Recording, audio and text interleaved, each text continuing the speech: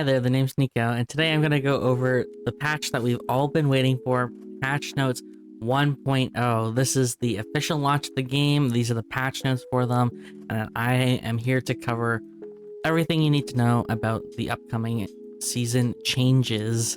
So we will see here on July 20th, 2023 at 5 a.m. UTC, which is 1 a.m. EST or 10 p.m. PST. Eternal Return 1.0 will officially launch, and I've been so excited for this change. Preseason for Season 1 begins. We'll be entering into our first 2-week preseason before Season 1 begins. Season 9 rank rewards based on final LP of Early Access Season 9, including the Cadet Jackie skin, will be distributed with the start of Season 1, so we won't get rank rewards for another 2 weeks. Season 1 is scheduled to begin on Thursday, August 3rd, 2023, upon maintenance completion. At the start of Season 1, your ranked reward for the preseason period will be soft reset based on your final score. Okay. Very well. So here's the Season 1 1.0 patch pre-purchase. This is the pack they've been selling every season since they started doing the battle pass. You get like a bonus skin and you get all the season's content, and yeah, you can see. So here, during the preseason, it's 6,900 LP NP. Nice. Nearly 55% off. This is like 58% off when I did the math, because I was like, this seems too low for 55, but anyway. And then this one is nearly 50% off. I actually don't know exactly what number it is. I didn't do the math for that one. So in the 1.0 pack, you can see there's the Emma skin is the exclusive skin for the pack. You also get her emote and her tombstone. You'll also get all the characters that come out during Season 1, which is Debi, Marlene, Arda, Abigail, and Alonzo. I'm surprised they call them Season 1 bonus characters. Like, what are they? Were they not going to release these 2 characters? I don't know. Anyways, and you also get the 7 skins from Season 1. You get the 11 skin, Shoichi skin, the other 7 skins. You get 100 Vacants tokens, which is like the new. They explain it later, but it's basically the new, like, what is it called? EP. It's like the old season tokens they had or whatever. They just renamed them. And you also get an ER point boost, so you can level up your battle pass even faster. And you also get the ER pass at level 1, which there's 5 skins on the battle pass, including 1 epic, 12 emotes, 6 tombstones, 2 drones, 2 sprays, 2 cameras, 4 kill announcement icons, 4 profile icons, 6 announcers. I'm actually curious to see the announcers because I actually really like the announcer packs, 5 profile backgrounds and borders, and 100 vacant tokens, and 1400 MP, which, like, yeah, you can use it to buy the next battle pass if you want. Currency and boost. You can check out the website if you want. Here's the Emma skin if you are interested in playing Emma at all, and like the skin, this is the exclusive skin for that pack. But probably a lot of people have been waiting for is Debi and Marlene are the 2 new characters. Well, 1 new character, there's like 2 of them, you know, in the hit or like they play style, whatever. They use 2-handed sword. They'll cost 9,900 A-coin on release, and for 2 weeks after launch will not be selectable for ranked modes. It's preseason anyway, so at least in North America, generally preseason ranked doesn't pop, so that won't matter. There they are. Character overview stats. You got HP 800, a little bit on the low end for a melee character. From what I've like seen, I like scanned the patch notes, okay, briefly. And basically 29 defense, 37. Actually, I think this is a little bit, this defense quite low too. I believe Rosie uses at 41, so, but yeah, and it looks like your stats are a bit of the lower end. Attack speed and basic attack. This is actually a bit higher for basic attack and, but regardless, let's see. So for blue and red, which is her passive, when Debi's in control, their defense is increased by 5 to 15, and when Marlene takes over, their basic attack range changes to 4.0 meters. Debi and Marlene basic attack deals attack power at 75% damage. Debi and Marlene's basic attack and skills Inc. the target with blue and red respectively. This effect stacks up to 5 times. When blue and red ink changes from one color to another, the original color disappears, dealing 10 to 30 plus 70% additional attack power plus 50% of critical strike chance damage increase as skill damage to the target, increasing Debi and Marlene's movement speed by 1 to 3% for 3 seconds at a max of 5 stacks. So 5 stacks, that means you can get up to 15% bonus movement speed, which is actually a good amount of movement speed. Additionally, the cooldown of Cover Me Marlene, which is her E, or now Debi, is reduced by 0.5 seconds when the colors are inked. Excuse me, and dealing damage with blue and red reduces its cooldown by 1 second. Debi and Marlene's basic attack don't critically hit, but increase blue and red damage by 50% of their critical strike chance. That is interesting. Generally modifiers in this game unfortunately aren't good. The only exception with that is Martina, which she sucks anyway, so who cares, unfortunately. Like Adela's skill conversion used to be good, but they've nerfed it because it was too good. But other characters such as Piolo's conversion from like CDR to attack speed, I think, who else has one? Tia has one CDR to skill amp. It's not that good. Nathan Pawn. Rio has one, but I guess Rio's one of the other characters that has it. But yeah, most of the cast that has these conversions aren't good. I will be very surprised if hers is actually good. We will see when it comes out. Yeah, Heart Slash, WQ. Debi slams her sword forward, dealing 50 to 150 plus 75% additional attack power as skill damage. Hitting an enemy increases her attack speed by 9 to 15% for 5 seconds at a max stacks of 4. This skill is also considered as a basic attack, and its effect is activated upon hitting an enemy for the first time. Cooldown and casting time are reduced based on an additional attack speed. Like, it doesn't say what the additional attack speed that requires the cooldown reduction, but you can see here what it looks like. It's just like a slash forward, but since they said it's also considered a basic attack, it means, I mean, she can't even critically strike anyway, so I was like, oh, you could just be critical strike like Camilla. No, you can't. I guess you just build AP then. Debi Q, Whirl Dance. Debi swings her sword wildly, dealing 40 to 160 plus 60% additional attack power plus the 10 to 14% of target's max HP as skill damage, and blocking enemy projectiles and basic attacks in range. Cooldown and casting time are reduced based on additional attacks. Okay, same thing as the other one. Cooldown is just fixed at 10 seconds. Interesting that they're doing all these as like fixed cooldowns, but I guess it's understandable because you can swap characters or whatever, which they haven't done with Sylvia or Irem, at least not yet. So you can just see, spins around, marks them. There's like marks on each side. That tells you how many stacks you have on them, just based on my understanding of this. Okay, Cover Me Marlene, WQ. The passive is Debi and Marlene's movement speed is increased by 20% when they switch and return to normal after 1.5 seconds. Call Marlene to switch. When switching, she moves backwards and releases energy, dealing 30 to 170 plus 75 or 70% additional attack power as skill damage to the first enemy she hits. After 1.5 seconds, that enemy and all nearby enemies are slowed by 20% for 0.75 seconds. Debi remains in her switch position for 5 seconds, and using Crescent Slash causes Debi to dash forward, dealing a 30 to 190% additional or plus 70% additional attack power as skill damage to enemies in her path, knocking them airborne for 0.5 seconds.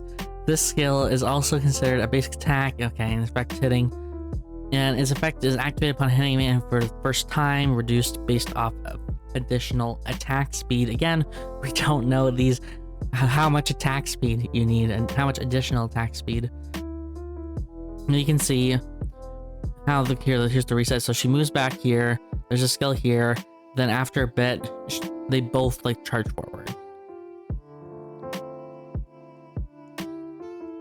Oh no, we're using Crescent Slash, sorry, which is Crescent Slash is the, no, that is yeah, Marlene's Q. So if you do E and then into Q, you'll get she'll also slash with you. Yeah, okay. And you call Marlene to switch. Yeah, so here. Now we have Crescent slash Marlene Q. Marlene releases energy forward. Marlene's like the more ranged form. Debi's the more melee form. I mean, you can kind of read in between the lines for that. Sorry, it deals 50 to 150 plus 70% additional attack power or skill damage. Any enemy increases attack speed by 9 to 15% for 5 seconds. Max stacks of 4, which is interesting. Isn't this one 5? Oh no, this one's 4 too. Okay, I guess I can't read. I can't read. Okay, anyway. It's basic attack again. Same thing. Projectile range is 6.5 meters versus Marlene is only 4.5. So you get 2 additional range. I mean, it looks like you can use it from a lot farther back though in this clip. Crescent Dance, Marlene W. Marlene spins rapidly, releasing 3 to 7 plus max 7 of additional attack speed.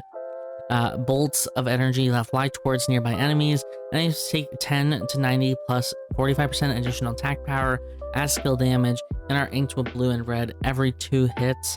Enemies already hit by the energy take 30% damage. Increase the number of energy shots fired up to a maximum of 14 based on additional attack speed while reducing cooldown. Enemy detection range is 5 meters. Activate skill when enemy is in a 5 meter range.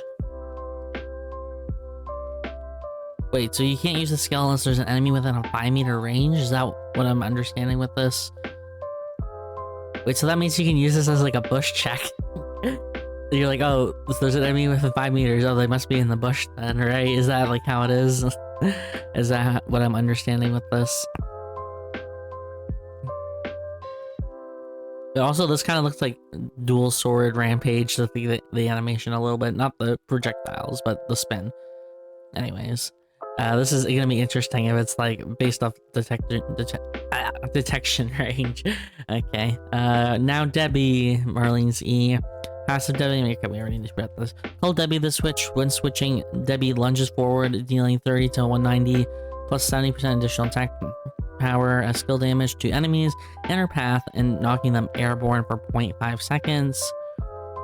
Marlene remains in her switch position for 5 seconds and using hard slash causes Marlene to move backwards and release energy, dealing 30 to 170 plus 70% additional attack power, skill damage to the first enemy hit. After 1.5 seconds, that enemy and all nearby enemies are slowed by 20% for 0.75 seconds. And it's also a basic attack. Okay, so you can see here the skill. So, okay, let me restart it. So, like, she dashes forward and when you use E, but then when you hit Q after, she also throws, Marlene also throws a projectile as well. Okay, which is like the same of how the Debi one works. Debi, dash range 4.5 meters. Damage range 6 meters. Marlene, backwards move range 2 meters. Projectile range 6 meters. Cooldown's 18 to 12. It's not affected by CDR. Okay. Twins Rush. I mean, this is probably a good change. So, Twins Rush, which is her ultimate. Debi and Marlene dash together, dealing 100 to 300 plus 100% additional attack power or skill damage to all enemies in their path before pulling them towards them and stunning them for a short period of time. Enemies also take 5 to 15 plus 10% additional attack power as true damage 5 additional times and are inked with blue and red. Confirm me, Marlene, or now Debi's cooldown is also reset. So this is her E, by the way. So her E's reset when you use your ultimate. I don't know which character it pulls to. I guess it's the character that you currently are or like the character that used the ult is the one that gets it pulled towards. Yeah. So look, you start as, oh my gosh, I'm gonna mix up these names. That's Debi.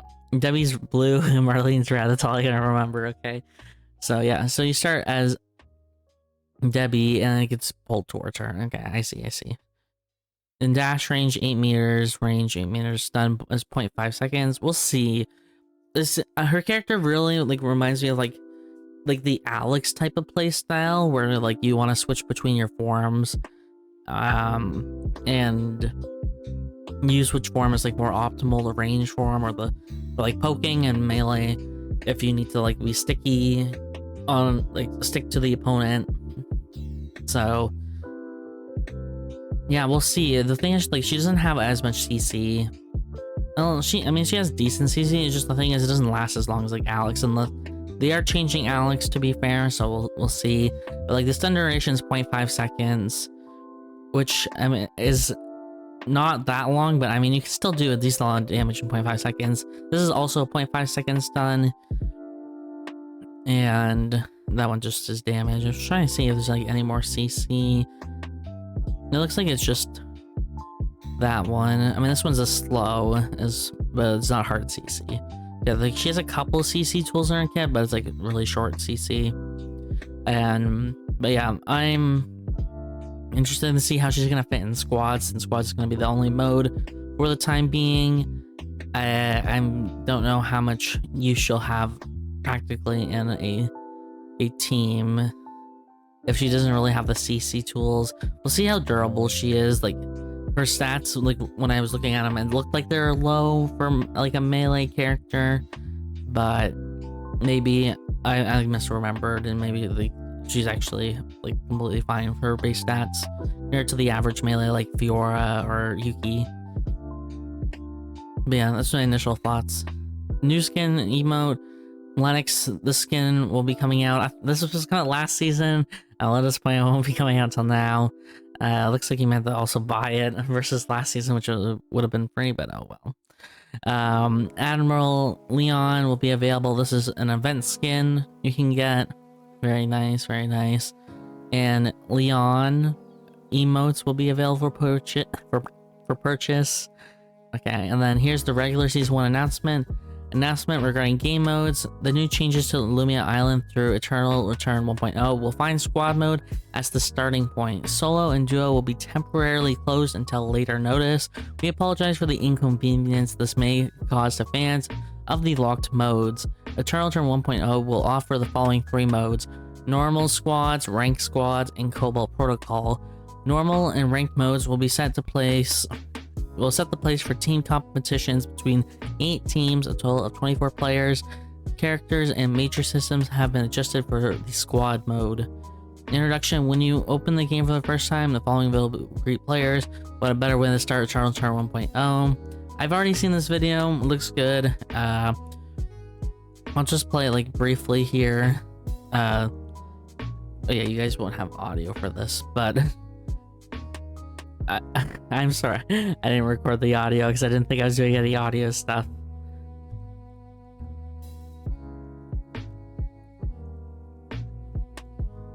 But yeah, you may have already seen this animation already. Like I teased like some of it because they showed it during the dev trailer, but this is like the full animation. I'll also link this video in the description down below if you want to actually watch it for yourself. And I said you didn't have the audio because yeah, Dylan and versus Yuki. I mean, in game, Dylan would win this matchup. At least currently. Well, before 1.0. So it's Emma. That's Celine.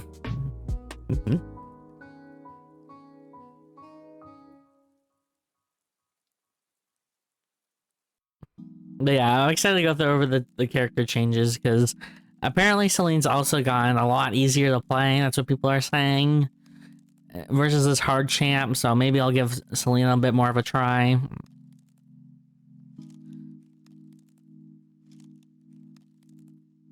There's Hayes, Alex, and Iram.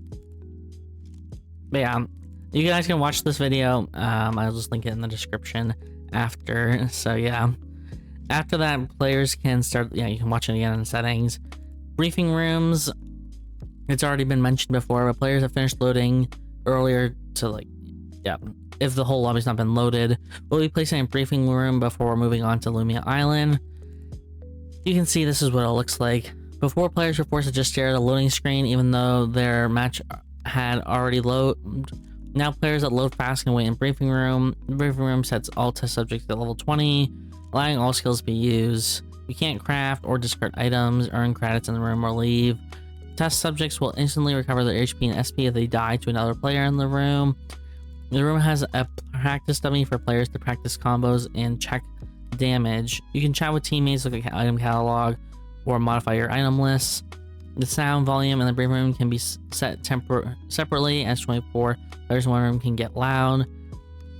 After every player's finished loading, or after a certain amount of time has passed, subjects in the briefing room are sent to the starting area. So you can see what it says. It's just a place that you can fool around in while you wait. That's about it. Lumia Island map reconstruction. We did some big construction work on Lumia Island. We separated 4 regions into while adding new paths and opening up buildings. Through the process, we were able to make the map 15% bigger. The paths around the map for farming and fighting should be more comfortable and less awkward cutoffs. The yellow part of the map are newly open sections. Okay, you can see here, this mainly avenue's been opened up a bunch, and like a dock. Those are like the main 2, and then there's been like, I guess pond's like 3rd. But there's like a few other like mini sections that have been opened up: uptown, archery, hotel, forest, alley, and factory, and chapel. More deals regarding Rapper. This is in the dev journal. I won't go over that now, but you can just, this basically sums it up well. This is what all the yellow areas are, the new areas being added. Okay, how's that? You can see this like split up into this because this is, the areas are being split up as well. So here are the new areas of Lumia Island. So alley is now alley and gas station. Avenue is now police station and fire station. Pond is now pond and stream. Dock is now dock and warehouse. Okay. Operator Naja will lead and assist new players. Assist new players learn the ropes around Lumia Island. She gives real-time advice through text and voice in game. So here's an example for like Korean text. Operator Naja takes the player's saved plan in current situations into consider, then gives in-game option players can choose from. Outside of the game, she helps with the farming process. Afterwards, she leads players to meet with their team, use campfires, and hunt wild animals. Naja also reminds players about map objectives that appear depending on the game phase. Naja gives tips to upgrade gear if a player gets a rare material, as well as informs players to receive or revive their teammates. Overall, Naja will try her best to help. So yeah, just a new player helping tool. I think that's fine. I'll probably do some testing to see if it's actually like useful, and maybe I'll just give like my brief opinion on that. For now, like its overall usefulness.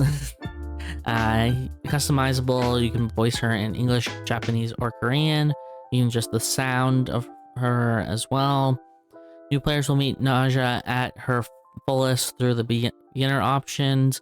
Once hitting level 30, Naja will ask the player if they want to move on to the more experienced settings, since advice regarding late game items and such may not be as beneficial for a veteran. Players can also customize which kind of information they want to hear about or don't want to hear about. Okay, so yeah, just through this new tool, and this is in Korean, so I don't understand it, but you get it. There's a settings tab. Okay, there's also victory poses being added, so if you win, you'll get an animation of your character, and epic skins will also get their own unique animation. The rank system is getting a revamp. Entry costs will change according to a player's rank, and players will now get points from placement and kills. So this is how like Apex Legends does it, from my understanding. So you'll get an entry cost based off your tier. It'll show you at the top right of your screen this cost when you start the game. So if you died right then, you'd pay, that's how much LP you'd lose. And through placement and kills, like eliminations versus down versus kills battle zones, this number will go up, and to the point where you'll know if you're in the positive or not. And you'll know exactly, instead of like being like, oh, why did I get this much LP or this X amount of LP? Now you actually know this is how the LP system will be calculated. You'll know like, oh, at first I'm getting 40 points just because I lived to first. And if you know like, oh, I got 5 kills, I guess, and they like eliminated, I get 10 times 5, so I get 50. and you use that to calculate how much each one is. And then again, it's based off tiers, so maybe like a diamond is like 100 LP to enter, but you get like 150 because you killed, I don't know, 10 people and you got first or something like that. Okay, I'm just giving some example, but you can see that now you know what the actual score system is. And you can see, see your real game thing top right. You'll see the breakdown of how the score was calculated after the game's over. While entry costs will get more expensive throughout the tiers, points gained will stay the same regardless of placement. However, players with an overly large rank differential compared to the rest of the lobby will get points adjusted. This adjustment we actually don't know yet. That's all we've seen. Kill scores are the highest value when you fully eliminate an enemy. Only downing them enemies are worth 50% compared. The value of kill scores go up with placement.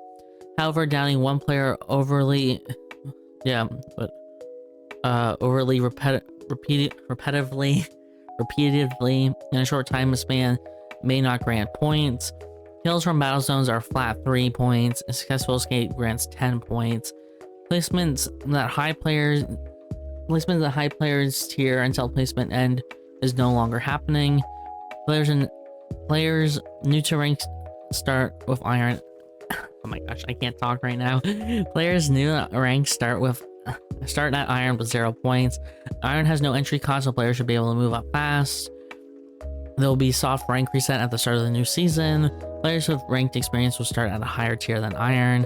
Promotion and demotions are different now as well, so there's no longer a separate promotion tier, and players will raise in the tier if they just hit their tier goal. So last season, or like any previous season, how it worked was that if you got to like plat 199 LP and you got like one more LP point, instead of just being promoted into diamond, you have to do what's called a promotion game, and in that game you have to get positive LP in order to actually move into diamond. And if you didn't get positive LP, you would move back and lose that LP depending on how much you lost from your promotion game. You had 2 attempts at this. Like, they changed that to 2 attempts in the later seasons, I guess later pre-seasons, I don't know, later seasons before the official launch, but you still lose LP from, or based off the change, but now they're doing it just like a flat. So if you're promoted, you'll get 50 points in order to not demote immediately, and then but they still have a demotion tier. So if you, I don't remember, I don't think they had a demotion tier before. Oh no, they did, I just haven't demoted a little bit. So yeah, so if you were like a diamond 4 with like 10 LP and then you lost 15, you'd go to 0, and then you have 1 game to see if you can remain in that tier. So that's what they're doing the same here, but instead, if you lose those points, instead of just losing the LP that you lost from that, you'll just get a flat 50 points reduced from your rank. So forging, so this is the new gacha system in the game. So yeah, now you can get items through forging. These are 2 types of boxes: research center data box and skin data box. This is the gacha boxes, pretty much. You can pay real money in order to like buy the boxes, or you can get them through events. And you can get, there's 2 type of boxes. So we just go here. Research center data boxes can be earned by playing the game. You get these from the year pass, certain account levels, chance to drop from daily missions. You purchase with EP tokens. Oh yeah, the EP tokens is what the currently one is. You only got a limited amount of those. I have like 70k EP tokens, so I don't know what's gonna... I'll buy all the ones that come out on the shop immediately. Upcoming events, and you can also buy with MP, as I said, for 140. I believe that's like a little bit over $1 US. I'm not 100% sure though. Research center data boxes randomly include 1 to 4 of the following. The rate can be found in-game. Like, they have to show the rates, like that's the law. So the in-game, you'll be able to see the rates for each one. So you can get test subjects, skins, skin design, emotes, tombstones, camera/drone skins, lobby screens, etc. Skin data boxes can be purchased or obtained through the ER pass. Each box includes a maximum of 2 skins or skin designs. Each box costs 300 MP, so this is closer to like 3. I think like 1 MP is close to like 1 cent. So somewhere like 3. Maybe I'm misremembering. Maybe it's more like $5. I don't know. It's just 300 MP. I haven't bought MP in a while. Some skins, such as the cadet skins, limited skins, are not included. Both boxes require data keys to be opened. Data keys can also be found through missions, ER pass, tokens, and gameplay. And players can also opt into purchasing them straight through the store. So the box costs $140. Bundle price for 10 skin data keys and 10 data keys plus extra set is 3,325. So this is like, I think $30 or something like that. $40, somewhere around there. Skins and skin designs can be used to craft and gain items through the forging menu. You need data fragments to craft skins and rare data fragments to craft epic skins. You cannot craft already owned items. So yeah, you can see this is basically like League of Legends like skin system or whatever. It's literally the exact same. You can open loot boxes and you get fragments, and then once you have enough fragments, you can actually just upgrade to buy that, and they have their own currency system. So yeah, if you get an already owned item or design, you can disassemble it in forging. Use a coin to disassemble. It feels bad that you have to use a coin, but whatever. You can get data fragments from disassembling items and rare data fragments from disassembling epic and rare skins. You can also get season tokens. This season is the vacant tokens from disassembling full items. You can get a new design at a certain probability from disassembling. You can exchange items in the exchange menu with season tokens. Tokens are reset every season. This season we have, yeah, I've said it's vacant tokens this entire time, please.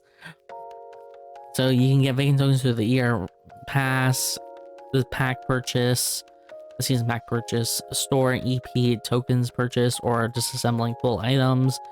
For me, I have most of the items in the game, so unfortunately I'm going to be disassembling most of the items I get in the game. Feels bad. Items that can be purchased with season tokens change every season. This season can purchase the following items using vacant tokens.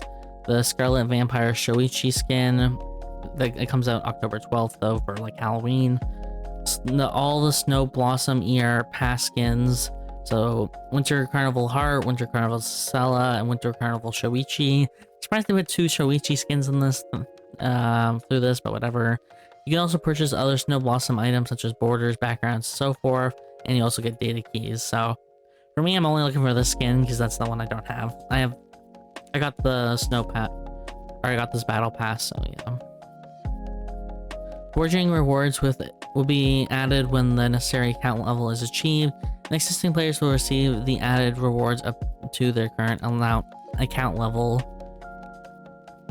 Okay, so I'm at like levels 200 and something, so I'm gonna get a whole bunch when the game comes out. Oh boy, we'll see. Changes to save plans. UI for save plans has also been revamped. We realign the screen information to go from left to right, top to bottom, to create a natural, intuitive read. We have tempted the screens to be more approachable and avoid having overwhelming information in one screen. The auto route generator has also been updated and shall help a lot when creating new plans. I never really used the current route generator. I'm hoping this one is better. I still really use aya.gg to make my routes at this point. I still like theirs the best, but maybe the in-game one is good, so we'll have to see. Optimization. Various optimizations were made in Eternal Return 1.0. This is just so the game runs better. Pretty much any devs or like computer programmers or game developers will understand what this means. You can check out this more here if you're interested. It's Dev Journal 21. Changes to character prices. With the Eternal Return 1.0 official launch, we're changing the pricing structure for characters. There are 4 tiers based off release date and difficulty, with some of the characters having their price adjusted twice each season. So 285 MP or 628 coin. You can get Jackie, Aya, Hyunwoo, Nadine, Yuki, Bernice, Leon, 11, Ava, and Johan. Surprisingly consider Ava an easy character to play, but everyone else I'm like, yeah, sure, makes sense. If you didn't know, most of these characters are on my top 10 easiest characters or best characters for beginners to play. I would check out that playlist. Maybe I'll link it up here, or you can find it on my YouTube channel. It's for 645 MP or 2,410 Acoin. You got Zahir, Lead Island, Hejin, Shukai, Kiara, Sella, Lennox, Luke, Barbara, Sua, Rio, Daniel, Jenny, Camilo, Bianca, Mai, Elena, Priya, and Marcus. So these are some of like the semi-newer characters. I mean, Lead Island isn't newer, but they consider her harder than Jackie, Aya, Kianwu, so she's priced more to be more expensive. 870 MP or 4,340 Acoin is Fiora, Magnus Hart, Isel, Sylvia, Adriana, Shoichi, Emma, Rosie, Kathy, Adela, Alex, Nathapon, Jan, Chloe, Celine, Echion, Aiden, Laura, Tia, Felix, Adina, and Carla. I'm really surprised Fiora and Magnus are up here, considering unless they've revamped their kits entirely, these characters are really easy to play. I'm very surprised they're here. Even Isel's super easy to play to some extent. Like I would expect Isel to be in this tier, to be honest. He's an old character, he's not that complicated to play. These two should be like in here. Unless again they've revamped their kits, which Fiora should be the exact same. Maybe you can even argue Fiora's here instead of here, but okay.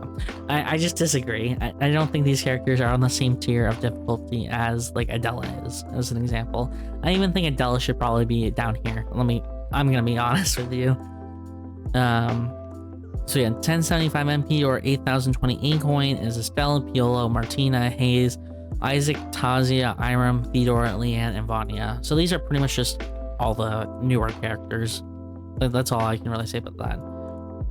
Crafting guide and a VPAD. The crafting guide has been revamped and the new VPAD has been introduced. VPAD stands for Vectorized Projection Assistance Display, which is a vector screen projected from a bracelet on the test subject's wrist that allows the subject to see their current status during the experiment.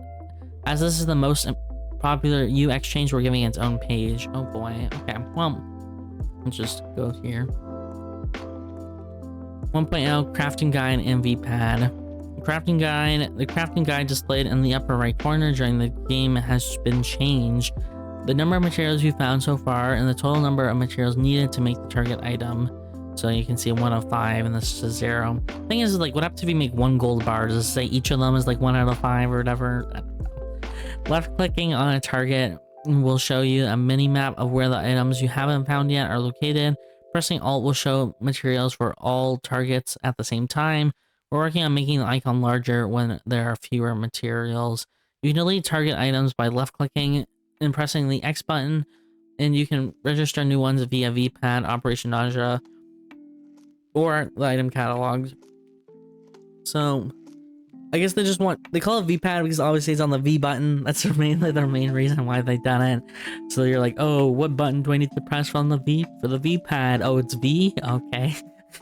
Normally, I mean, experienced players, item catalog, we're just used to pressing B. Like, that's what you just do if you need an item right now. There's like no like VPAD. And then if you want to see like the opponent's stats or stuff, you press tab. So yeah. Be interesting to get used to the VPAD, that's all I'm saying. So right click on a target, opens the VPAD, you can see, opens the VPAD, save, late game items, list button, XP, allows you to click to replace the target with the late game item specified in advance. Okay. Yes, it's the V button. The VPAD is a unified UX that manages 3 things: mastery, tactical skills, target items. Yes, before I look at mastery, I believe it was either the C. It might have been the V button. It's either C or V. The top left is the mastery. I think C stands for character, so it's probably your mastery is on C then. Anyway, top left is the mastery area. Here you can see your mastery weapon skills. Hovering over it will show the detailed status of individual masteries. At the top left is the tactical skill area. You can use credits to upgrade your tactical skills. Tactical skills can be upgraded up to level 3. The right side is the target item area. You can manage the target items in your guide. Right click to call in material items with a remote drone. It's the same thing as what you currently do. Use shortcut to request cameras and traps. This is nice though, because Before, what you'd have to do is make a late game build that had the traps and cameras, so you can like get easy access. Otherwise, you have to like look up camera, and it was a pain in the butt.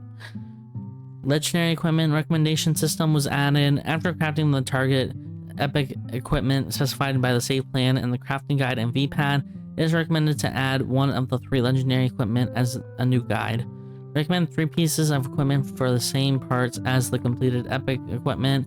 Recommend you the best option when you only need 1 more special material to craft a legendary item. If you have a late game item that you pre-saved in your save plan, we'll prioritize it. Otherwise, we'll make recommendations based off skill amplification, basic attacks, and etc. A remote drone recommendation system was added as well. In VPad, all materials can be right-clicked to call in a remote drone. Materials that are registered in the save plan but not found in the current area will be automatically added to the remote drone recommendation list when they leave the area, which is nice. It just shows at the bottom right corner. Okay, I thought I heard something, sorry. Feature improvements, the new crafting guide and VPad are some of the most popular feature changes we've made.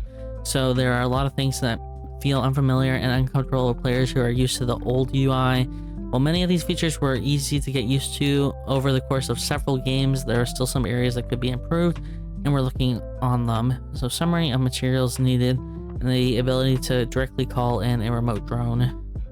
Yeah, you just right click. So 50 credits, is that what they're saying it's going to cost now?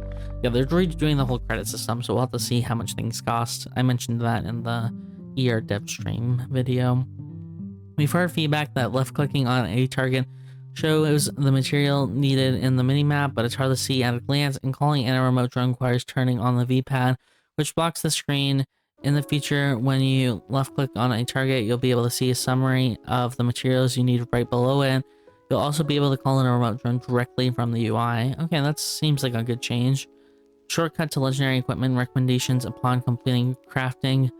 We've gotten a lot of feedback that the VPad recommending legendary equipment upon completing is helpful for beginners, but it can be annoying to open if you're doing a lot of similar builds each game. Where you'd like to add a shortcut that allows you to easily left click on a crafted target item to turn it into one of the 3 legendary targets. Okay. Until further improvements are made, you can still use the save late game items list function.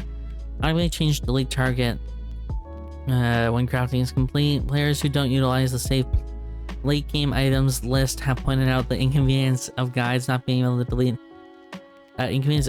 Not being deleted after crafting is complete. However, this is a necessary part of the natural flow of crafting guides to the VPad, and if it is automatically deleted, it can greatly disrupt the flow for beginners. We're working on other improvements. Until we've made further improvements, you can see the X button inside the VPad to quickly delete all items, and feature guides will either make it easier to remove them by pressing the X button in a row or offering automatic change in auto delete as option. So wait, you're telling me they won't delete when you finish crafting? I understand. I guess they want to do it for new players, but if that's what they said, that's the reasoning. But that's gonna be a pain in the butt when I'm used to seeing nothing once I'm done the items. It's like, oh, I'm done, you know? Yeah, there you go. That's all the change for VPad. I think for me, I'm much more of like a visual learner, and I do a lot better if I see the items for myself in game. Like, seeing this is somewhat useful. The thing is, it's in Korean, like some of it, but being able to like experience like, oh, which button do I press, like obviously V to open it, and seeing how it actually works in game, well, is a lot more helpful for me than just explaining what it does.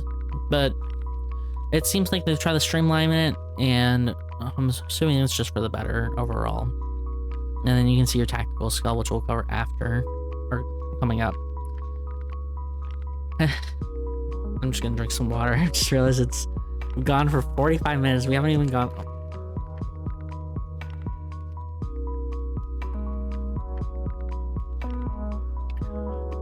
And shout out to anyone who actually made it to 45 minutes into the video when we haven't even gone over the character changes. Additional important changes. Eternal Turn 1.0 is getting large changes, almost to the level of it being a sequel to the first Eternal Turn. While rotating to squads, there are changes from items to characters. Many material locations have been shifted in the new 24-player lobbies, With new revives, will feel like a very different system. With how many changes there are, delivering all the information is not the easiest. For example, many characters' base stats are changing to fit the new mastery system and the new environment, but for the 1.0's first patch, we'll be trying our best to show you guys all the changes. We prepared links to separate documents for each topic. We'll do that after I finish just reading this page. We're almost done anyway, as you can see. Bug fixes and improvements.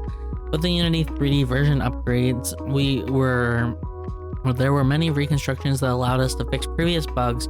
For example, the old battle zone timer bug, as well as not being able to surpass the first loading screen when launching the game. I hate the old battle screen timer bug. So this bug was when, after, I believe, if you went down in a battle zone, or it's either down or if you actually died to a team in the battle zone and you ran into that same team again, you would see them having the battle zone timer above their head. It was dumb, I will be honest. Sometimes you wouldn't be able to load past the first screen, you'd crash, and then you'd have to reopen the game.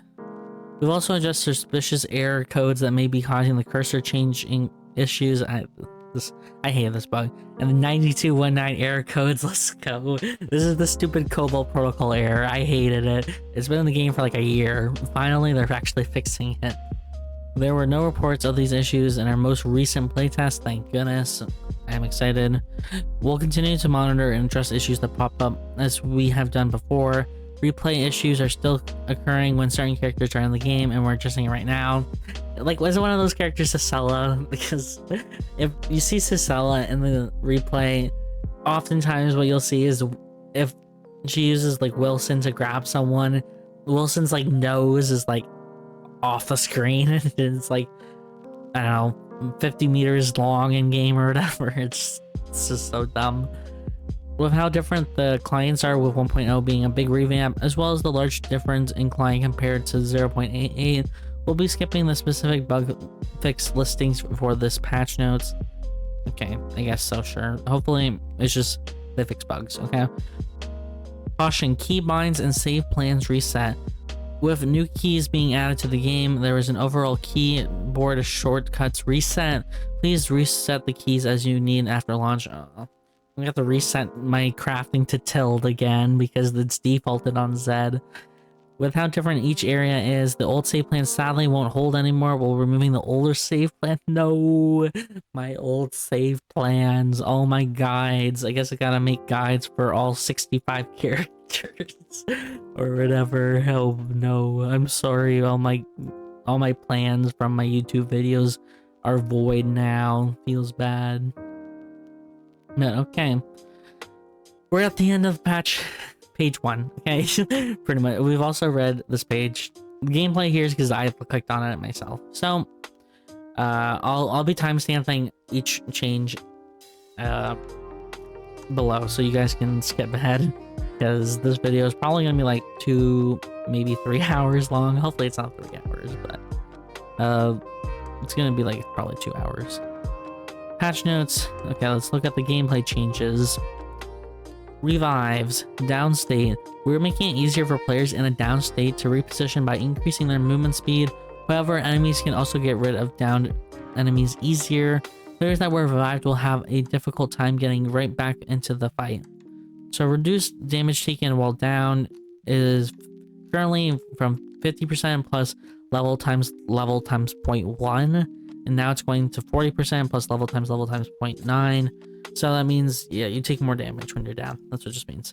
Your down movement speed is going from 0.5 to 1.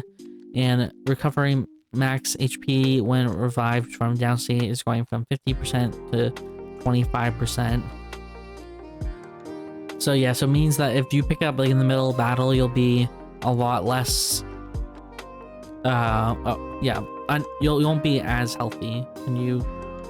I thought it wasn't 50%. I thought it was like 33% when revived. Yeah, it's from down and like not like rezzed, like respawned in the game. Okay, but basically, if you're in the middle of a fight and you pick someone up, they're not gonna come back like healthy. So you just gotta like keep that in mind. Overall, I honestly think this is a good change. I think it rewards players who like play well enough to actually like down someone.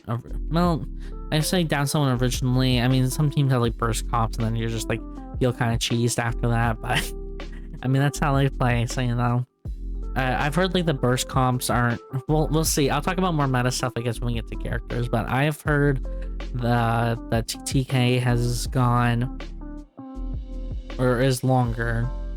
So, which means like burst comps aren't nearly as viable, and you really need like a sustained damage character on your team at this point. So that will be good to hear. Anyways, auto revival. The following table shows how many seconds it takes to reconstruct based off player's level. I don't know what this means. What does this mean? Example graph. Example graph. Okay, that's all. Thank you. My dictionary tab, so you can see. You revive in 3 seconds for the first 3 levels, 4, 6, 8, up to 40 seconds at level 13. Okay, you can just glance at yourself. Credit revival from day 3 to night 4. You can now revive teammates by using credits at kiosk. See kiosk for pricing. The kiosk credit revival casting time is 2 seconds. Okay, so you can only do this to night 4. So if it's day 5, it doesn't really ever go to day 5, I'm gonna be honest, but you can revive your teammate there. So disabled hyperloops when satellite radar is operating. Satellite radar now disables the hyperloop for 10 seconds. The satellite radar allowed players to check everyone's position, which often allowed players to go to free objectives. We're pushing for players to make their decisions before the objectives are up rather than reactively to the radar.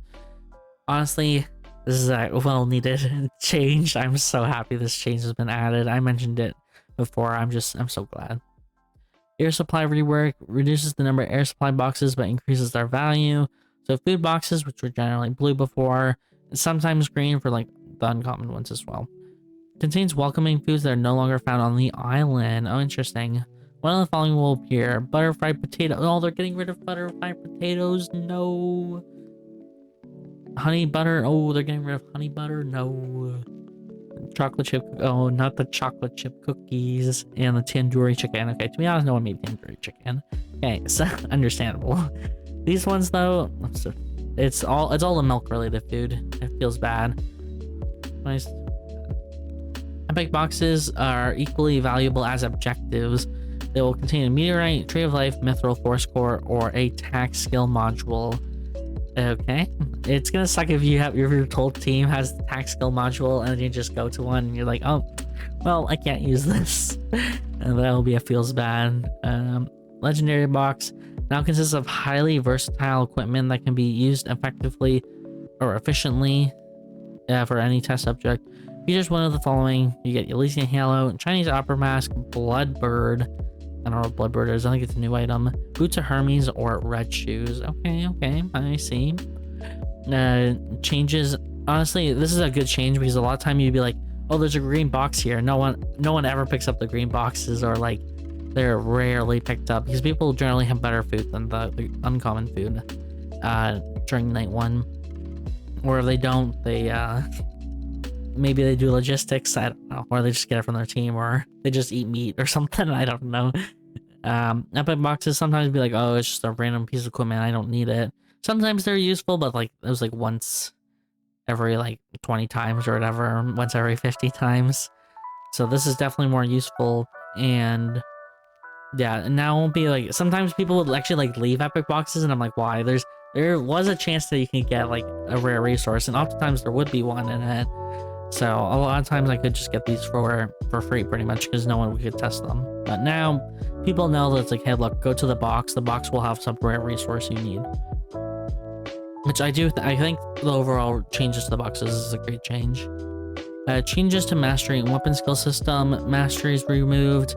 The HP and trap mastery is being deleted. Honestly, that's completely fine. Mastery effects are transferred to other masteries and character abilities. HP mastery, they reworked it anyway to be HP regen, and HP regen wasn't really a thing anyway. Like, it didn't really make much of a difference. Trap mastery, I mean, this one was used, but you can, like, you can easily move it to other things, and this just made ISIL really strong, and we'll see how ISIL even is without the trap mastery. Changes to mastery effects. So craft mastery is now, instead of additional item stats, you get out of combat HP regen. Okay, so the craft mastery sucks now. That's pretty much what this means. It just means this is piss. Search mastery, going from vision. Vision was really good. So to out of combat SP regen. Okay, so this also sucks now. Understandable. Oh, feels bad. Like vision, getting vision's so good.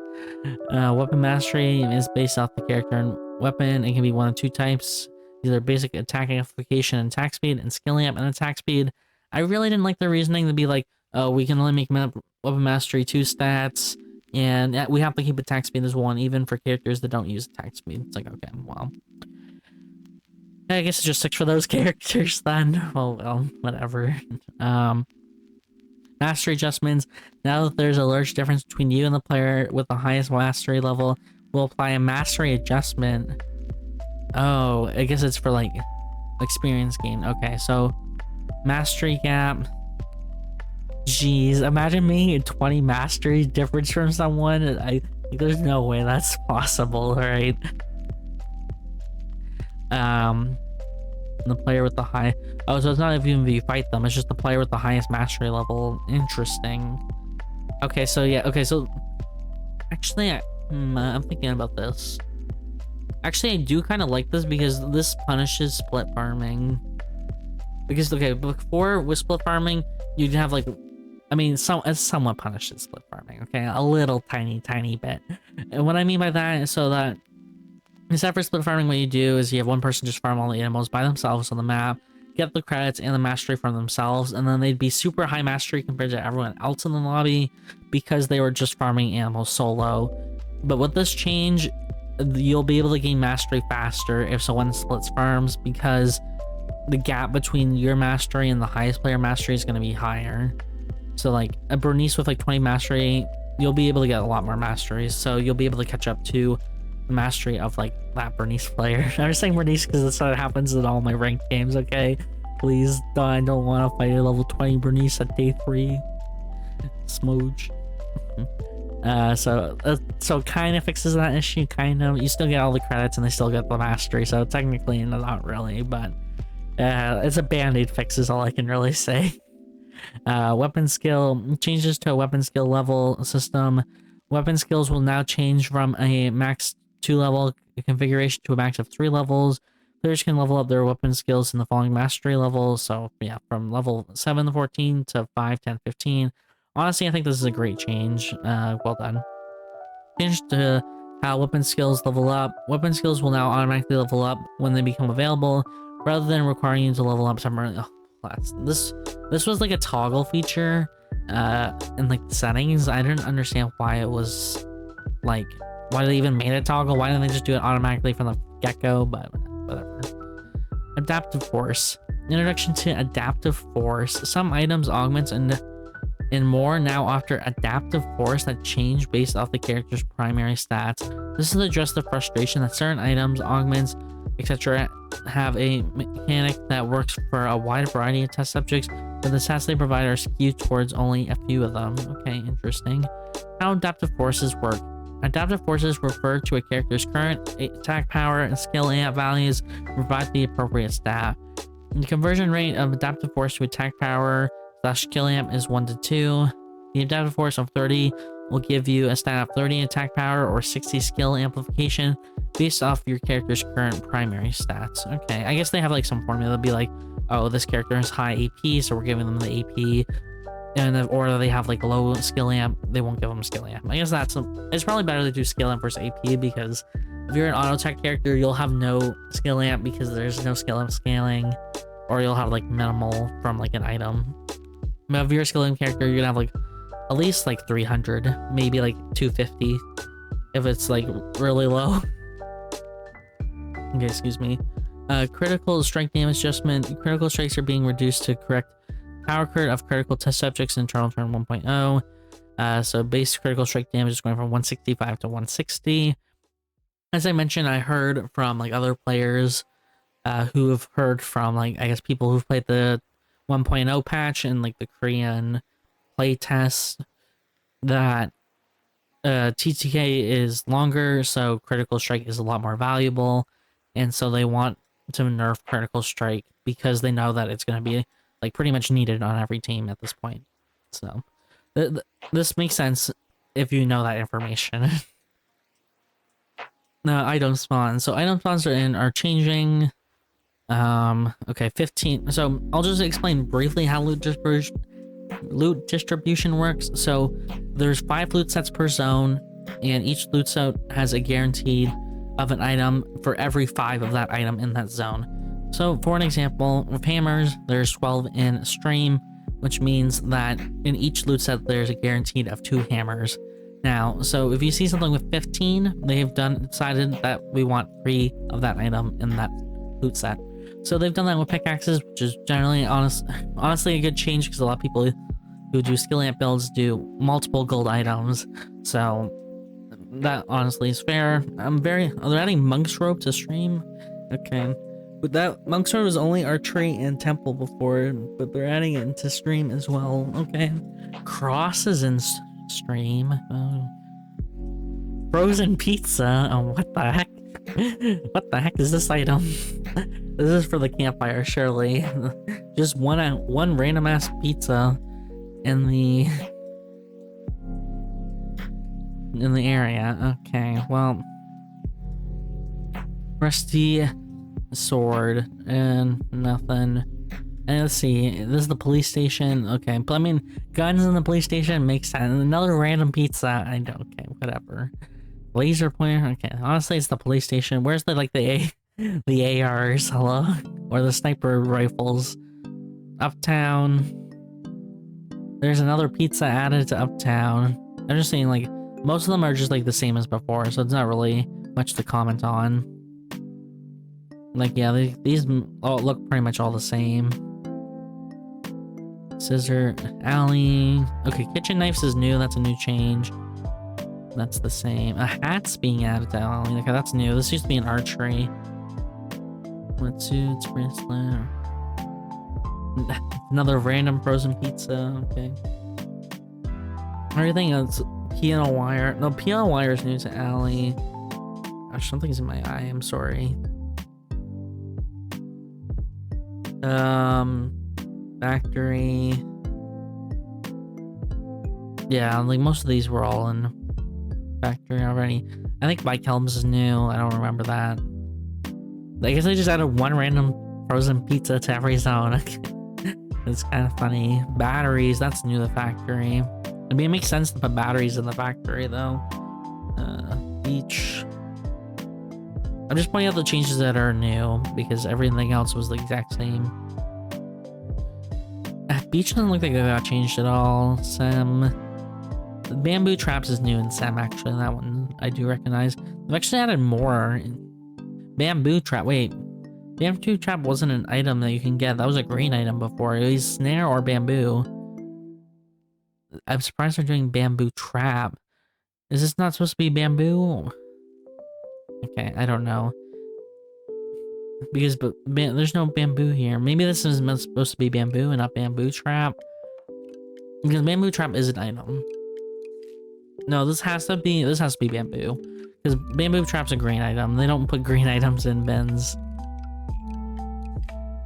Rubber in cemetery and stallion medallion. Oh, they put the stallion in Sem.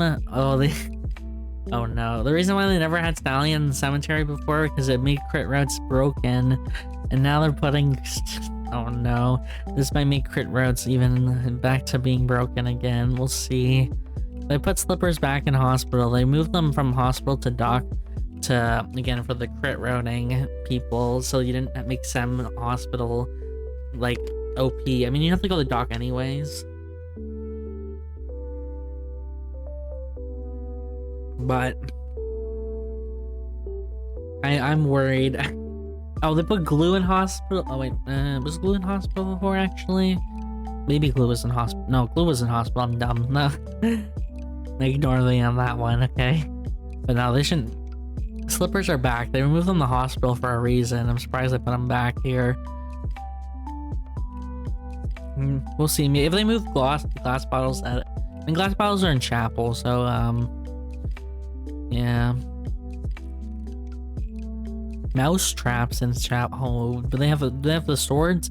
They put swords and mouse traps in the same zone. Oh my gosh, trap routing is gonna be broken for Chapel. Fire station. This is like the new split alley. Okay, they put the long rifles in the fire station. Okay, sure. Just seeing what the new. They're gonna put slippers and tights. I mean, that was an avenue I think before anyway. Oh, no, tights weren't in avenue. Slippers were though. Okay, nails. That was already there. But scrap. Okay, interesting. Batteries was cloth. Yeah. This must just be bamboo. There must be like an English typo because, again, bamboo trap doesn't make any sense here. Long rifle is the same. They put monk's robe in forest. They're making monk's robe less niche, or like, not niche isn't the word, like easier to find. Because before, again, you had to go temple, you had to go archery if you wanted a monk's robe. They've added it to stream and forest, so it's not nearly as hard to get. See, snares here. Why would they put bamboo trap? Archery. Like I play the game so much, I remember like all the items were like these seem. All of these items were in archery before. Nothing's been changed. Pond. These are. This is bamboo again. Long rifle that was in there before. This bike helmet. Bike helmet might be new, but no, they actually did add it. I remember that was like a newer change they did. Paper is new in Pawn. That was in there before. You have to go temple or chapel. In temple, what's being changed here? Boost gripper is still only in temple. It seems like they haven't changed that at all. Interestingly. Okay, every item there is the exact same. Gas station is the new split alley. So we'll see. There's in here, it's scissors were an alley before, but now there's also a fountain pen. I'll just basing off what was an alley. Short crossbows was new here. Fedorova's River, that's the AR starter, is here. Tights, feathers, and just some food, lighters. Lighter and oil in the same zone. That's not factory. It's interesting, but there's mouse traps here too. Okay. Warehouse, so this is the split dock, so they have fountain pen, razor, playing cards, fabric armor, slippers. I just saw glass bottles, but I was in the dock before. Ramen was in it. Ice, whiskey, rubber, metal. Okay, sure. Stallion metals. Oh, they put stallion metals in warehouse. Okay. School. Anything here? It's new. Snare's new here. Mousetrap's new in school as well. That was in there before. Short rod. I'm sure rods were in dock. What am I thinking? Running shoes were not in dock though. That's a new change. It's gonna even make technically so once. Well, I'm thinking like people who instead of running Bucephalus, they run like feather boots, stronger. Like that routing. And we're gonna be again. I'll have to make new guides for all the characters because all the routing is gonna be changed. Oh boy. Okay, hotel, kitchen knife, and let's see, scrap, cloth, piano wire. That's all the same. It looks like all this is hotels all the same. Okay, so I highlighted the changes. You just go through and find where I said what each change was, but basically it just seems like routing's going to change as a whole in general. Well, it's going to change entirely. They said they're deleting all the previous playheads, so rip my old builds, I guess. And I will do my best to make builds for each new character as they come out. Well, each character over time. I'll be doing guides on the characters I'm most familiar with right now, and some of the characters I play I think most of the characters I'm playing getting reworked, except for Martina. I'm so mad about Martina not getting a rework, but you know, I can't do anything about it. I still can't believe it. New rare tier food has been added. New rare tier food has been added. Food and beverage items collecting now occasionally yield tastier items. So potatoes now sometimes reward a sweet potato, which adds 20% chance. Fishing sometimes rewards salmon, 20%. Sweet potatoes and salmon can be cooked over a campfire to create a legendary dish. Collection reuse time. All common collecting materials, including branches and stone, now regenerate permanently. That's actually a good change, because if you have a Nathamon or Martina in your lobby, you'd like lose all the branches because they're making them their trail cams with them. Water, fishing, and potatoes regenerate after 30 seconds. Okay, branches, stones, and flowers regenerate after 10 seconds. Okay, that's like just good change. Here you can see the cod, or no, salmon, and the sweet potato. I'm assuming these are the cooked versions because you wouldn't catch this in the wild. Wild animal improvements. So reduce wild animal chase distance, increase speed. Wild animals chasing distance have been reduced overall, but their speed has been increased overall. So if you're like fighting animals and a team comes by, you can get away from the animals quicker, but they will do more damage to you as you run away. Wild animal deaths in restricted areas. All wild animals in a restricted area will now die after 5 seconds when their collars are activated. Oh, poor animals. Wild animals killed by the explosion will not provide rewards such as experience and mastery. I guess they're doing it for people who would try to get the mastery from the restricted animals, which I mean was fine. I didn't think this was like an issue, but I guess it's whatever. It's fine. I guess this technically nerfs Nadine a little bit, but whatever. It's fine. It's fine. Wild animals and objective skills revamp. So bats will now leave the eye of beholder in the spot where it was killed, providing vision to the hunter. The eye of beholder cannot be destroyed by players. It gives you vision of that area for 30 seconds in an 8-meter range. Okay, so instead of getting a camp, well, do you get a camp still, or do you just only get this? I'm not too sure.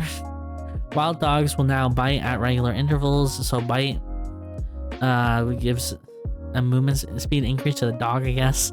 And next basic attack deals additional skill damage and applies healing reduction to enemies that take damage. Basic attacks will end bite and go on cooldown. Okay, for 12 seconds. Boars fall into a state of despair when failing to strike an enemy with its charge.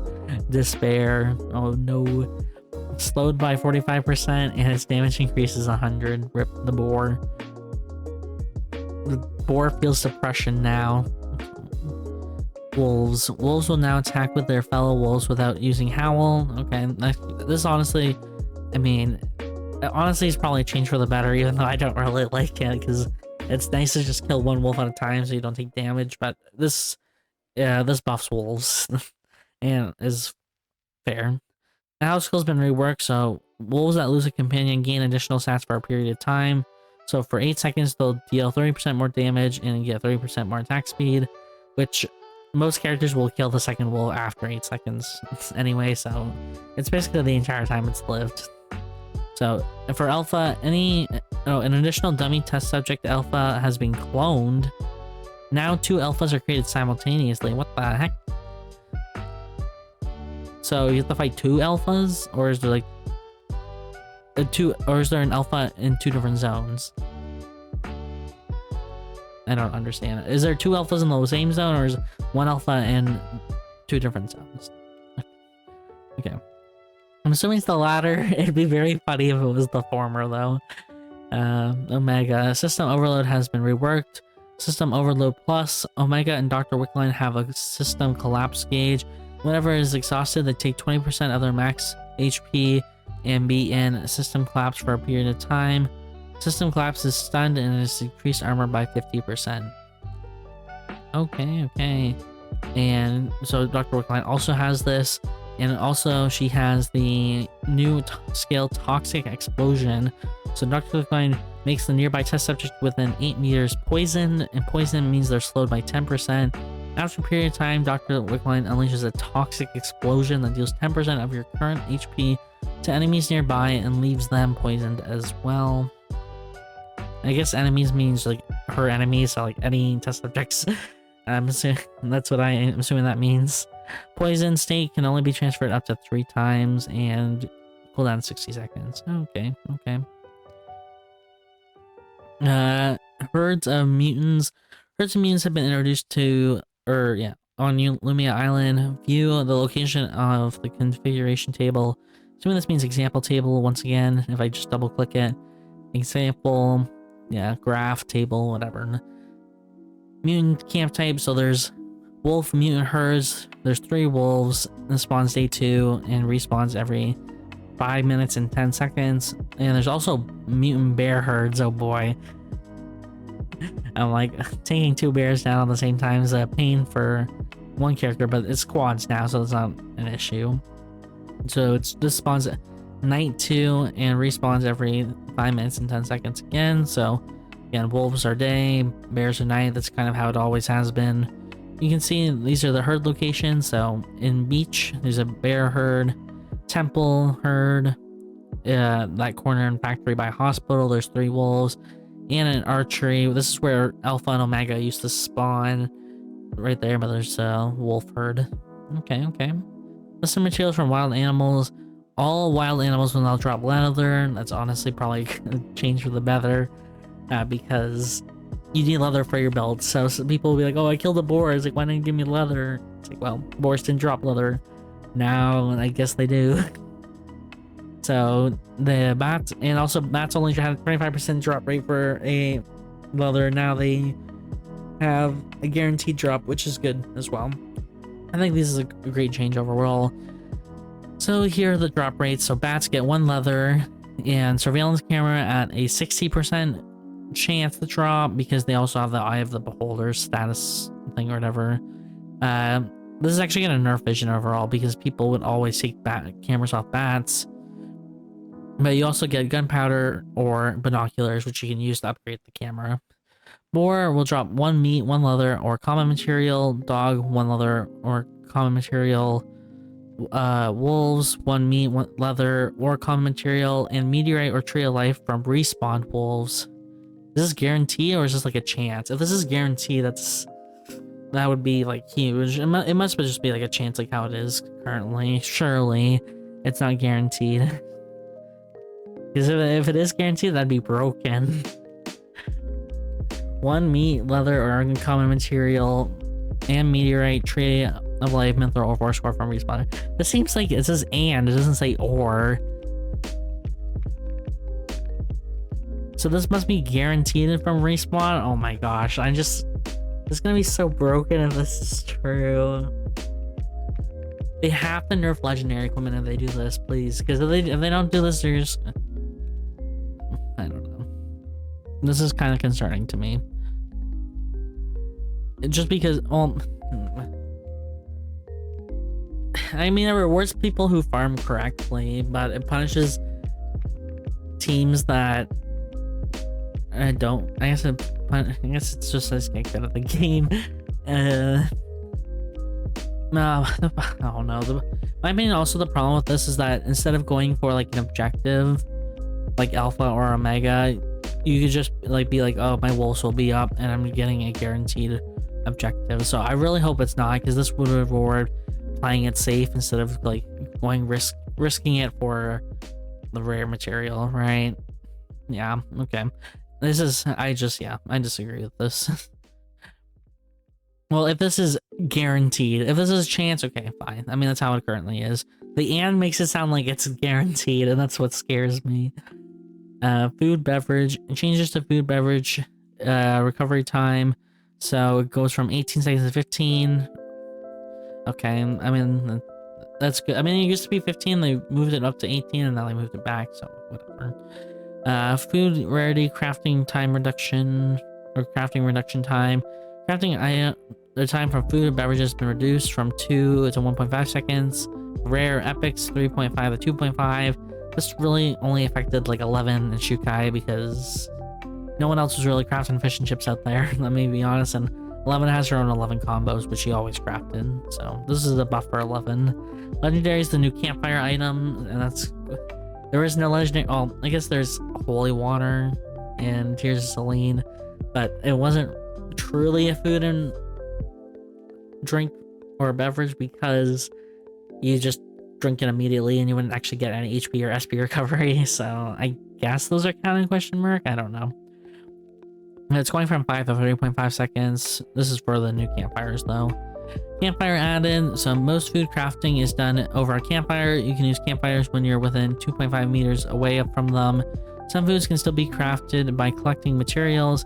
Some other removed items can be found in air supply volumes, like all the milk related ones are in air supplies. You can build a temporary campfire by installing the portable campfire kit for 25 seconds. Major changes to beverage crafting. You can now combine any two common beverages to create an uncommon beverage.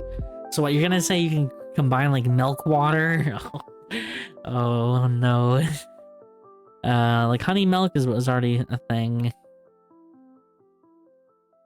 I guess ice is a beverage, so ice milk. I mean, ice milk is like ice cream, but it's made with milk instead. I don't know. I just gotta think of some ice honey. I guess whiskey water. Oh no, it sounds disgusting. Why do you want to dilute your whiskey? Oh. I guess carbonated water plus water is just diluted carbonated water. Okay, I know that honey plus soda. No, honey plus carbonated water is soda. Sorry. It'll be interesting to see all the like random recipes they've done to make this work. Changes to installed items. Additional reuse wait time for installed items. Applies a short cooldown to avoid problems with misuse and using too many installers in a short period of time. The cooldown applies to all items within the same cooldown group that you have. When using a surveillance camera and telephoto camera will also have a cooldown. Trap reorganize. Okay, so this is just for you can't camera spam. That's what they're doing. I mean, they mentioned that in like the dev stream, I think, as well. Trap reorganization first update. We've tweaking complex trap formulas to make it as simple as possible and reducing the number of types. Remove traps will return in the future with a few more special abilities. Please refer to the item for trap crafting. So now they're removed. Spike planks. I guess that means they've reworked Lennox's whip recipe. Clang clatters. They used to be made for Rocker's jacket, but they removed them. I remember when they reworked clang clatters too. They'd be like, "Oh look, go here for a noise," but no one ever used it. Mines. I mean, mines were used in some recipes. Pendulum axes being removed is huge because people use these for double guillotine, so they must have reworked that. Explosive trap. Again, these were actually somewhat used for fire traps, or like claymores, I believe. Well, was explosive trap and claymore? Maybe not.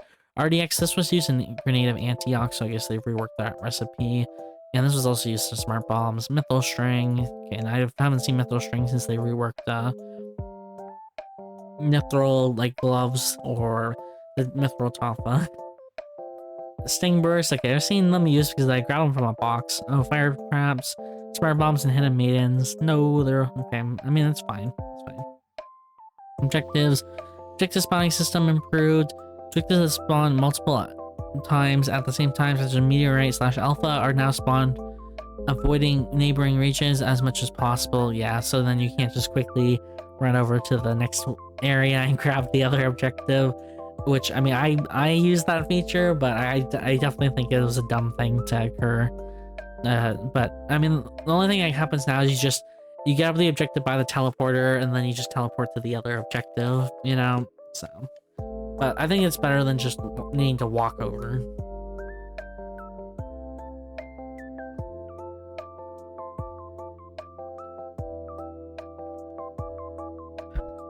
Okay. Tree of Life / meteor collection system improvements. Tree of Life / meteorite can now be collected in 2 separate rounds. First collection is 3.5 seconds. So they actually made it shorter by 0.5 seconds. Second collection is also 3.5 seconds. If a teammate starts collecting while you have completed the first collection, you'll enter the second collection directly. It's also a good change, so you don't have to worry about, oh, my teammate did half of it, but I have to restart now. That's fine. The spawn points for Dr. Lacoin added. Okay. Dr. Wickeline will now appear in school side of the research center. Okay, that's actually, I mean, that change makes sense because before she could spawn on 3 out of the 4 research center entries. Now can spawn on all 4, so that's good. You can now see an objective spawn location and remaining spawn time through an icon on the expanded map minimap. That seems good, actually. That seems fine. Item recommendation logic.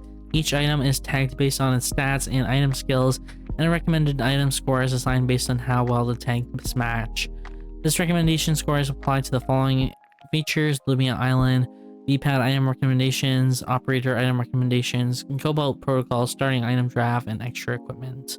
So view tags lists, basic attack skill. Okay, you can just read tank hybrid, cooldown reduction, enhanced skill attack, enhanced basic, critical strike, shield, attack speed, attack power, life steal, max HP, SP regen, armor pen, mobility, range, and HP regen, vision, increased basic attack range. This was only on weapons before. We have regeneration and then no tag. Okay, well. Okay, escape. Escape is not possible without getting bracelets. Just purchase a root kit at the kiosk. So that's actually really convenient. And I think better change. If you successfully escape, you will receive a certain amount of ranked points bonus, and you'll be able to leave the game. For scoring, they said you get 10 points. Okay, if you escape, you get plus 10 to whatever your score is. You can only purchase root kits when at least one member of your team has been killed. Honestly, that's probably fair, so you can't just cheese it and be like, oh, I am at like -5. I don't think I can win this game as a team. Let's just escape. So I guess it's fair. After day 3, when there are 3 or more teams remaining, purchasing the root kit will allow you to hyperloop to the abandoned dock. You can move 7 seconds after using the hyperloop. Okay, sure. That's how it is right now anyway. I think most of this is how it is, but they changed this slightly because there's 2 more teams added, so. But yeah, if there's less than 3 teams, that means you can't TP. Which, again, they already have that rule anyway. Kiosk. Transfer consoles been named the kiosk. Kiosk reuse wait time is 1 second. They are activated day 2, and at day 3 you can revive allies using credits. They've already mentioned that. It's good. That's a great change, by the way. Battlezone terminology changes. So nerve stabilizer's been removed. Okay, I don't honestly know all the Battlezone name changes because I wasn't following the game as closely as I have been. So I believe that's the timer that you have on top of you. So there's like no timer, I guess. Nerve stabilizer shuttle is now plague shuttle. Nerve gauge is now corrosion gauge. Okay, sure. They just rename stuff.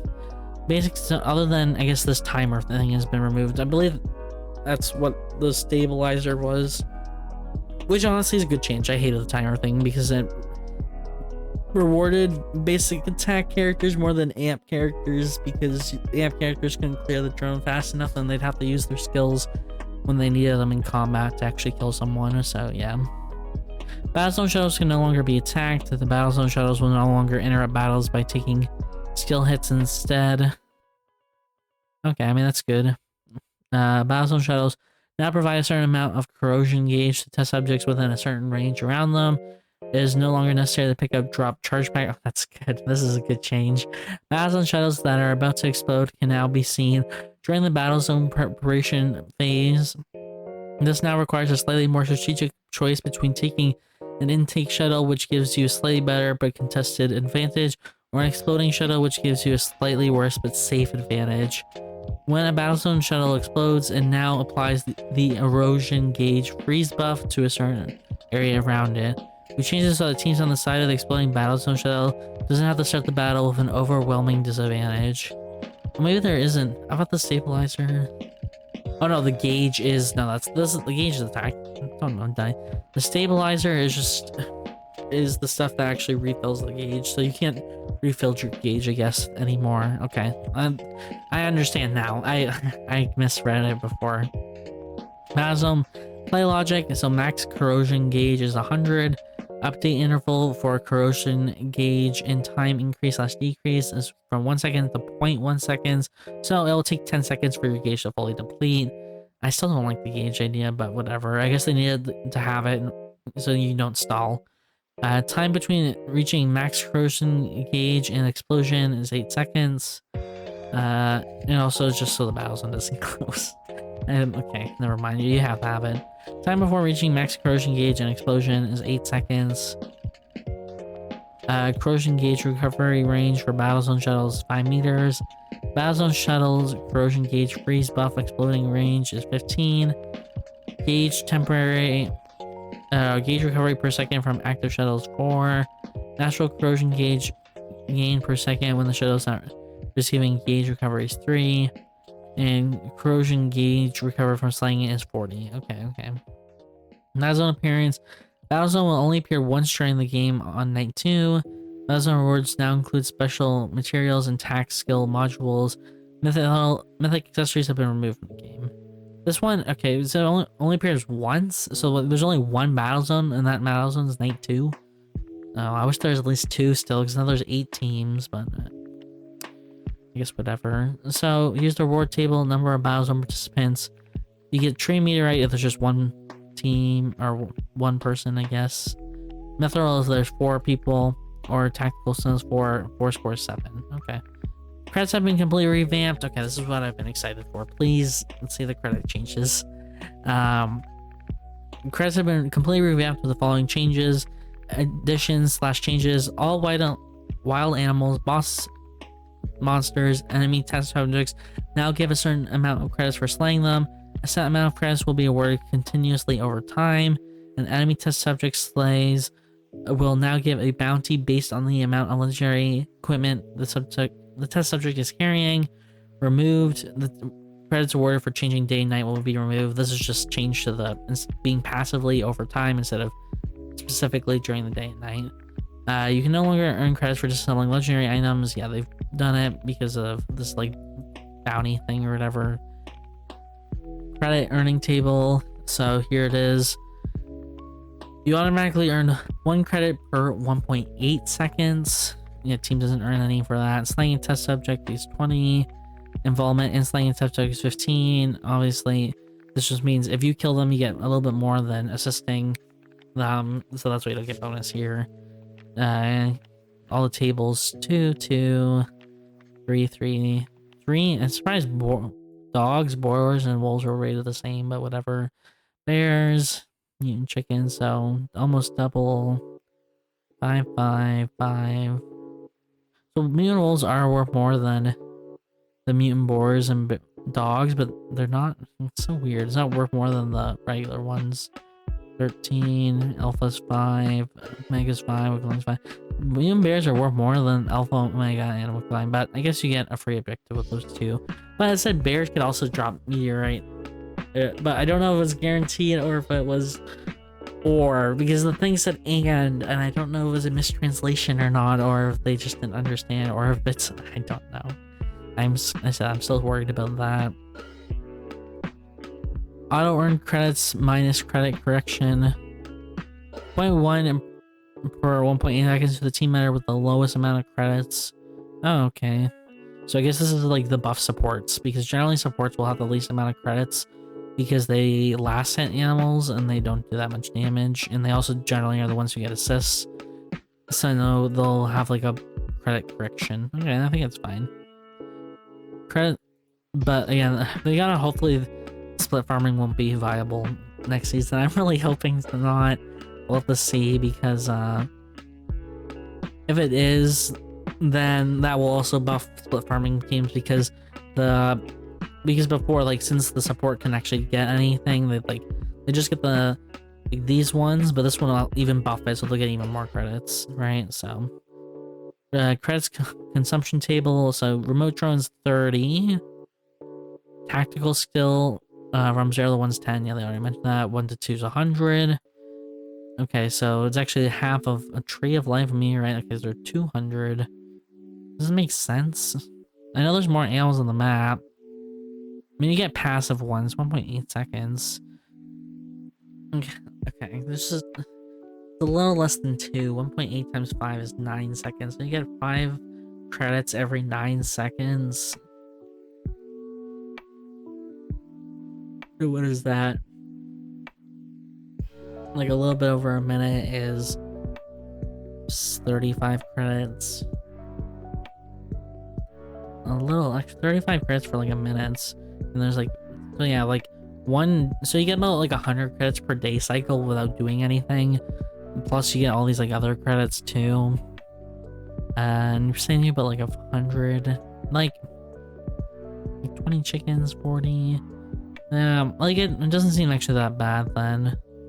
So if each cycles you get 100 credits just for passively, like approximately, that means it takes 2 days, but you'll probably even get it in 1 day because of like farming animals, or maybe like 1.5 times.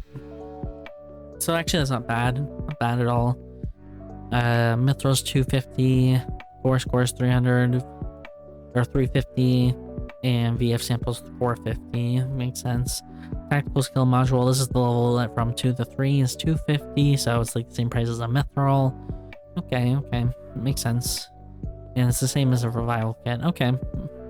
Honestly, it seems like based on the math I'm doing, it seems fine actually. Just seeing what the numbers, because I said I needed to see numbers in order to, this is about 100 credits per day cycle approximately. It's maybe like 105 or 103 or something like that. Then, and you also get stuff for farming animals, as we know, and you also get stuff for like slaying its test subjects as well. So I think honestly this is fine. We'll see how the meta kind of adapts to like see actually how many credits you get roughly, because you'll get a better feel for it once you play the game. But I'm just giving, based off my understanding of the math and like rough estimates of how things currently are, this seems fine. Rewards. Slaying an enemy test subject that holds a legendary item will now convert the legendary item to a reward and leave it on the corpse. Reward conversion rate.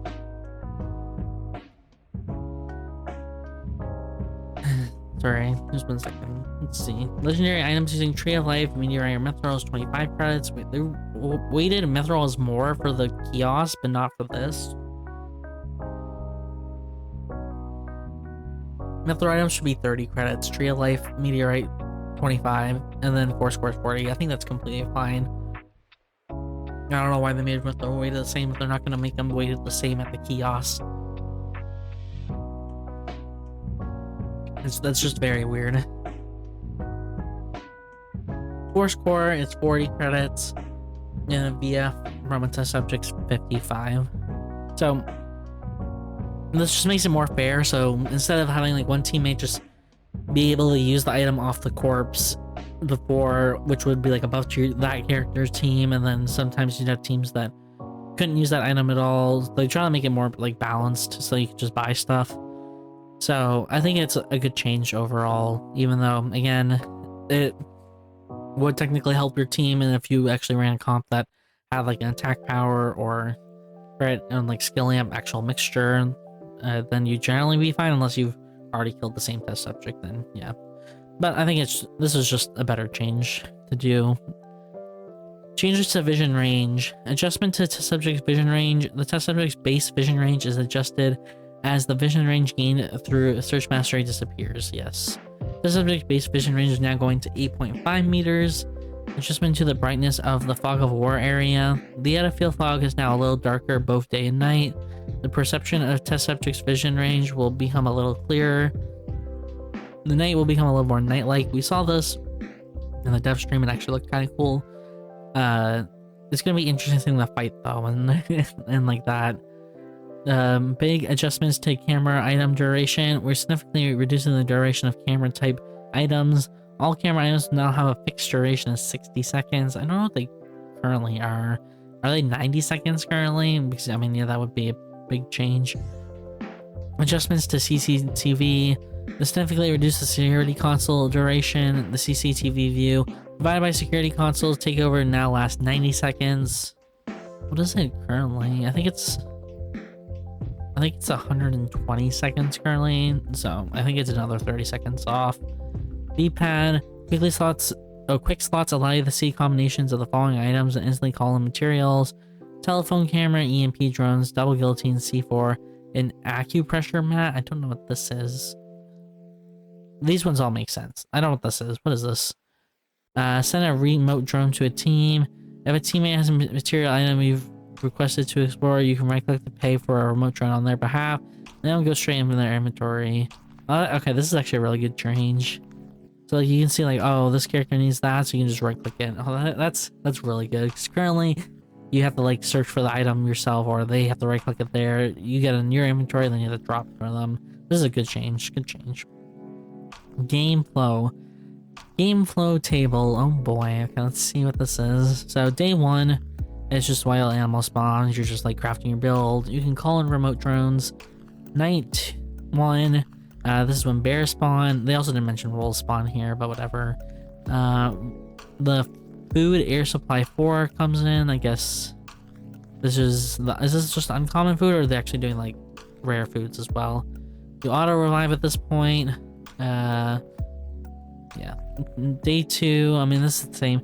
Okay, so tree of life and meteorite are both spawning during day 2.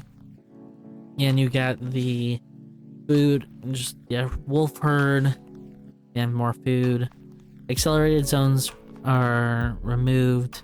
Oh, acceleration zones, like the speed pads are removed. Yeah, like if they weren't already removed anyway. Day 2, battle zone is up. There's 3 restricted areas. Oh, actually, that's interesting. So before you would actually start getting restricted areas during night 1, but they're not doing any restricted areas until night 2. Oh, that's very interesting. Okay, that I mean, that will help beginners for sure, because I honestly think night 1 restricted area, well, they never had night 1 restricted area, but the day 2 restricted area, because that's, you would get restricted areas during day 2. It would help new players to not have it as late. Generally, I think new players would finish their build by night 2, like at latest, like at the end of night 2. I mean, some people who don't know like anything they're doing, it might be later than that. So I think that's just like more beneficial for them. Night 2, battle zone. Oh wait, no, there's 3 battle zones. Okay. This is what the 2 means. Oh, I understand now. So I was like, there's only 1 battle zone, really? Okay, no, okay. This makes more sense. There's 3. Okay. I am less concerned about that. There's 2 alphas. They mentioned, okay, so it's not like 1 alpha at 2 spots. I was like, this doesn't make any sense. It was just worded poorly. Okay, so there's 2 alphas. I understand. The bear herds. Okay. Day 3 is when you have to use credits to revive your teams. Now there's 2 trees, 2 meteorites. Night is just Omega. Night 3 is only Omega. Oh, so Wickedline's being pushed back to night 4. Yeah, because I'm trying to think. Because currently you have tree, meteorite, alpha, Omega. Yeah, currently it's night 3, so now she's a lot later. Also, surprisingly, they're doing more meteorites than trees. It's interesting. So day 4 will have 2 meteorites. Okay. Actually, I mean, that's how it currently is anyway. Never mind. But yeah, it's pretty much the same, but everything's kind of been pushed back by 2 days, honestly, because the battle zones have been pushed.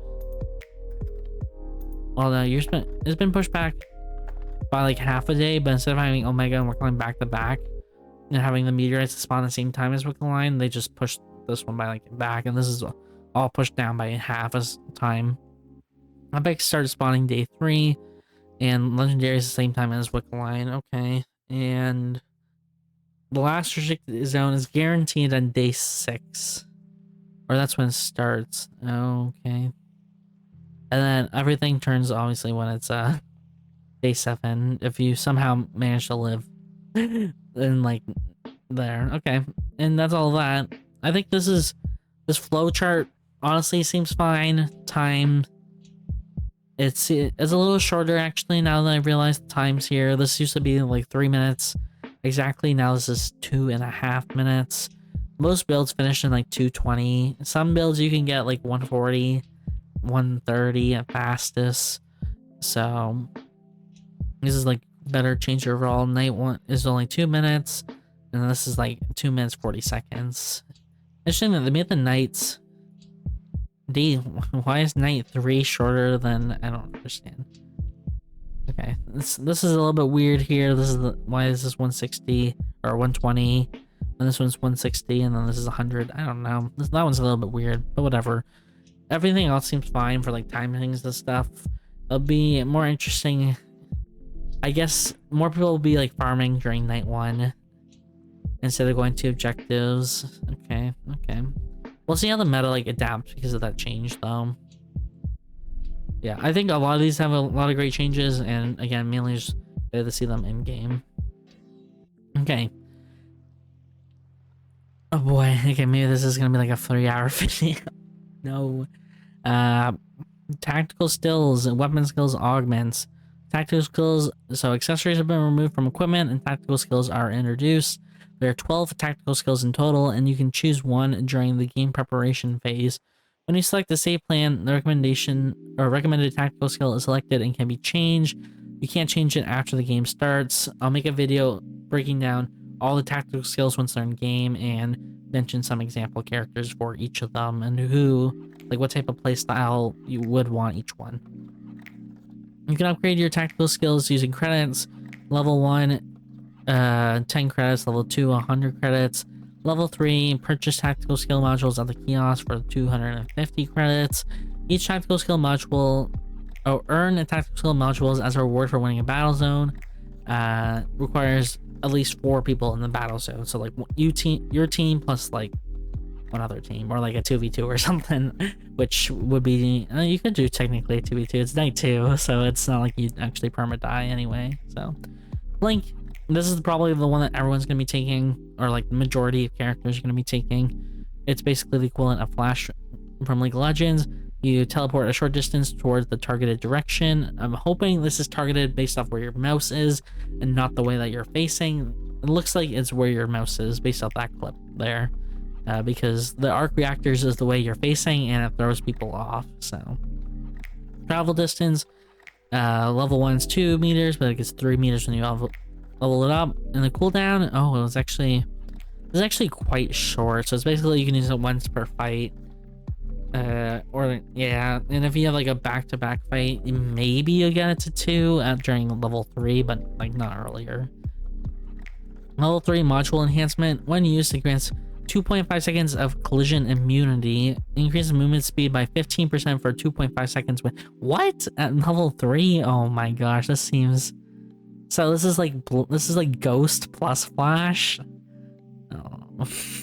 At level 3? Hello? This seems incredibly strong. And you also get collision immunity, so you can just like beeline towards the back line. And you don't have to worry about it. You flash and then just beeline towards the back line, and then you get movement speed, so you can just automatically get on them. This seems incredibly strong. So yeah, I'm gonna say this is probably the default for most of the cast. But we'll see some other ones. So we have Quake here.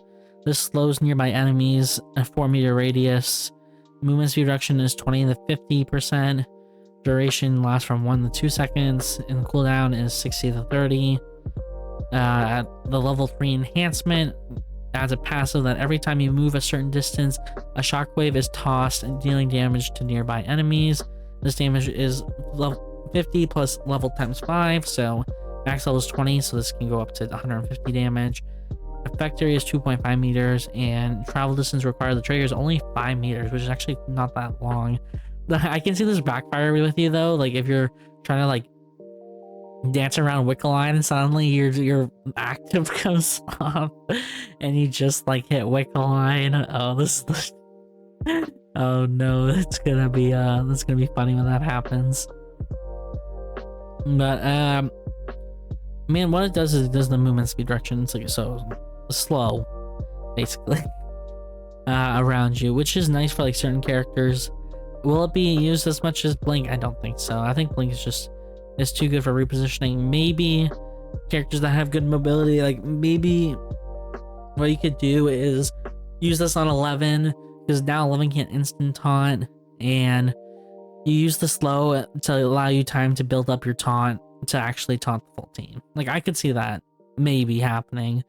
So she wouldn't need to like blink in, because she's just there to engage and help and do like slow them down. I could see that.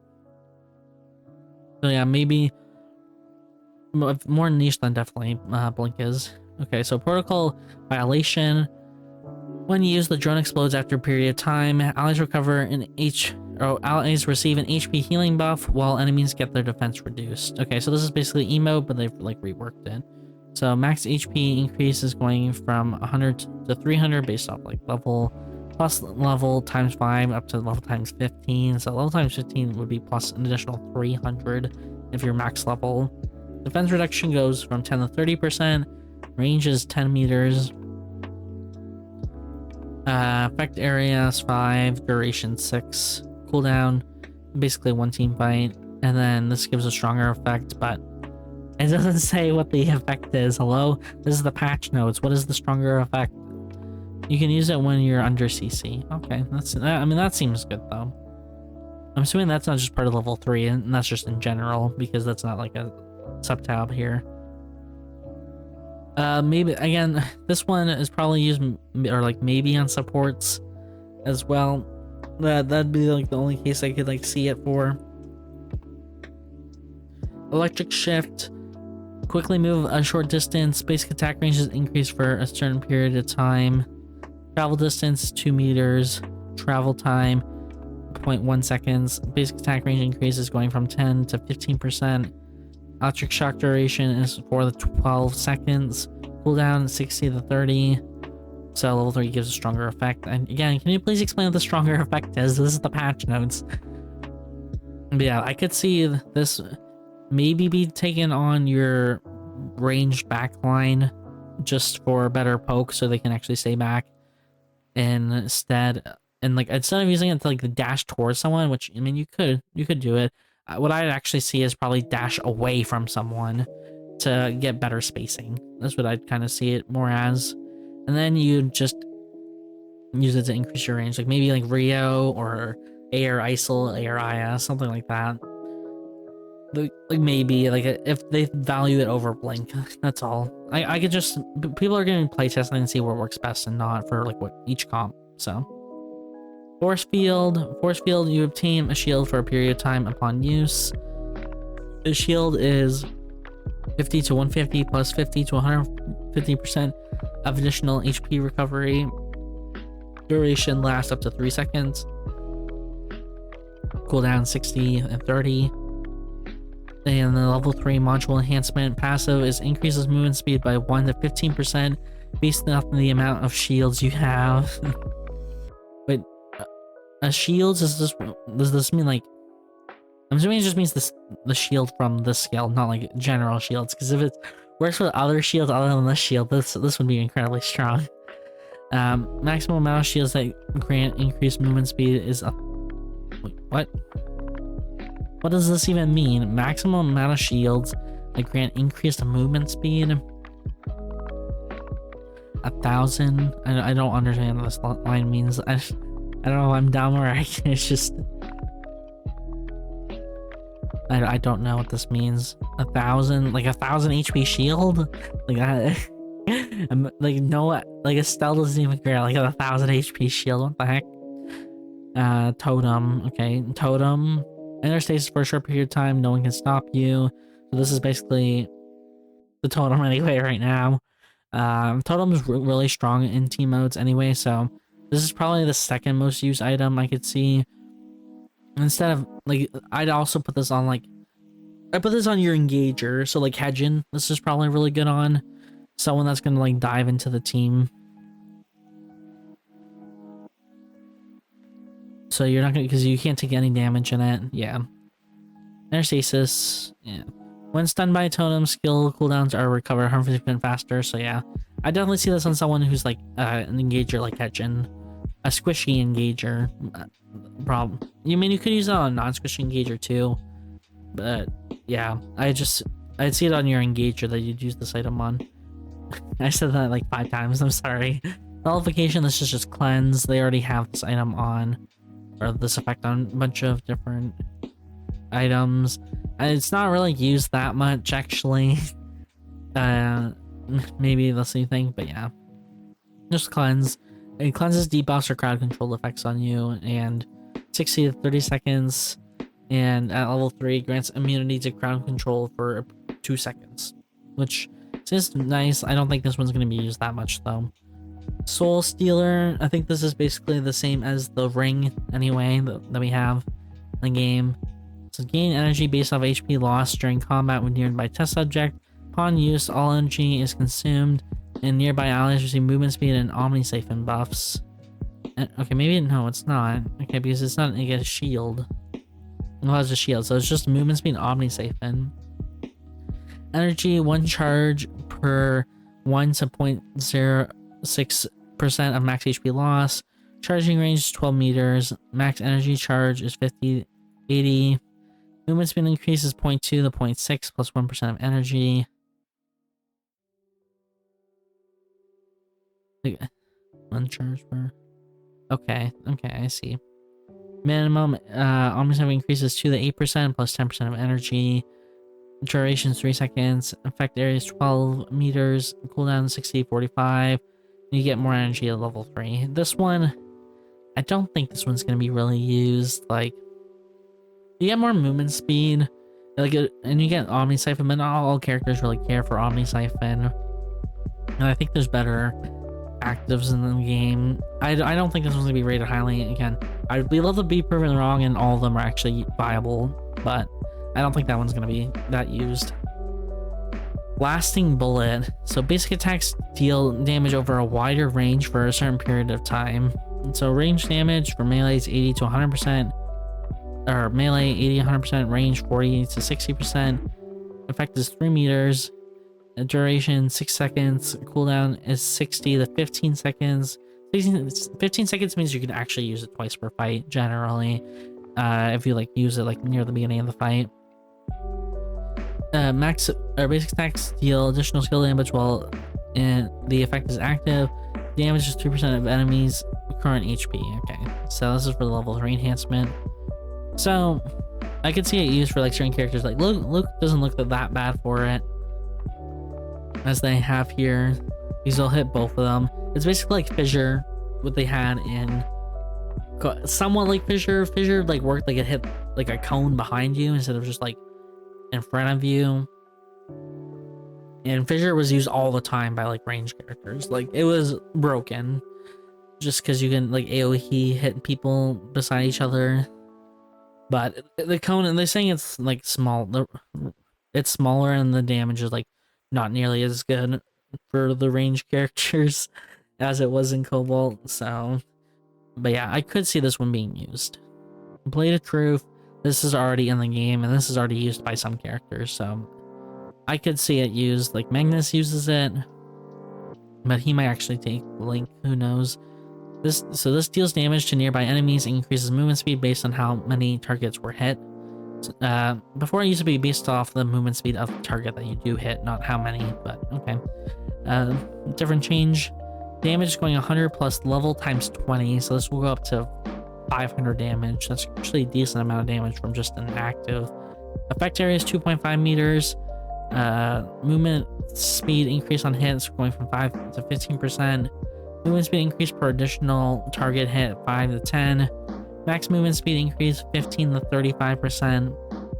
Duration 2.5%. Cooldown 16 to 15. Movement is, let's see, increased damage dealt to the target. Damage increase 15%, so it increases the damage even more, which this is already quite high for a weapon, like accessory slot or like an active. And duration actually lasts even longer. So you can actually use this twice per fight, and if positioned properly, like this could actually nuke someone. So I do think this one can be used just because of the high damage volume, the amount of damage it does. And I mean, the movement speed again is quite nice too. So, and it's on a short CD like later on. So yeah, I do think this one will be used because it's already used in game. False Oath. This one was used at one point, but it sucked. So we'll have to see how the numbers are now, and we'll see. All damage increases at the expense of your HP. Use HP is slowly recovered. It lasts. The longer it lasts, I'm assuming, the longer it lasts, the stronger the effect. So it consumes 300 HP and lasts 5 seconds. Your HP recovery per second is 80 to 120. For melee, range is 50 to 75. all damage increase for melee is 8 to 16%. Range is 4 to 8%. Your max HP based on HP consumed going from 1 to 30%. What the heck?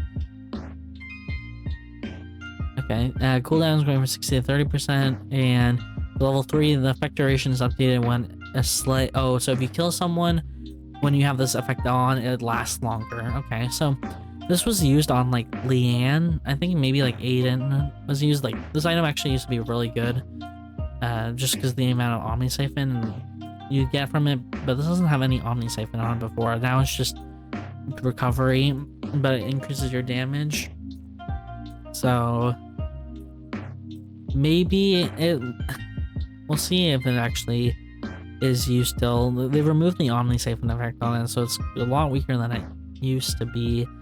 I mean, it's a lot more damage increase, don't get me wrong, so yeah, it might be used, but it's not nearly as good as range character, so it might be used on like your bruiser frontliners more. I could potentially see that.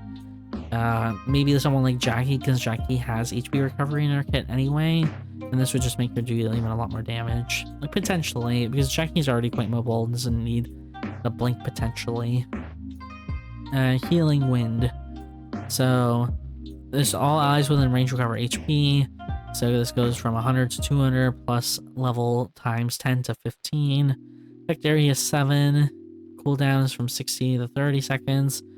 Level 3 module enhancement is when used, the target's defense increases by 20 for 3 seconds. Yeah, this one seems good just for like any generic support character, maybe like Johan or Theodore, or maybe even like Priya. Doesn't seem that bad. And that's it for all the skills. Actually, I didn't realize we already covered all 12, but yeah. Some of them don't look like they're going to be used at all, like Nullification is not used at all these days anyway. Blink, I think, still going to be the best one, with like Totem being second, and maybe I think Healing Wind is probably the better support one anyway. Blade of Truth will probably be good until they've nerfed the damage of it. This one may have some niche cases. I don't think this one's going to be used at all. This one's not going to be used at all. Totem will be used. I don't know about this Force Field one, I'm going to be honest. Maybe, but I don't know. This is going to be used for your tanks. That's like they're trying to do. Yeah. This one, I think this one actually will be Electric Shift. Just the extra attack range is quite nice. And it lasts for quite a while as well. It lasts, I mean, 4 seconds only at level 1, but 8 seconds at level 2 is actually even good anyway. Because that's like a half fight. Maybe even like more of a fight. So yeah, I think there's some of them won't be used at all. But others, I think this... For the support one, I definitely think Healing Wind's probably the better one than the Emote Drone. Just because it affects like it heals as well, affects the whole area, versus Emote Drone, which I know they've renamed. There's a max HP increase. I don't know if that actually heals you as well. It does defense reduction, but see, it takes like an explosion time. Versus the other ones like an instant heal. So you'd have to like time it properly, and this one's a lot easier to use. But yeah, okay, let's look over the weapon skills now. Glove Uppercut, punch your target, dealing 110% additional attack power, basic attack amplification plus 30% skill amp, basic attack damage, and an additional 40 to 90% of additional damage, and 50 to 70 true damage. Okay, this is the same as it currently is, except for they've nerfed the range on this. This used to be +1, now it's 0.4. And the cooldown is going from 15 to 5 seconds. That made level 1 like a lot longer to use. I mean, understandable. Okay, the pistol skill's been reworked, so let's see. Reload your ammo, move faster by 30 to 60%, plus 2% of your skill amp for 1 second. Once reload is complete, basic attack speed for the next 2 basic attacks increased by 70%. Okay, and the cooldown is 40 to 24%, so there's no CDR reduction, which actually like buffed pretty much all the pistol characters. So now it's just gonna make your next 2 basic attacks increase like the speed of them by 70%.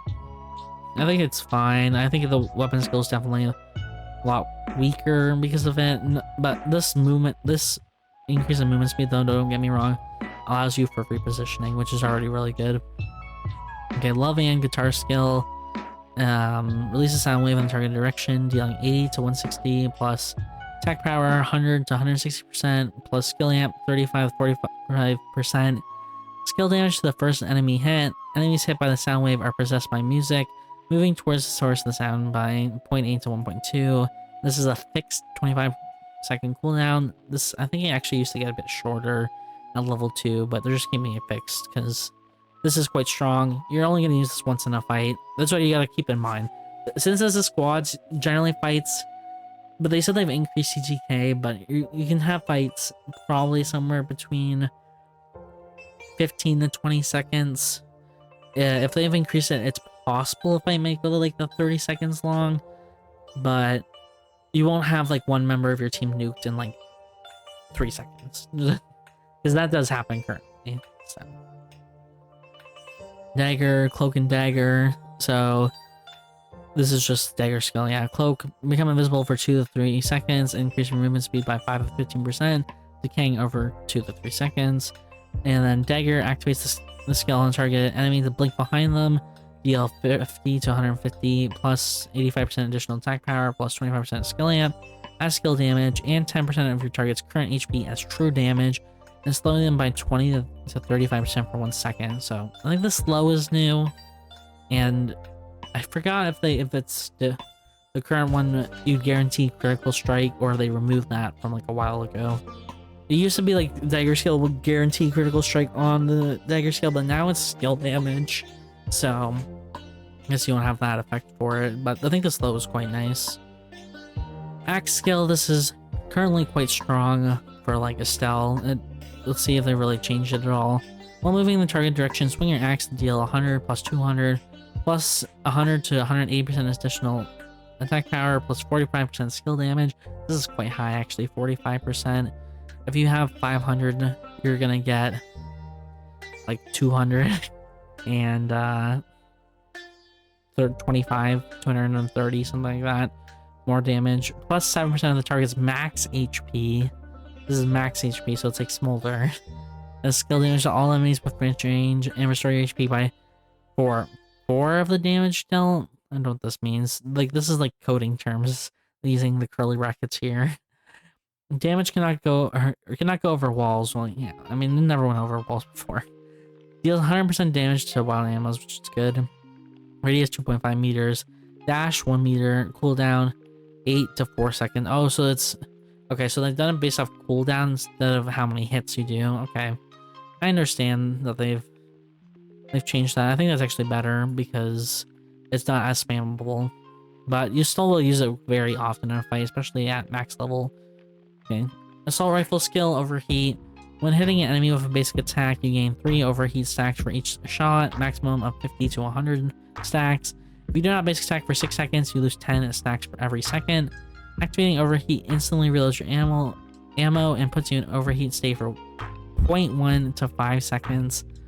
During the state, extra basic attack damage is increased by 0 to 5, and attack speed is increased by 20 to 50%. Attack speed cap is ignored during this time. Extra basic attack damage, so EBAD, and overheat duration is also increased based on the number of overheat stacks. So this is the exact same. That has a fixed cooldown of 17 seconds. Okay, so yeah, it's basically the exact same. Rapier skill. Okay, maybe I'll skip these if they are the exact same.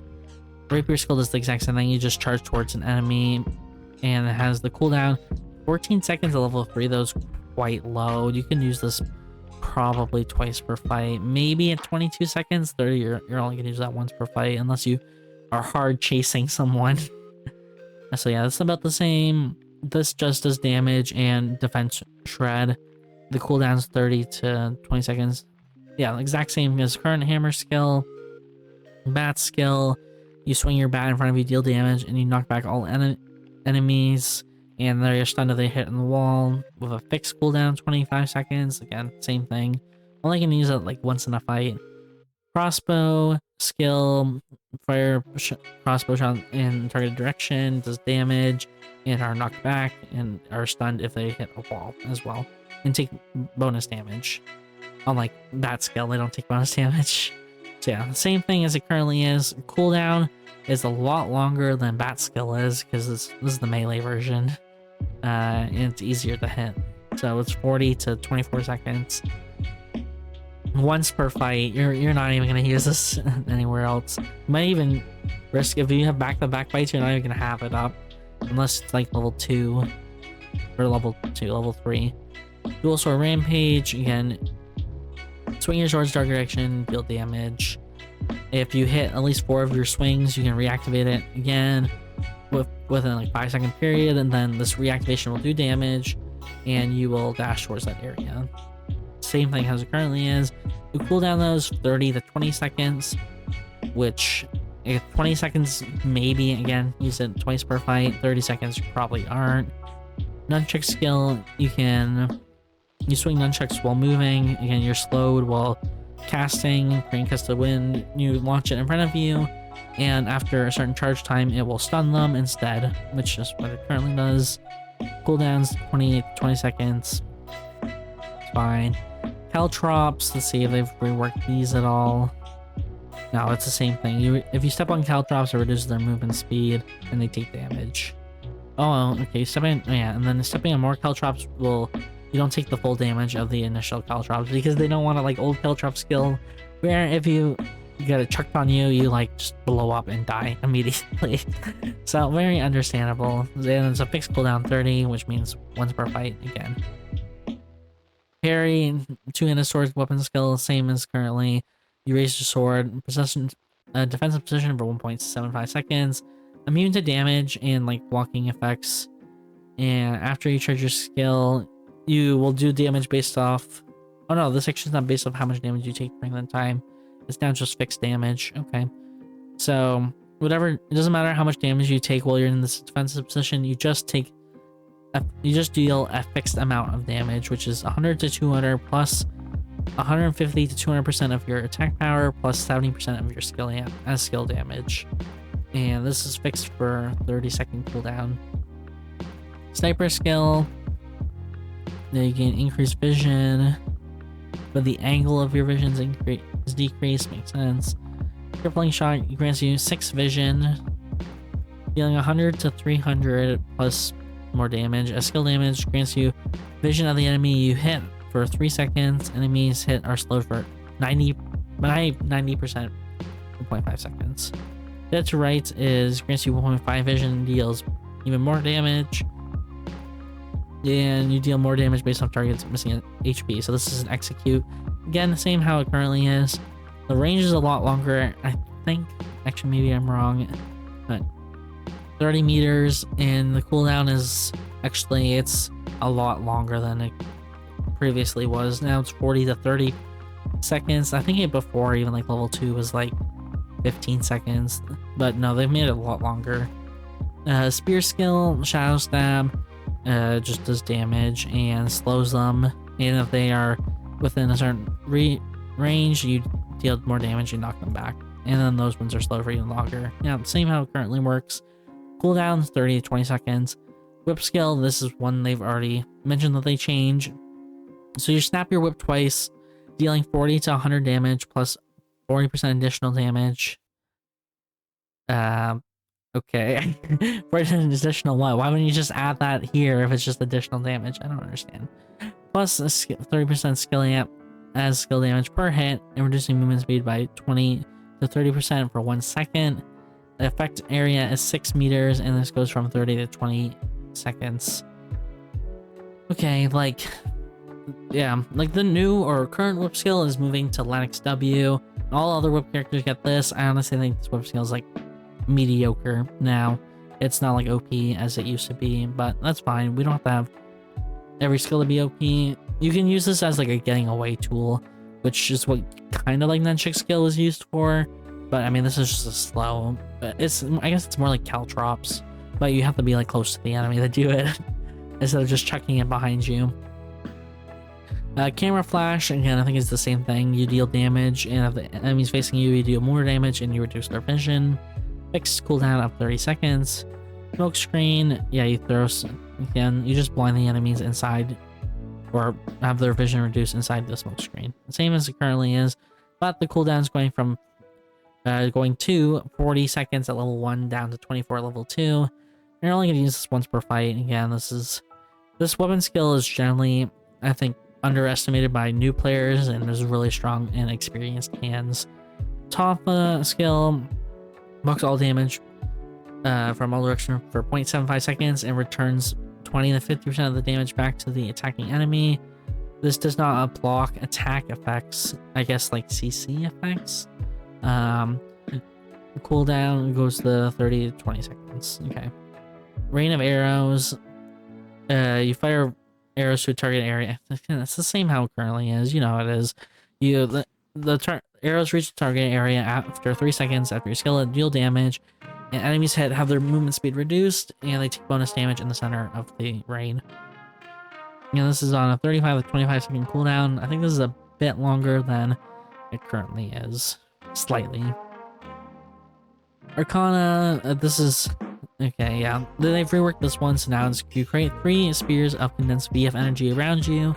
The spears fly towards nearby enemies. It's point and click, like you don't actually have to aim where they are now. Dealing 30 to 70 plus 25% skill amp. Adds skill damage to the target and its surrounding, and this damage is increased by 50% to wild animals. Cooldown on this is 30 to 20 seconds. Again, used once per fight. VF prosthetic, so this is Echion's skill only. So Echion channels for 1 second, gaining additional effects based off the state of his VF. So if he's below 50 VF, he gains 45 VF. Basically put him at enraged state, like almost 50 VF or higher. He consumes 45 VF to reduce the cooldown of all non-weapon skills by 60%, increases your movement speed by 20% per 0.85 seconds. So this is like good if you want to reactivate your ult, pretty much. Well, yeah. I believe it's, or maybe it's not all, but like to reactivate your other skills, your E. Trying to remember, I think his ult has a cooldown, doesn't it? Maybe I'm misremembering. I haven't played that gen in a hot minute. During VF overflow, the duration of overflow is increased by 1.5 to 3.5 seconds. The cooldown of all skills, excluding VF stabilization, I believe that's his W, I could be wrong, is reduced by 60%, and his movement speed is increased by 20% for 0.85 seconds. During excuvation, I can even say that word, I don't know. Excuvation, the duration of excuvation is reduced by 7 to 9 seconds. So it's the exact same how it works currently. Okay. I just need some more water. I've been talking for over 2 hours now.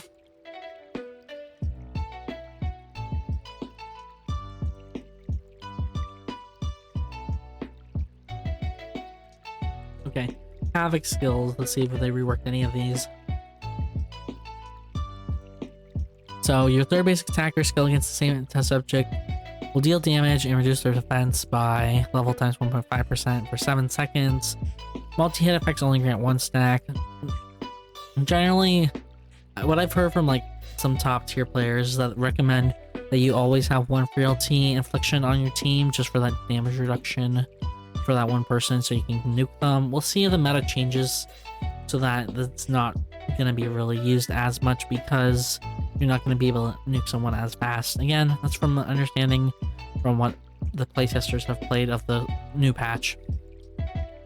For Frenzy, when you use your weapon skill, gain additional attack speed, melee and range at different values, and... Oh, is that it? Yeah, actually that's it. They removed the bonus damage. You just get bonus attack speed. Interesting. Okay, well, Frenzy got nerfed then. It only does, you know, or maybe I'm misremembering and they removed the bonus damage from Frenzy. Yeah, it's just gain attack speed now. Okay. Vampiric Bloodline, you get Omni Siphon up to 4 stacks. This has been nerfed a bit. And max stacks, attack powers increased by... Oh, it's... Attack powers increased by 10, plus level times 1, or skill amp by 20 by level times 2. Okay, so I guess they're doing it again by, like, based off which number is higher, or which one will give you more damage or whatever. Omni Siphon gained from Vampiric Bloodline lasts for 6 seconds, and is regained every time you damage an enemy with a skill. Cooldown 2 seconds. Okay. Interesting. Damage an enemy with a skill spawns a sprite that deals damage. As additional skill damage, you can change multiple enemies. If at least one other test subject is within 4 meters of the sprite, its additional damage reduced by 50%, but chains and damages both enemies. No other enemies are in danger. Yeah, okay, it's the same how it currently works. Yeah, the exact same how it currently works. Adrenaline. Anytime you damage an enemy test subject with a basic attack or spend 3 seconds in combat, you gain a stack of adrenaline up to max stacks of what, 1.2? Huh? I don't know what this is supposed to mean. I don't. They didn't replace what the value of this is supposed to be. Melee stacks up to 10. Okay, they say it here. Up to 10 stacks. Okay. And then they increase your attack speed and your basic attack damage amp. And they expire after combat. Okay, same. 6% armor pen. 10 to 40% extra. This is still incredibly broken in my opinion. This spans like Goliath, but whatever. Well, not whatever. I mean, I wish the devs would change it, but I can't really do anything about this. Oh, they've nerfed Vengeance. No one, I really never saw anyone use Vengeance. This used to be 12%, but whatever. Spirit Calling. Okay, it's damage dealt as SP. Quench. Use on steal 50% more damage. Heal while ammos. I mean, it's the same thing as it was before. Get ammo reaper for killing bear. Test subject for boss ones. Yeah. Same. Oh, they've reworked it though. So test subjects are 10 per kill, and bears and mobs are 20 or 8. So it's gonna be a lot harder to stack ammo reaper, which I think is honestly a great, better change, because before bears would give you 20, and it's like in test subject would give you 8, and you're like, why would I'd rather just go farm bears for this than kill people. So this is honestly a great change. Diamond Shard is going by defense 30 plus level times 3. This means up to 90 defense. This is actually great because this used to give you like 120 defense or something dumb like that. So it's been nerfed after some period of time. Oh, I guess after some period of time you deal damage around you, and they're slowed for 1.5 seconds. I guess it's for 3 seconds, whatever. Ironclad, reduces damage taken against use tenacity. Oh, they've changed the formula for this, so it's instead of based off of level, I think it was level before, it's based off how much defense you have. Okay. And grants you tenacity. Okay, this is fine. No one uses this one, so I don't even know if it's worth it.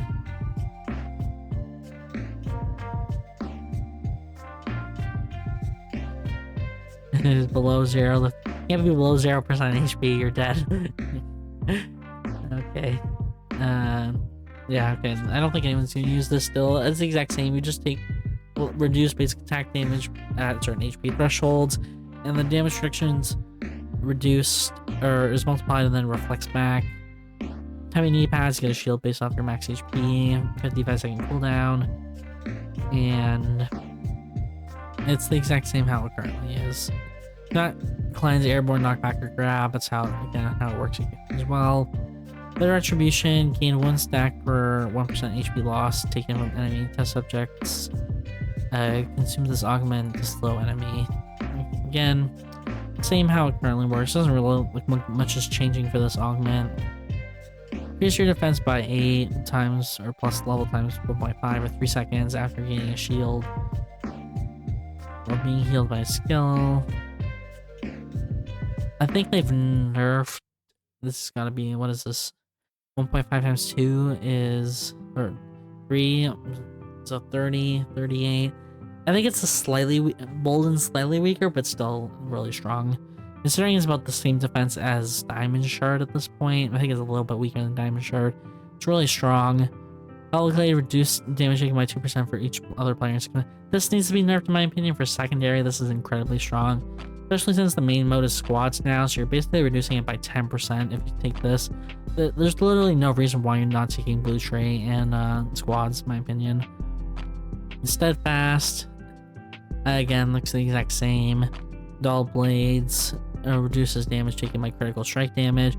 This will become more useful if crit damage is now more meta, but we will see. Reinforced armor, again, same thing. Let's see, and do they rework any of these? Not really. I mean, it's...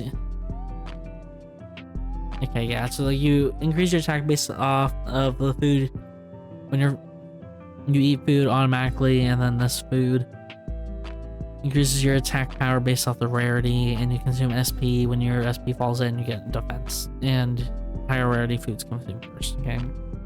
Healing factor, your skills or augments heal. Okay, this is actually nerfed. This used to be 25% more efficient. Now it's 20% more efficient. When you heal or shield a target, attack powers increase by level times 2. Or skill is by level times 4. And does not include HP recovery for consumable life steal. Yeah, okay, same thing. Yeah, same thing, but they've nerfed it slightly. And it also includes a skill amp now. They've tried to do it so that it's actually beneficial for any character you use it on, not just one. Heal drone. The drone heals you and your allies for in a 3-meter radius for this missing health. Okay, sure. Actually, oh no, instead of doing like fixed healing, now it's just, yeah, it's just based off your missing health. And yeah, it's reduced by it. Okay. Okay, this is interesting. So minimum it's, well, I guess it is somewhat fixed, but it's, no, it's missing health. Yeah, okay. Interesting. Use your ultimate summons the amp drone, follows you around. Increase your movement speed and skill amp. Yeah, they don't multiple drones to stack. Same how it currently is. After killing a wild animal, you recover this 10 to, I don't understand. You to recover some part of your HP depending on your lost HP. Okay. And you also increase movement speed. But for slaying a test subject, you take damage reduction, increase movement. This will be a little bit more useful in squads, but no one uses it, so I don't really expect it. I've seen more Sentinel used lately, and I think it'll be fine. Okay. Oh, it's only 20%. I think this should be like 50. Could be wrong. Do not exceed 35% of your maximum HP. I mean, understandable. 4% increased damage. This used to be 6%, I believe. So they've nerfed this. Thorn Shackles, sorry. They've nerfed Thorn Shackles from 4% increased damage to 6. Assembly, using your ultimate grants you and your allies in a 4-meter radius a shield for 3 seconds. Which, I mean, they already do. I think this is the exact same. It looks the exact same. And logistics, gain disinfectants, yeah. But yeah, increase your night vision, your warfare, increase attack power. If enemy triggers one of your traps, okay. I mean, it's the same. And penny pincher kiosk is discounted by 15 credits. Okay, they've changed penny pincher from 10 to 15 minutes because they reworked credits, so that makes sense. So the game of clogs equipped edit common moves increased by 0.05 while equipped with epic or legendary. They've actually buffed head starter too, which is very interesting. But yeah, most augments seem the exact same with a few nerfs there. I still think blue tree is a must-have as at least a sub-tree because Cavalcade is just too broken in my opinion. The 2% per person times 5, so that's 10% damage reduction just by existing. Like a low, this is sub-augment. You're crazy for not taking it, in my opinion. So, but other than that, everything else is kind of like the same. We know Arcana and Whip Skill got changed. Arcana is just doing damage now, so it's just like point and click damage. It's like you literally just use it at the start of the fight. There's no reason to not use it then, or I guess use it chase. So yeah, whatever. Whip Skill I think is a lot weaker too. Okay, we're on characters. Oh boy. Okay, I looked at these stats before and it looked about the same. The only thing that's changing is like the mastery. Maybe some of these numbers are being tweaked slightly. It's better to just see how they are in game than the numbers though. But you can see crossbows more for the basic attack and bows for skill amp. Nadine's passive, now she gets the same thing except for her clairvoyant part of the passive is removed, which means she can't see animals around her on the mini map. And they just removed it. And these are the stack changes. I am a bit worried about Nadine's getting stacks because I was doing the math for this earlier and I was like, this seems like Nadine can still nuke you. I'm like, okay, well, we'll see how this is in game though. Maybe Nadine is not that broken, but yeah, okay. And They rewrote Bullseye so weirdly, but I'll read it here. It just seems to be the exact same how it currently is. The knitting gathers your strength for 2 seconds, reducing your movement speed until it reaches 20% and increasing the range and damage of Bullseye up to 2 times. If she has more than 50 wild stacks, her Bullseye range is increased up to 2.5 times. It says 2.5, but when you read the description, it doesn't. I think it means 2.5 meters, but even then, it's actually 3 meters, so I don't know. She reactivates the skill, knitting fires an arrow, and it deals 30 to 150 plus the stacks, formula. The skill damage. Range of bullseyes can be increased by attack damage. Again, this is like the exact same as it currently is. Range is 12 meters for bow, shorter on crossbow just because crossbow's basic attack range is shorter. I guess rip crossbow on that front. And it does based off your wild stacks. 50 is gonna be super easy to get, by the way. Like, just looking at the stacks here, you'll probably have this by night 2. Maybe day, or not night 2, sorry, night 1, maybe day 2. If you don't have a good farming route, but considering the fact that there's no objectives night 1, you should just be farming and not going to objectives. I mean, they didn't want to do that anyway, so yeah. Let's just trust. Okay, for just the characters, I'll point out any changes that are new because this is also really long. You can see here's the mouse here. The numbers are here. You can just read through the numbers yourself. I just don't want to make this video even longer than it currently is. Most of them I already read through most of these ones and they look the exact same as the current character. Is Neathapon. Like, Nadine's the exact same, just her stacks are a bit different. And Neathpon's, again, the exact same, does all the exact same abilities. Nikki, okay, Nikki did get a change, so I'll go over Nikki's kit. Most of this just, again, these stats, they looked approximately the same, other than just the mastery system being changed a bit, like the weapon mastery. So, skills, short-tempered, Nikki converts damage taken by others into rage up to 20%, so she can't no longer fill her rage meter but to 100% just by taking damage. They've changed that about her. Rage slowly decreases in a non-combat state. When her rage meter is full, she becomes enraged for 6 seconds. If she hits a target with a basic attack or skill while enraged, the duration is reset. While she's enraged, her attack speed is increased by 20 to 40% and deals an additional 20 to 60 plus 40% skill amp as skill damage to enemies around her. I mean, that part's the same, but the main thing is just that you no longer can get free rage just by being attacked. It's capped at 20%.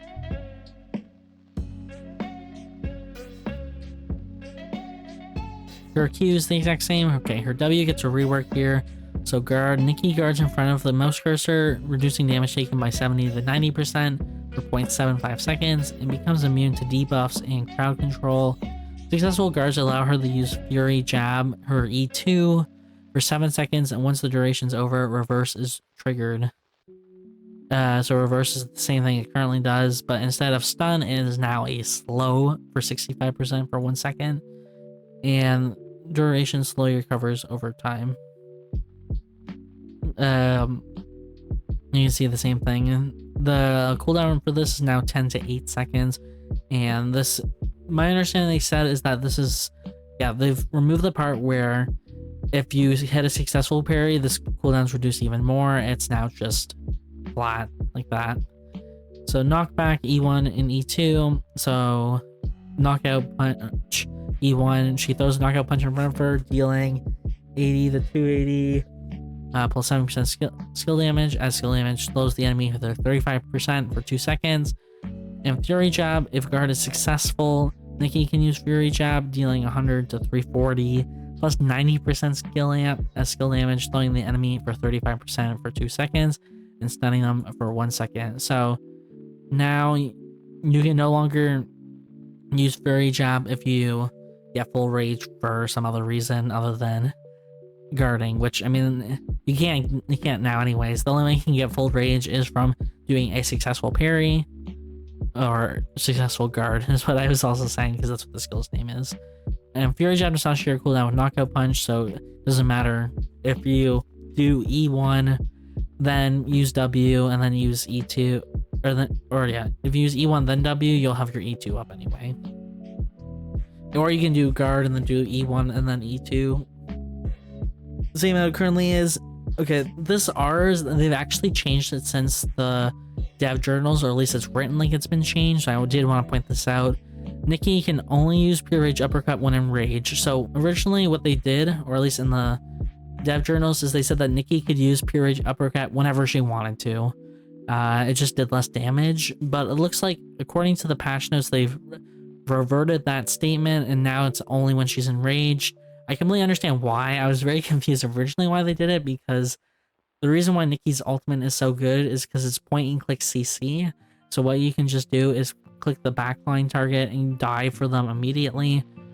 And having it not on or based off like skill, or like using actually having your enraged meter, I mean, you can just use it to start a fight and then just beeline that person. So if I'm assuming this is true and like they've reverted the change from like the dev journal, then this is like completely fine.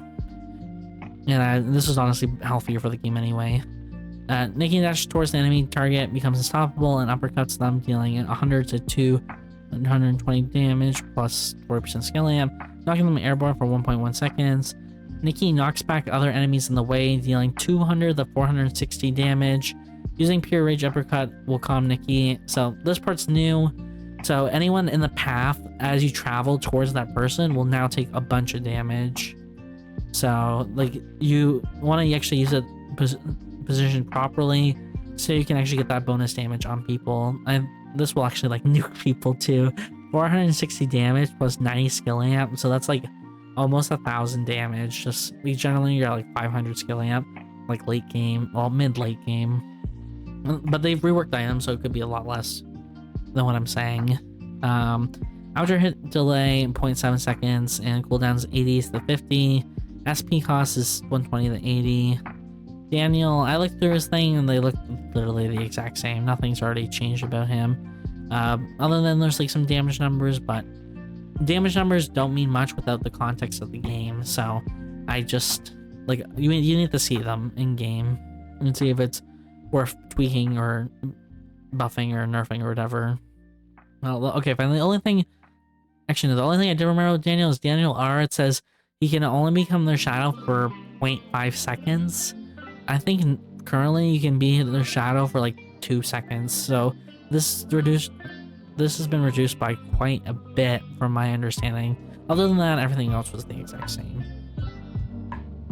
Tia is just doing Tia things.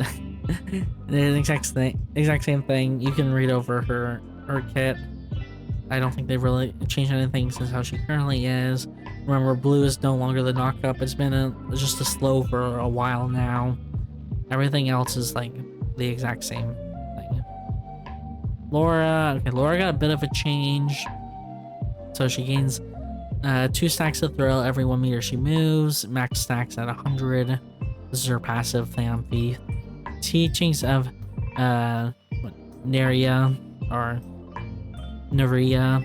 After Laura moves 8 meters, her next basic attack deals 10 to 80 plus 30% skill amp as extra damage to her target and nearby enemies. Specific and nearby enemies. Interesting. Movement skills activate teachings of Neria regardless of distance traveled, so it doesn't have to be like the 8 meter requirement or whatever. Teachings of Neria does not activate if her target is within 1.65 meters. This basic attack is also considered a skill, so you can use it with Biotic Infusion or whatever. Thorn Lock, Snapper Whip. I think this is the same. Yeah, this is the exact same. Again, I just don't want to repeat this because it's like there's so much more there's still 2 more things I wanted to cover. Items and changes. This is the exact same. Her E cannot go over a wall. I mean, again, it's the same. This is all the exact same.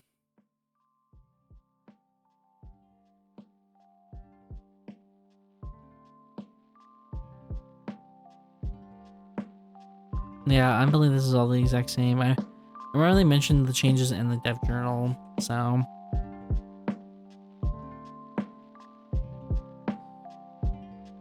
Oh yeah, this one. Oh yeah, they're like, okay, here, if they're marked with her victim of the calling card, if enemy marked as a victim of her calling card is hit with her whip, they are slightly pulled in forward with her ultimate. I think that's like the only change they really did. Lennox did get some changes. They've changed her passive, the shield. Okay, no one cares about bait. Bait's the exact same. They changed her shield so that if she uses a basic attack or a skill, she'll gain the shield, not just a basic attack anymore. Everything else is like that's the same, and they changed her W so that it's basically old whip skill. So she snaps her whip twice, once in a circle around her, which is what she currently does, or she currently has, and slows the enemy by 20%. Following that, she'll send her whip flying, dealing 50 to 150 plus 60% skill amp as skill damage, dragging enemies in front of her. So this is current whip skill. And the cooldown for this is now 18 to 14 seconds. And the range of this is 8.5 meters, which I believe is the same as like whip skill 1, like level 1, currently level 1 anyway. And her E is now just slightly wider as well. Now it's, oh wait, not pushing point. It's 8 meters by 2.5 meters, so it's actually long. I think it's a bit longer too, and it's wider. So yeah, that's a good thing to note. This is the exact same as well. So Leon, the thing I did want to point out, Leon, it says that his glove is no longer basic attack and it's skill amp. I thought maybe this is a typo. This should be basic attack because my understanding is that they're supposed to keep different, like multiple weapons to be different play styles. So they'd keep Glove Leon as an auto attacker and Toffa as the skill amp character. But here it says he's a skill amp both ways. They do have it as 4.2, which wouldn't make sense for a basic attacker. So I guess Glove is no longer basic attack character. I guess question mark. That's the only thing I really noticed with Leon as well. When I scanned through the patch notes earlier, I only scanned a few because I was wanting to kind of do more reactions here. Well, they change. I remember here. His W now is Leon shields himself and nearby allies. The shield lets Leon absorb 50 to 190 40% skill amp damage for 2.5 seconds and let nearby allies resort 20 to 160 plus 30% skill amp as damage. A pool is created whenever the shield dissipates, so instead of him having to click on his allies for a shield, it's just automatically given to him. This is still Duck Dice, still the same, and the surface still the same. Okay. Rosie, you can see still basic attack. They've changed her, I think they changed her chocolate passive slightly, so she gets a little bit less from it, but other than that, it's the exact same.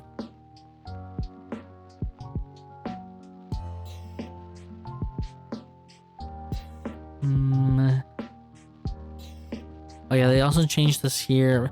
See, Rosie vaults over her target and shoots them, dealing a 30 to 110 plus 50% attack power, as skill damage, and stunning them for 0.3 seconds. While jumping, Rosie becomes unstoppable. Yeah, remember they removed E2, so now you can't push them back after you've jumped over them. It's just like a short stun now. It's fine.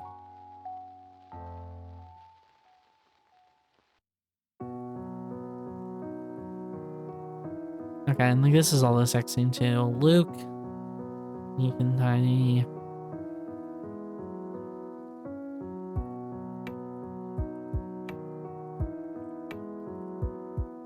Okay, everything is like, it looks like the exact same there.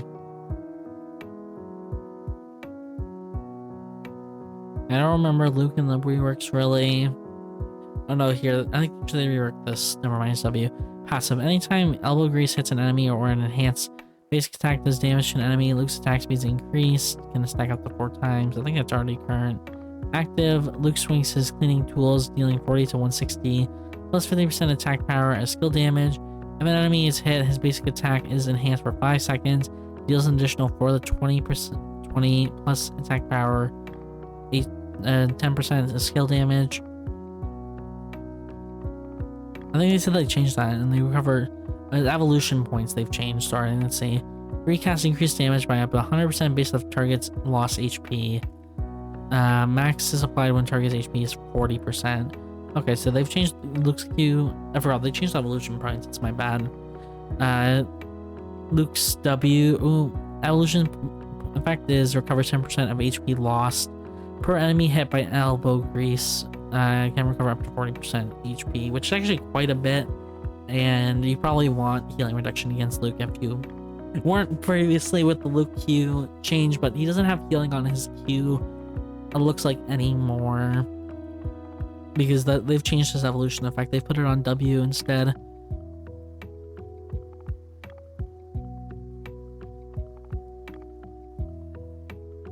Per enemy hit. I guess if you hit multiple enemies. Okay, I'm sure. And I mean that's the same as he currently is, but it doesn't matter in team modes because if you're fighting as a team, your team would make pings, I guess, when killing. Not when attacking. They remove that aspect of the game. Here, active. Luke teleports behind a targeted enemy and shoots them, dealing damage, disrupting their concentration and reducing their movement speed by 70% for 0.5 seconds. Luke can also teleport behind allied cameras for increased range, which are instantly destroyed upon use. So now, instead of having to level up Luke Q to get the movement speed reduction, is just base kit. The evolution effect is if Luke helped kills an ally, dirty work cooldown is reset. So that means he can reuse his E if he this is leveled up. Pressure washer, Luke fires a bullet from his concealed gun, dealing a bunch of damage. Skill damage, 2 enemies hit based off their missing HP, so again, execute. Slowing them for 35 to 55% for 2 seconds, granting vision of them and pushing himself back. Same thing, evolution effect is hitting an enemy with the bullet, resets cooldown and clean sweep, which is this one. So the main thing to point out with Luke change is the recasting increases damage based off HP lost, and Luke's W is now heals based off of enemy hit by the elbow by the skill. Lead Island's getting a bit of a change. Let's read her passive because that's being changed. Blood alcohol content. Lead Island can use drink up to fill her Bach meter. Depending on her Bach, she can trigger dialed in. Dialed in, when Lead Island attacks with 2 consecutive basic attacks and her attack speed is increased by 30%. Wait, what? Dialed attacks with 2 consecutive basic attacks and her attack speed is increased by 30%. Her second attack deals up to 50% attack power times basic attack amp as basic attack damage.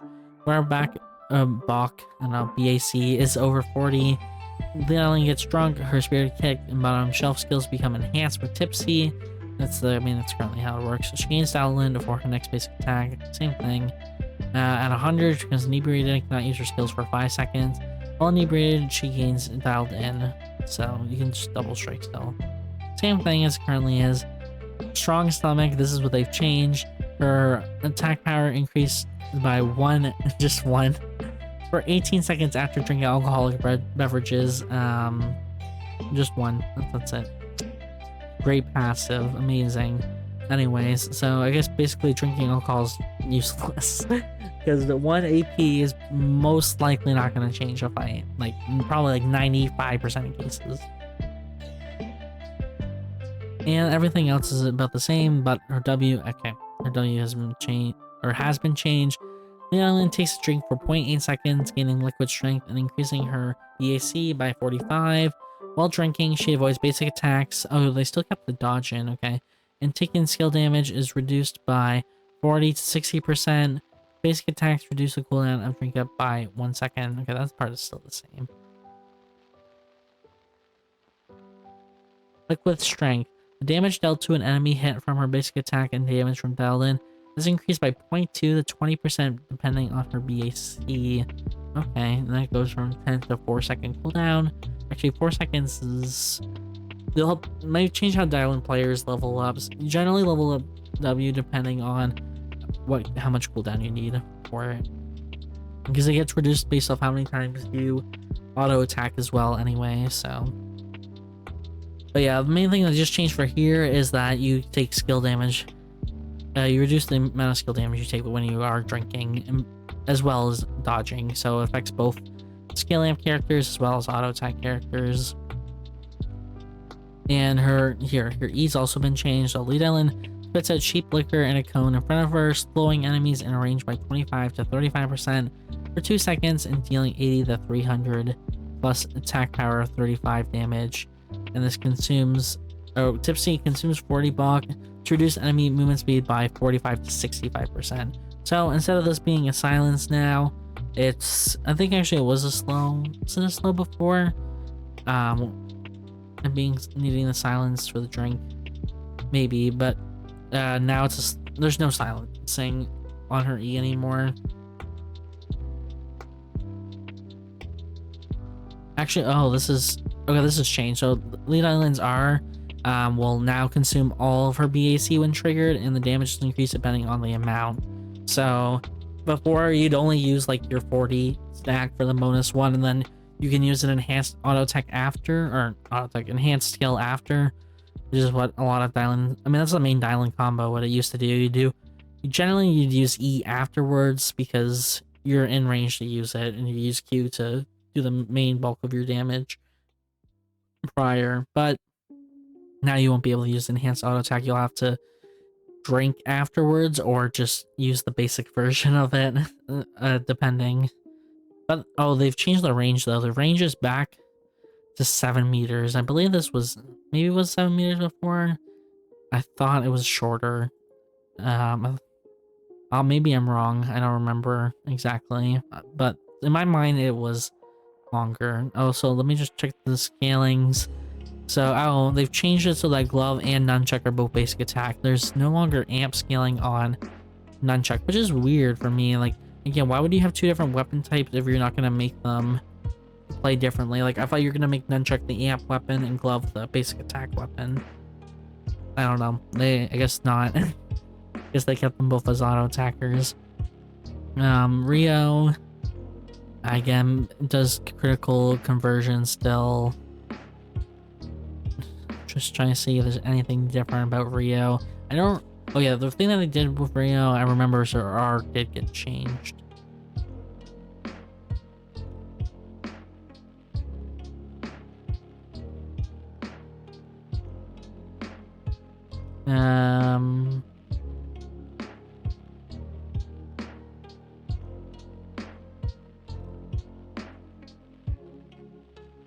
Okay, I'm like, I mean, yeah, it seems like the same thing. Okay, yeah, they've changed this, I believe. Rio fire a single thing deals damage to enemies hit, and more damage to enemies behind the target in the cone shape. Hitting an enemy reduces the cooldown of Rio skills by 1.5 seconds. This is the line that they changed, if I remember, from the Jev journal. So instead of it being on her E, which if it used to be if you hit the target with her E when she jumped, it would then reduce it, but here it's just the jump and does the damage. It doesn't matter if you just hitting an enemy gives a max stacks of a set 2, which is her passive. Yeah, I think it's this, whatever. I don't know, max stacks of Setsu. There's no stacks here, is there? I thought this was just ignoring damage. I think they meant stacks related to this. They're from the Kyoto Instinct or whatever. But yeah, okay. I think that's the main thing it says. Her ultimate has changed here though, not the short one. This is the exact same. This is Daikyu has changed, or in Daikyu, which is longbow. She channels and fires an arrow in the target direction, dealing 200 to 480 plus 80% attack power. That's skill damage to enemies hit and slowing them for 80%, but for 1 second. 0.8 seconds after firing, the arrow speed increases by 30% and its damage increases by 20%. The arrow disappears when it collides with a target or flies to the end of the range. So this range, as it says here, is unlimited. So this will go everywhere around the map. Doesn't matter where you are. You can shoot from dock all the way to alley if you wanted to. So now you can try to use this to snipe Wicked Line, I guess. Martina, oh, they didn't rework her. let's see. Okay, let's read. Maybe they did rework her and they just didn't tell us they reworked her. Let's read, okay? This is actually someone I care about because I like playing Martina. Okay, does deal damage based off. Yeah. While battery's charging, she can't attack. Same thing as normal. Current charge duration is 2 seconds. After 1.6 to 0.5, depending on her ultimate or her ultimate's level. Martina's basic attack reveals current target and deals extra damage to wild animal equal to 6% of their HP. That's the exact same. I just want to know if you need 12 stacks still. That's the main thing. Martina's experience in covering warfare allows her to intuitively sense nearby damage while interview.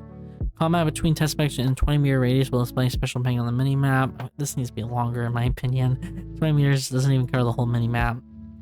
Whenever Martina performs for executive, she puts a mark on them. Broadcast, adding a mark.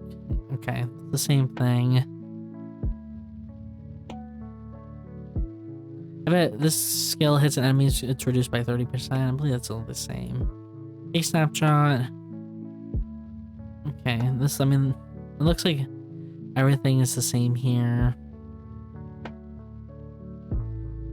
Gain vision is driving for 12 seconds. Targeting camera fast and causes the camera to take a snap shot pointing at Martina and dealing damage. Slowing the enemy hit by 99% for 1 second. Hold the 2 cameras and install up to 2 cameras, yeah. And then max stacks, it does a lot more damage. Oh, it doesn't do a lot more damage, actually. Okay, maybe a little bit more of AP, but the scaling's the exact same. Roots them. Bolts of the 3 cameras instead. Her E. Yeah, her movement speed increases when you use her E. Dash back to the thing, becomes CC immune slow enemies by 15% for 1 second. 5 seconds increase movement speed. Come and you deal damage, stun, and you also heal yourself. Though they nerfed her healing. No, this used to be so much more healing. It's only 64% now. Oh, they did change her. They did. Maybe she is viable. Maybe. But she's still not viable. But they did change her. Now it's only 8 stacks. It used to be 12. Okay, you can actually get 8 stacks a lot more reasonably, but maybe her damage is a lot lower.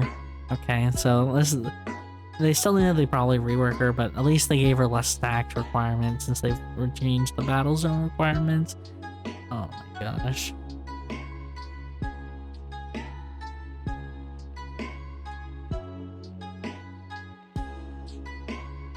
Okay, this is... If a target comes in range while she's recording, her movement speed is increased by 10%. If she catches a target on film, she gains a stack of record stack and her movement speed increased by 30% for 3 seconds. Okay, they've changed this with her, thank goodness.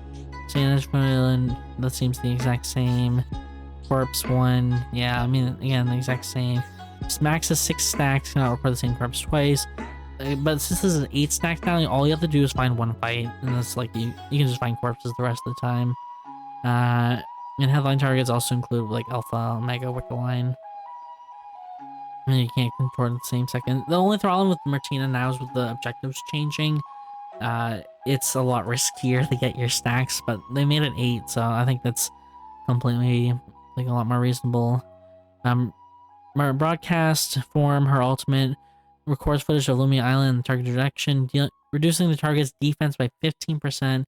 In dealing 10 to 20 plus 1% attack power as skill damage to enemies on the edge over 1.5 seconds every 0.2 seconds, and 20 to 30 plus that at the center. When the skill ends, enemies on the edge take 60 to 180 plus 60% attack power as skill damage. Enemies in the center take 100 to 300 plus 100% attack power. Martina's attack power can get up to 500. 500 is really rare though. You're generally at about 330 with current items. This might change. So this can go up to like 600. So yeah, this is definitely a lot lower damage than she used to be able to do. Enemies in the center are also stunned for a duration by 0.1 seconds for each time they take a skill damage. Okay. And yeah, 15 centers in the center. Okay. So they didn't rework her, but they made it easier to get her stacks, and it seems like she might be dealing also a lot less damage. We'll have to see. I'll play her a bit more when the patch comes out. Won't be my first probably played character. I'll probably play her on like day 2 or 3 or something. Day 4 of the patch. We'll see. But yeah, it seems like they did at least make her easier to get her stacks. But she looks like KR still thinks she's like the worst character in the game though. So it looks like they even though they made her stacks easier, it looks like they nerfed her damage, and I guess it's just not worth having the damage stuff if he sucks for most of the game anyway. So basic attacks deal additional damage based off her defense, and she can craft bonus items. Oh yeah, I thought they got rid of the pins. It might while dealing damage to enemies in range and gaining pins for 5 seconds. Actually, just get pins just for doing it. Okay, we're just using Q if you hit the enemy, or if even you don't hit them, I guess you get pins. The target of the pins is hit by draping, and the movement speed is reduced by 10 to 30% for 1 second. Okay, so they just changed it so that there's like no pins thing, and it's only if like she hits people with Q that they get pins, I guess. Mai veils herself in her shell for 1.25 seconds, while veil basic attacks against her deal 1 damage. Yeah, defense is increased by 20 to 28%, and she gradually gains 10 to 26% movement speed. The veil then explodes, dealing 100 to 260 damage to enemies in range. Mai can hold the 2 charges and use the skill every 4 seconds. Mai's basic attacks reduce the recharge cooldown by 1 second. Okay. That's the exact same. Dashing, or Mai dash to an ally while animal camera or enemy test subject and gains a shield for 2 seconds. Targeting an ally shields them as well. If you move to an ally, you deal this damage. Move to an ally while animal or camera, you do this damage, or I guess you shield them for that value. Question mark, because you're not going to damage your ally. Strut, Mai dashes in the target direction, dealing 60 to 20 plus 50% skill amp plus 55% defense as damage to enemy in range and taunting them. So this has changed, so you don't need pins to do this anymore. They done the whole pins thing. It's only related to her Q now, and if they are marked with pins with the Q, then they just get their movement speed reduced. That's it. Mai controls them, makes them invincible and press for 0.5 seconds. After, and it says 6 here, but I doubt it's 6. 6 seconds later, heal for 50 to 150, and the effects of shall activate. Casting on allies, pull them towards Mai. I'm assuming this part here, when they says they're healed, it's only if you target an ally, or is it, I'm trying to remember, did they say that skill is only targetable on a ally now? But it says that, I don't know, it's worded that it's you can use it on an enemy. Not too sure.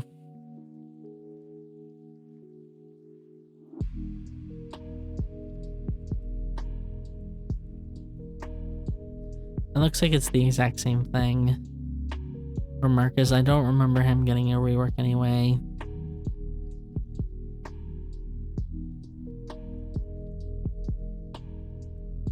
Yeah, it seems the exact same. Magnus hammers attack speed is 0.08% per level. No, and they're keeping the difference between bat and hammer though. Interesting.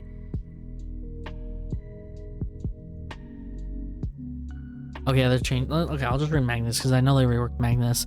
Skills, tough body, passive. If Magnus hits an enemy with a basic attack, he gains 1 stack of tough body. And if he hits an enemy with a skill, he gains 2. His defense increases by 1 to 3% per stack, and stacking up to 12 times. So at maximum, he can get 30% defense increase. At max stacks, Magnus's HP recovery per second increases by 6 to 10. Broken bullet is Q. Magnus violently launches a bullet in the target direction, dealing 70 to 230, plus 100% additional attack power, plus 90% skill amp. As skill damage, enemies hit are slowed by 30 to 54% for 2 seconds. Movement speed recovers slowly over time. Okay. I mean, it's the same. 17 versus 1. Magnus spins his weapon in an area around him for 24 or for 4 seconds, not 24 seconds. Oh, dealing 22 to 70 damage plus 30% additional attack power plus 20% skill damage plus 15% defense as skill damage for 8 to 12 between 8 to 12 times. Hitting enemy reduces its cooldown by 0.75 seconds. Magnus' tenacity increases by 50% while 17-1 is active. Okay, so he gets tenacity increase. Interesting. Magnus E Heavy Strike. Magnus matches the targeted enemy, dealing 40 to 240, plus 40% additional attack power, plus 60% skill amp, plus 10% of the target's max HP. Skill damage, knocking them 3 meters to the left where Magnus standing. Climbs while they're stunned. The same. Magnus Bike from Hell. Magnus turns on his bike and starts to ride for 7 seconds. The bike slowly becomes faster and reaches its max speed 2 seconds later.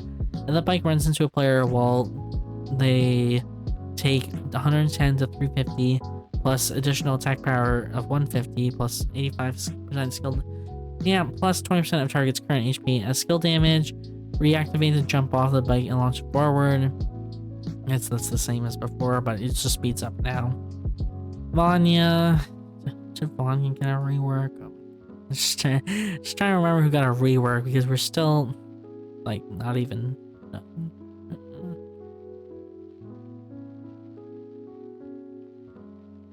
I need. Let me just check one thing.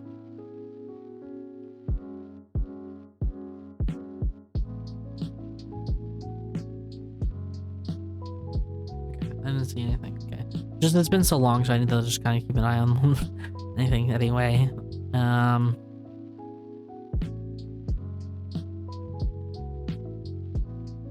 I don't think there's anything here.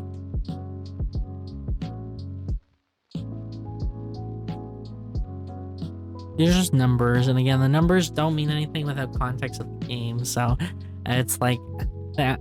I appreciate the numbers now, but I would need to see that how it impacts in the game to other characters. Okay, Barbara. Let's see. Skill amp, same thing.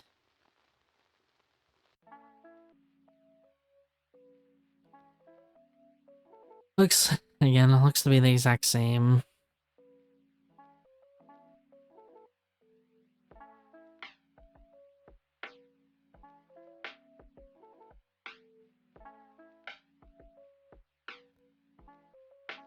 RQ, I mean, this is the same thing.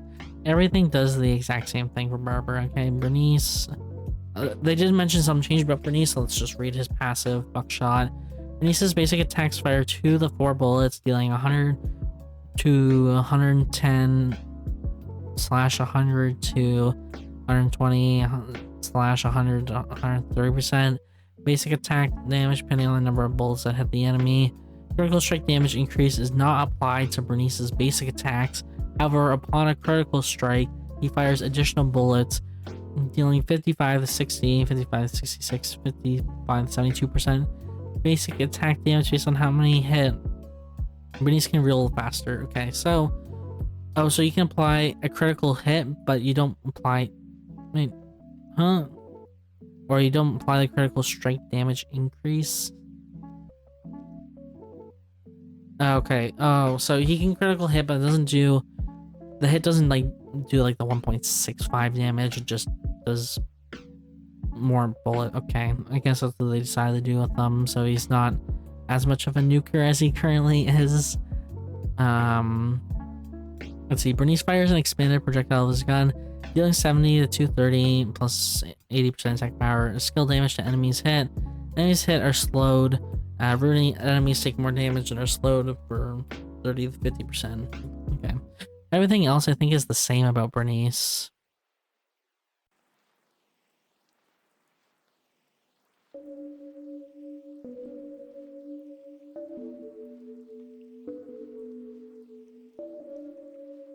Like shot was like a Q.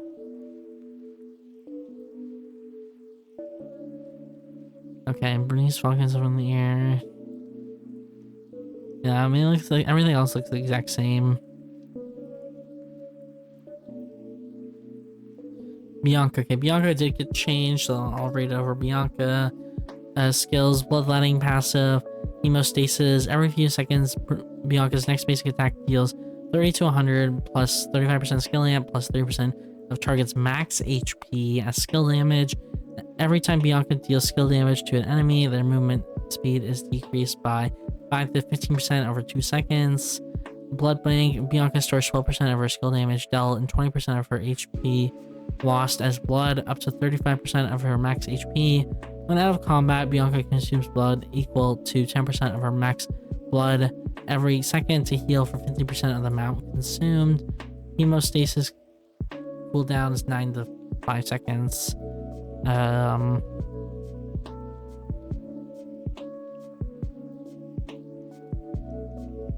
It's the exact same, but let me just see which. I know where R is the big one that changed, but I'm trying to remember if anything else got changed.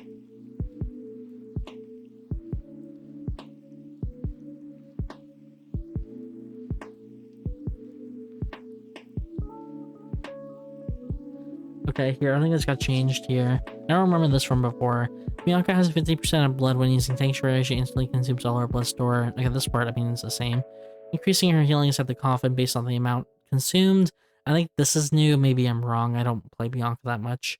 And reducing skill cooldown of all skills, excluding Sanctuary and Weapon skill, by 1 second each every 1.5 seconds, I guess, in the coffin. That might be new, but that might be the same. I don't remember. I think they just reduced, basically, that they've reduced the cost of HP consumption for skills. I think that's what they've kind of done. And here, they've changed her ultimate reign of the Vampire Queen. Bianca conjures a vampiric spell and a circle around her. After the incantation is complete, the circle sticks to the ground, dealing 50 to 150 plus 45% skill amp plus 8% of enemies' max HP. Adds skill damage to enemies in range. Enemies are slowed for 50% for 2 seconds. Bianca gains 20 to 30% Omni Siphon while in the circle. The spell then explodes, dealing at 50 to 150 plus 60% skill amp to 100 to 300 plus 120% skill amp as skill damage to enemies in range based on their missing HP, and heals Bianca for 100 to 200 plus 50% skill amp plus 10% of missing HP. When hitting multiple enemies, the healing is increased by 40% for each additional enemy. So basically, there's no more ground, it's just 50% slow. That's it. So you can still dash out of her ultimate. Okay, Celine's been changed, I've heard that. Skills after. Okay, explosives engineer. I'm just gonna drink some more water.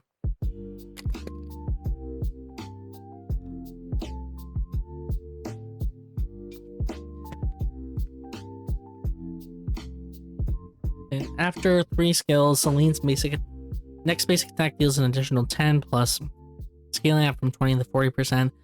As skill damage, Selene is not affected by CDR stats. Instead, cooldown reduction stats are replaced by 1 skill amp per 1%. Doesn't Tia have this exact same passive? Am I dumb? Doesn't Tia have the same passive? Okay, whatever. Plasma bomb. Selene throws a plasma bomb and places it at the targeted location. If Selene detonates her plasma bomb, she deals 30 to 150 plus 45% skill amp. As it doesn't say skill damage, but I'm assuming it's skill damage to those in range. Targets hit by multiple bombs only take 50% of the second, or from the second time. I guess from like the multiple bombs or whatever. Okay, sure. Selene can hold a maximum of 3 bombs and can place up to 4 bombs at a time. This has changed from, this used to be 5, now it's 4. Exploded or expired bombs become empty shells and can be used with her magnetic compulsion skill.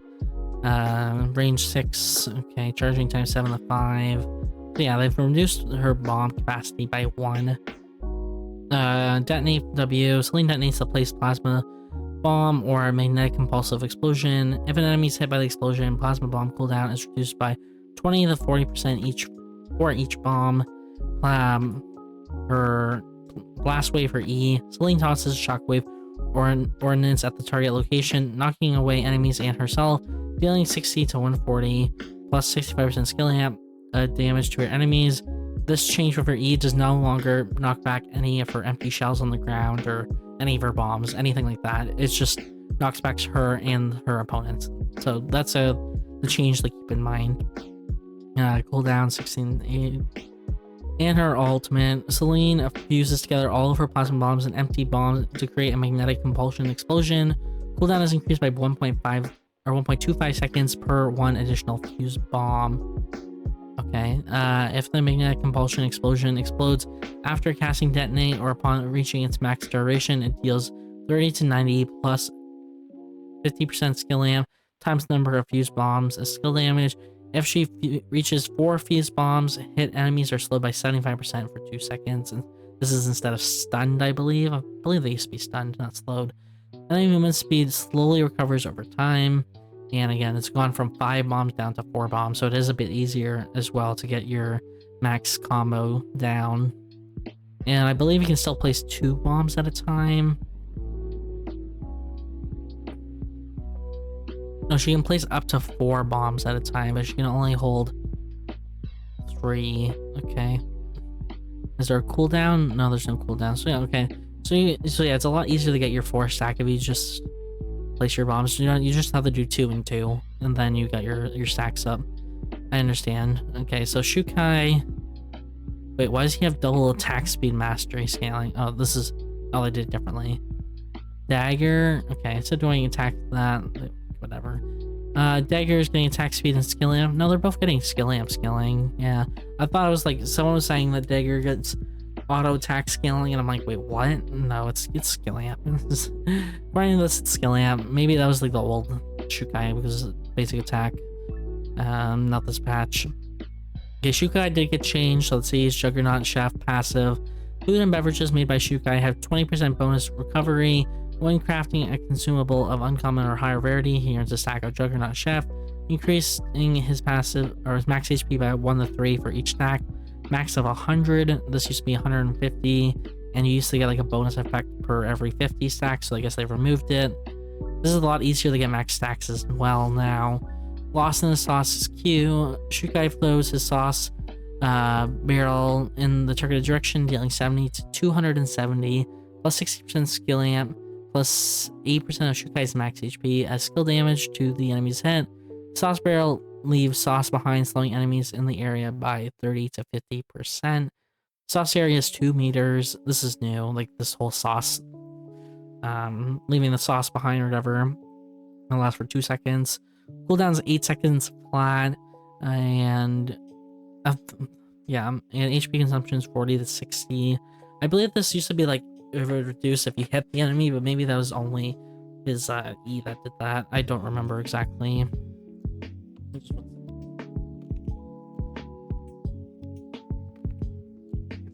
My chair was sinking, sorry. Eat up his W.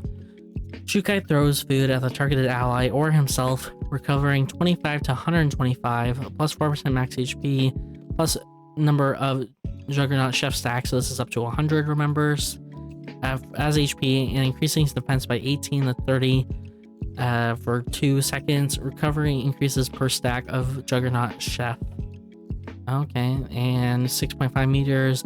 Projectile speed is 13 meters per second. Cooldowns 25 to 13. So you probably actually want to level W second. You want passive first, obviously, then probably W if you're playing more like support Shukai, which I'm assuming you would be. If you're playing Shukai, because the scaling is actually not bad at max thing. 125. If you have 100 stacks, it's 225 plus your HP, which if Shukai's at about like 3,000 HP, maybe 3,500, somewhere in between there. But we'll just say 3,000. That means 1% is 30, so it'd be like 120. So you'd get like a 350 heal from just this if it max stacks, and you get a defense increase. Like, that's really good. So I'd probably say you'd level up W first. If you want to play more support Shukai, generally I'm assuming that's what you're gonna want to do anyway. So walk it off as E. Shukai slides on his walk towards the targeted location, hitting the first enemy he encounters. He deals 50 to 150 plus 60% skill amp plus 6% max HP as skill damage to the enemy. And nearby enemies hit, pushing them back slightly and sending them airborne for 0.8 seconds. If he hits an enemy, cooldown is reduced by 30%. He can use heavy meal within 3 seconds after using the skill. So his old W, which was heavy meal, is now moved to his E. So the heavy meal is Shukai slams his giant walk on the ground, dealing 60 to 200, plus 70% skill amp, plus 12% max HP as skill damage to enemies in the area, and lowering their defense by 8 to 20% for 3 seconds. I think this defense shred is new though. So yeah, they made Shukai a lot more support than he currently is. I mean, he still was somewhat of support with like the food. That was really about it. He was mainly just a tank. But now you do like defense shred, you like debuff, and you also heal your team. So that's quite nice. And yeah, remember now, so if you hit E, you can then use W after, but within 3 seconds. So you can reposition yourself. You have a little bit of time. And then Burn to a Crisp is I think this is the exact same. So Shukai dishes out fire from his walk 6 times in 3 seconds, dealing 50 to 140, plus a 35% skill amp, plus 6% max HP, adds skill damage to enemies in a cone in front of him. Fire reduces enemy movement by 30 to 50% for 0.1 seconds. But you're gonna get this reapplied over and over again. So it's reduced for 0.1, and you're gonna get it reapplied very shortly after. Shoichi. They changed something about Shoichi, so we'll just read him too. Phony Deal. Shoichi earns stacks of Phony Deal for 6 seconds each time he hits an enemy with a skill. Max stacks of 5. Upon reaching max stacks, his next basic attack deals 10 to 30, plus 20% skill amp, plus 2 to 3 if target's max HP. Adds extra skill damage, and dagger falls behind the enemy. As Shoichi picks up off the ground again, he throws it at the nearby enemy within 5 meters. Dealing 20 to 60 plus 20% skill amp as damage, skill damage. The target is thrown first. The target is thrown first at risky business targets. Okay, sure.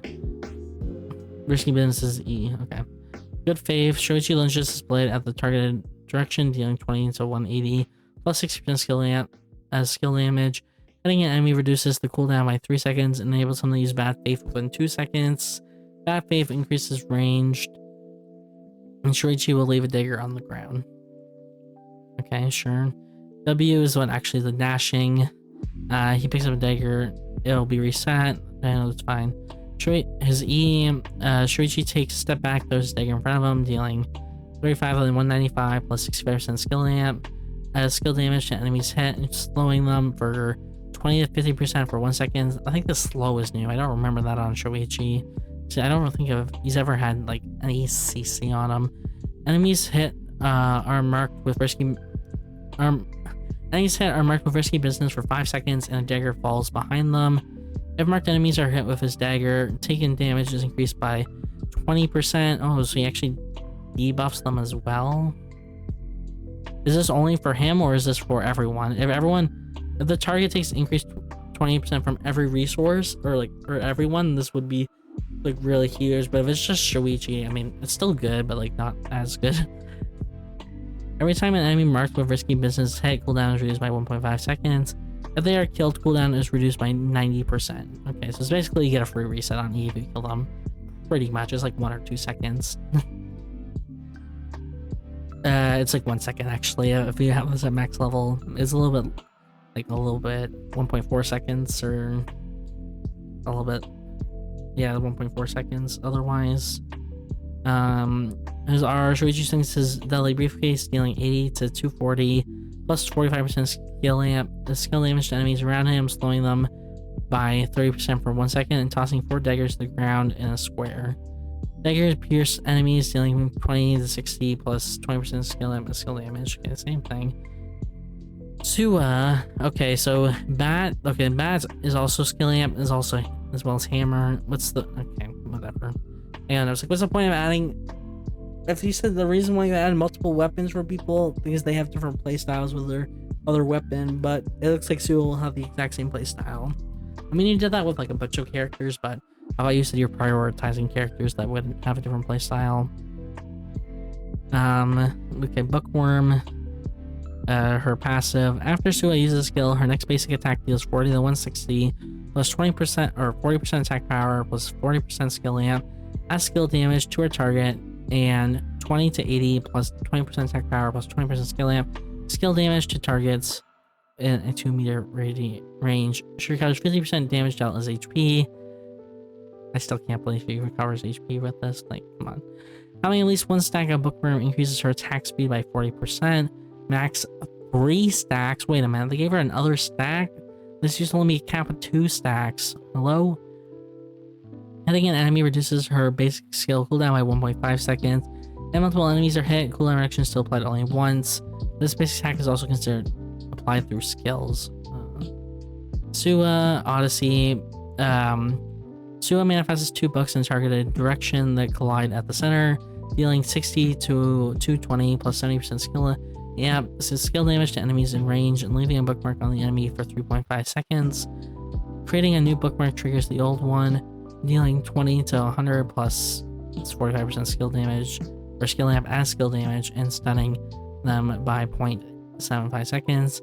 Damage to enemy hit in the center is increased by 30%, and their movement speed is reduced by 50 to 70% for 1 second. So now it's no longer a stun, which is great. Okay, this means range. 7 meters. Okay.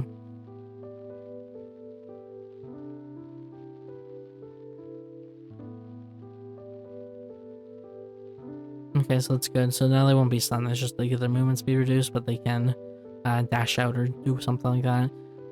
Curious case, W. Sword shields her target for 2.5 seconds, storing 80 to 200 plus 35% skill amp, adds skill damage, and making them immune to crowd control effects. Enemy casts, Sua's bird attacks a target enemy, dealing 30 to 150 plus 30% skill amp, adds skill damage, and blinding them for 0.8 to 1.2. It seems like this is reduced like by a lot, which is great. Actually, just remembering, it seems like it's not as strong as it used to be. Don Quixote.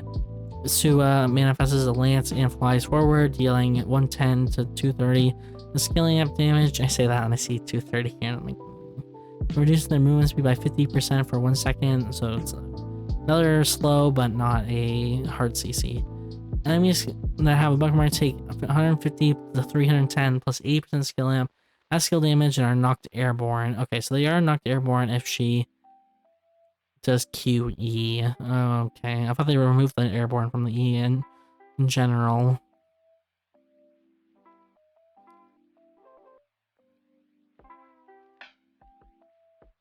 They should only apply bookmark if she actually lands the center skill, in my opinion, but I guess not.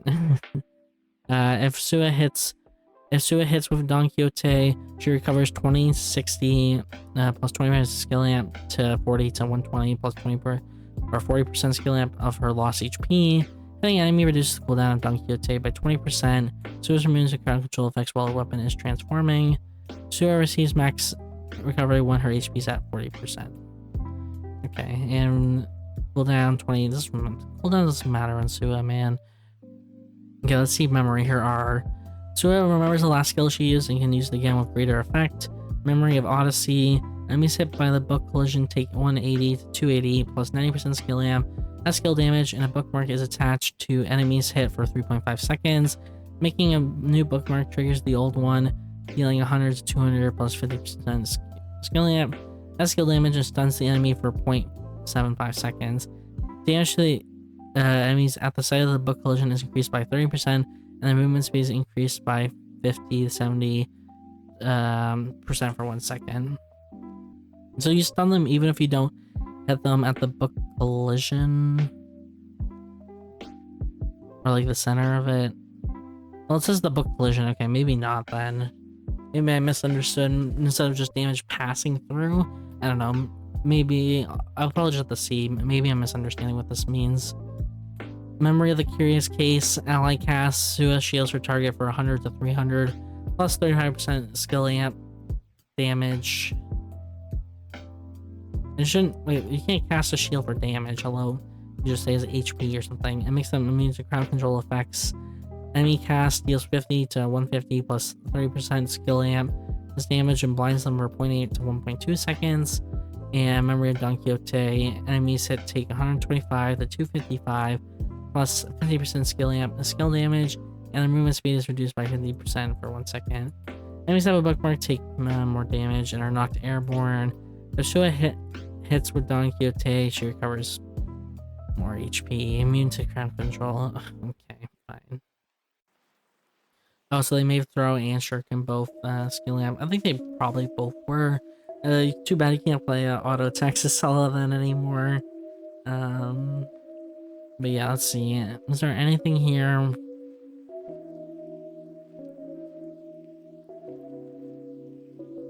Okay. Yeah, okay, yeah. Wilson's so sell a Q, go get him, Wilson. Change so that it doesn't do damage when it flies through someone, it's only when they land. Or like when Wilson hits someone, so they don't take 2 damage sources, it's only 1.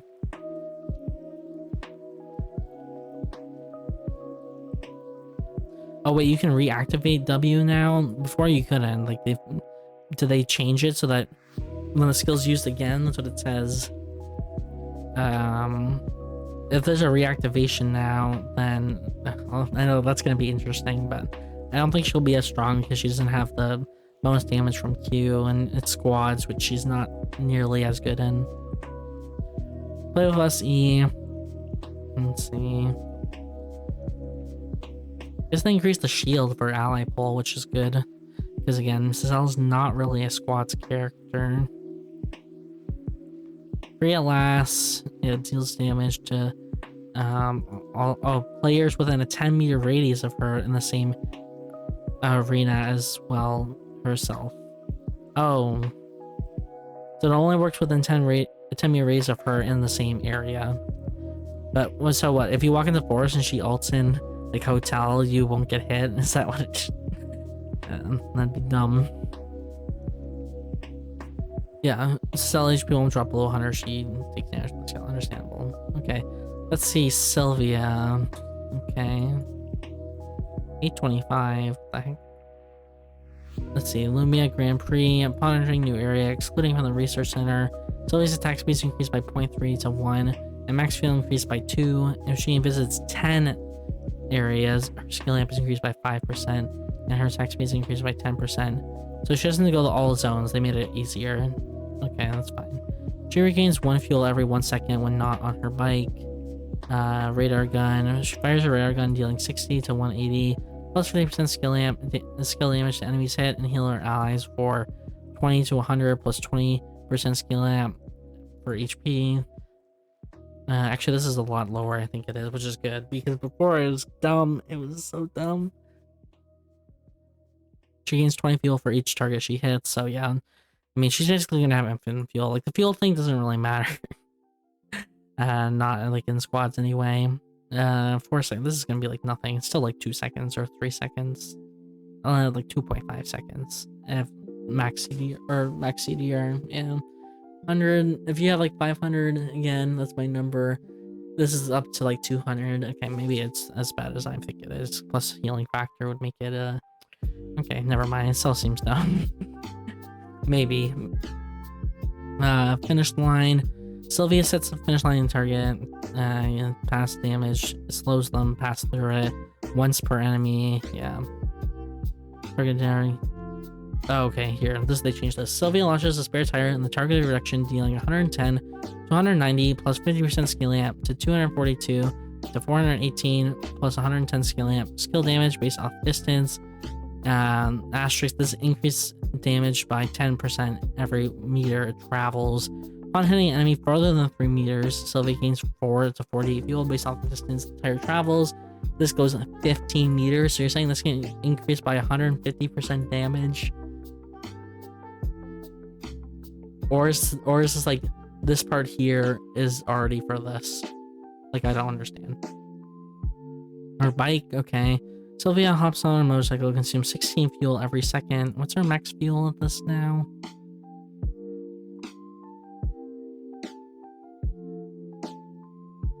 Actually, it doesn't say here. Maybe it'll say here. What's her max fuel?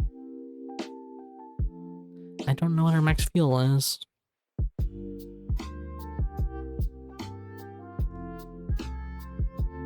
It doesn't... Hello? What's your max fuel?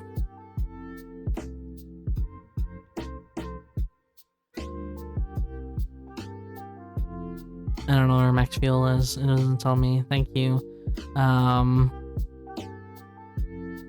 It just, yeah, it doesn't say. Or if it does say, I'm blind. To be honest, I'm not wearing my glasses because I can't with using the model, but it's fine. So it could actually be that I'm blind here. Increasing her model or movement speed by 0.3 to 0.45, increasing her defense by 10 to 30, and giving her different skill. Oh yeah, motorcycle. Oh, bless. Okay.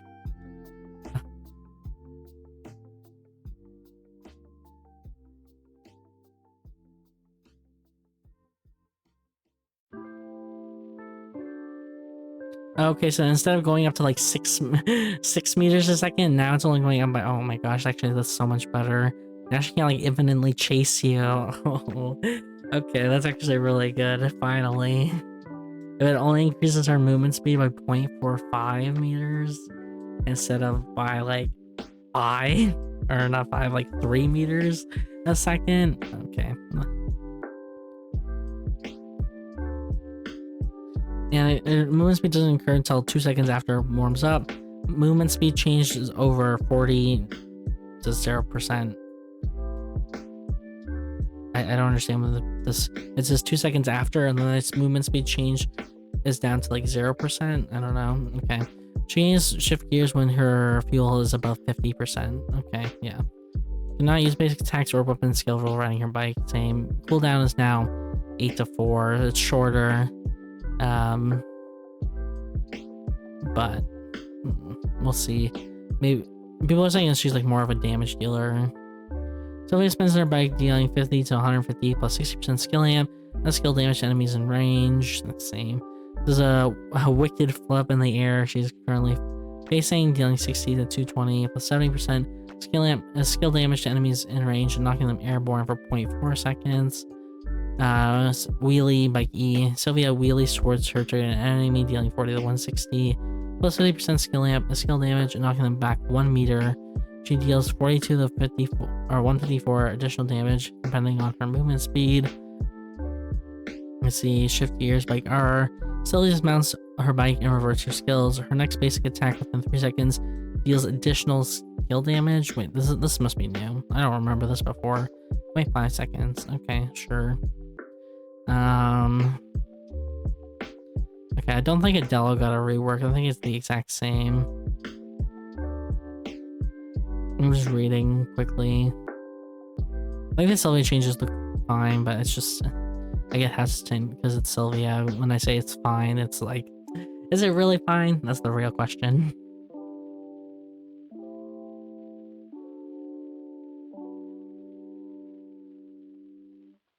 It looks like this doll is the exact same. Okay, Adrian actually got a rework entirely, so let's read her too. Skills, Pyromaniac. Adrian can start fires on the ground. Anything inside the burning area take 13 to 39 plus 20% skill amp as skill damage every 0.5 seconds and are slowed by 40%. Enemies who take damage from a skill become burned. Burned enemies take 40 to 120 plus 40% skill amp as skill damage for 3 seconds, and their defense is reduced by 5 to 15% over time. Enemies who are already burned cannot catch on fire again for 7 seconds. Okay. So there's like a 4-second grace period, I guess, between being on fire and not being on fire. Does this fire on the ground? Does that mean like anywhere on the ground, or does it just mean like the oil? I'm assuming it just means the oil stuff. Not... Well, maybe... I don't know. I guess it must just mean the oil. I don't know. A flamethrower. Adriana fires her flamethrower in the targeted direction for 2 seconds, dealing 20 to 60, plus 18 to 26 skill amp. Skill damage every 0.25 seconds. 6 meter long. Cooldowns 6 seconds flat.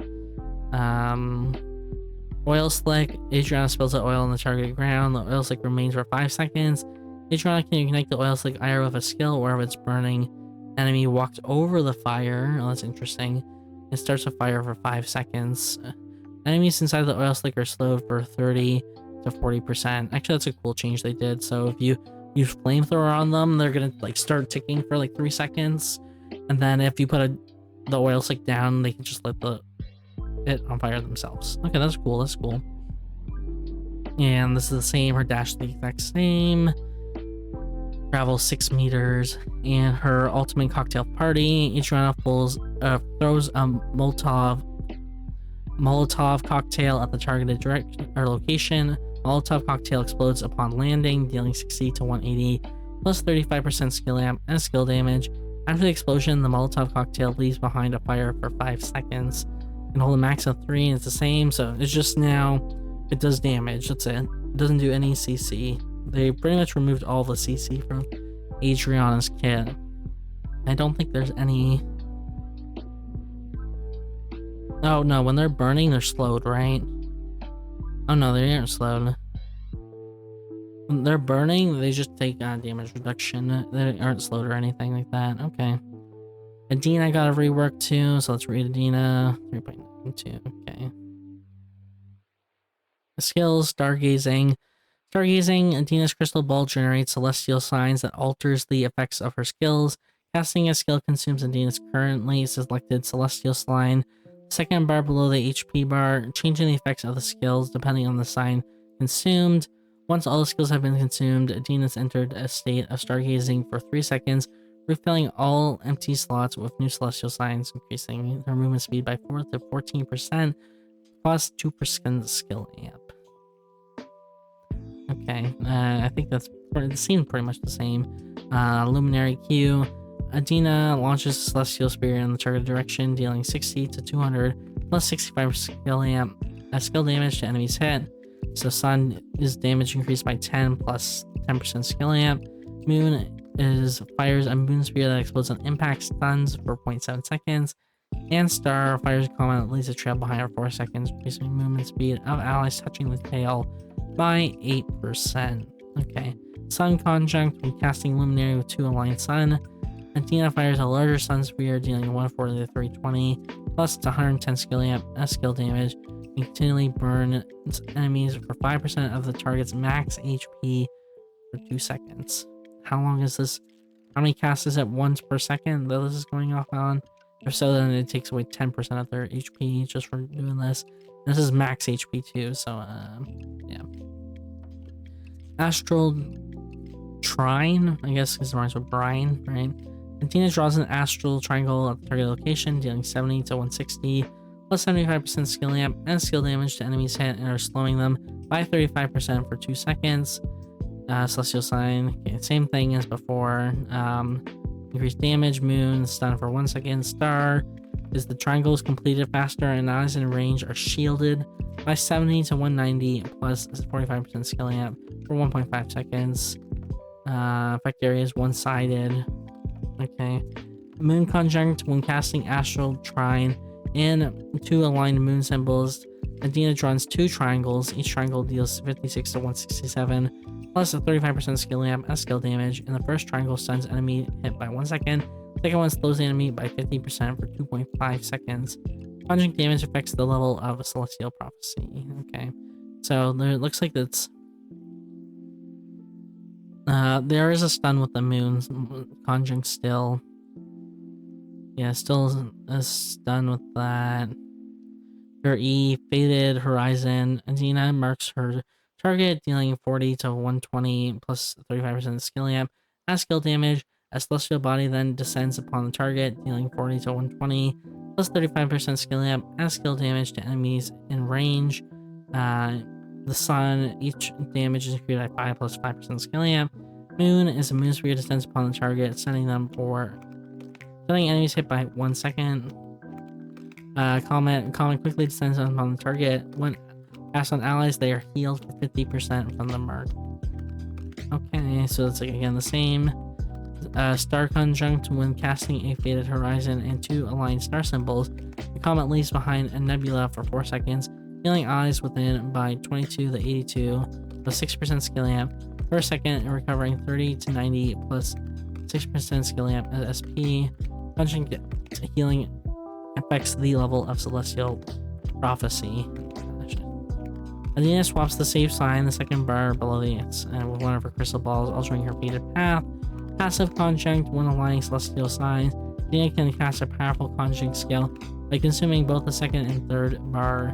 Conjuring skills can be enhanced by leveling Celestial Prophecy, 2 Suns, Enhanced Luminary, increased damage dealt, 2 Moons, increased damage dealt, 2 Stars provides extra recovery. Conjuring skills can be cast only once per stargazing cycle. Okay, so you can only use it. There are once per. I think it's 4 symbols that come up. Is that what they said here in the?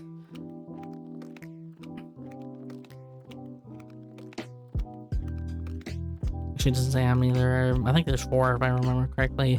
But yeah, there's still sun stuns with the moon, but I think it's a lot less stuns.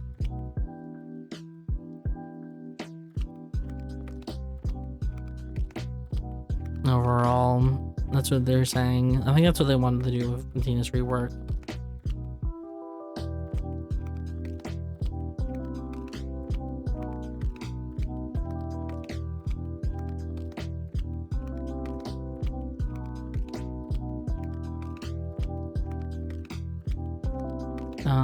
I'm just reading. I don't think I see.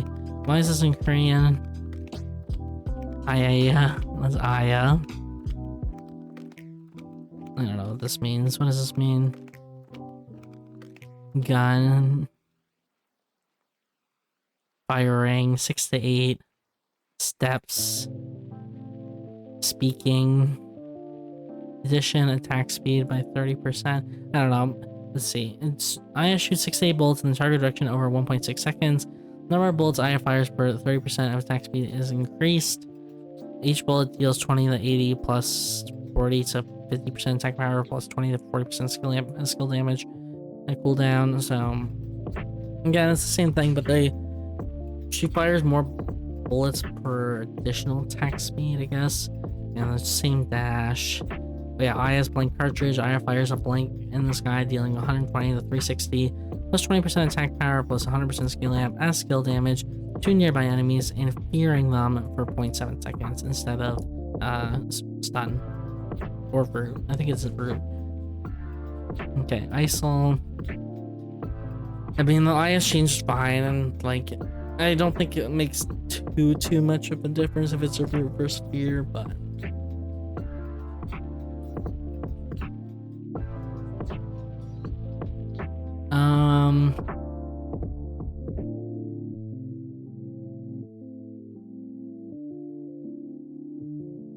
I think this is the same. The skill counts as one of ISIL's installed traps. Okay, what is ISIL's installed traps? Is that like for this passive?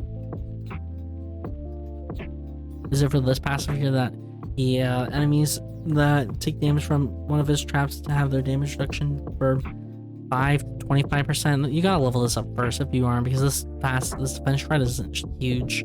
I believe that used to be in his R actually. Yeah, they removed it. So this must have been on his R before. They moved it to his passive so that his Q can now be infected by defense shred, which is actually quite huge. If you get like an early Q on someone, you could just melt an opponent.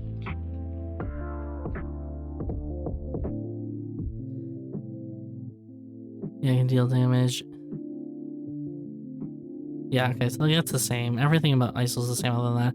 Also, there's no trap mastery, so these are scaling by the attack power plus skill damage. And this one's scaling by attack power plus skill as well. That's the only thing that's changed. Everything else is the same about Isaac. Really don't know what Isaac did before, but I don't remember him changing that much.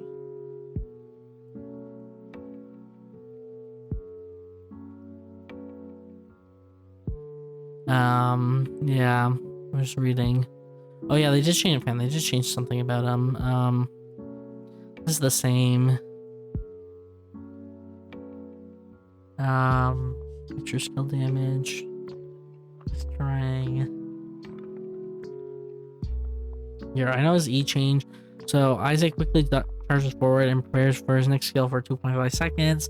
On reuse, pulls in the enemy in front of him, dealing 50 to 150 plus 60% attack power, skill damage, stunning them for 0.65 seconds. The only thing that this change is that you can now use his E to go over the wall. It's not mentioned there for some reason, but yeah, you can use E to go over the wall. I mean, same with this, but I think you could have done that before. Nothing else really changed about you. Let's see. Let's do the mastery changes. So yeah, he's getting only basic attack amp.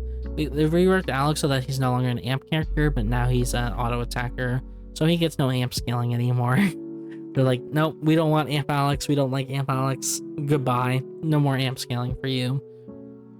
Let's see, infiltration.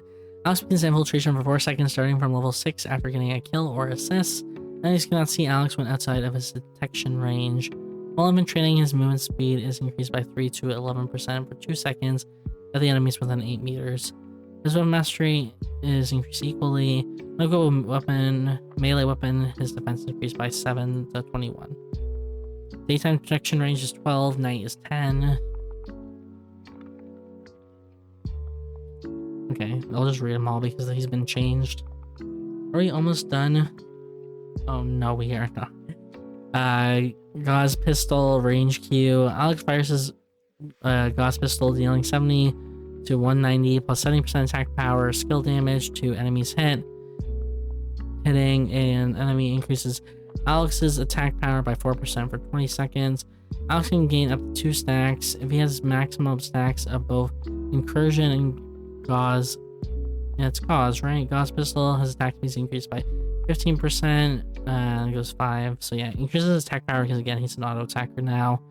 Recognition symbols, range W. Alex launches a signal in the target direction, dealing 70 to 190 plus 70% attack power, a skill damage to enemies in range, granting him vision for 2 to 2.8 seconds. Hitting an enemy for 2 to 2.8 seconds increases his basic attack range for 1.5 meters. Okay. Blowback, range E. Passive, Alex's attack speed is increased by 10 to 18%. Alex steps back and throws an electric shuriken in the target direction. Does the same thing as it currently does.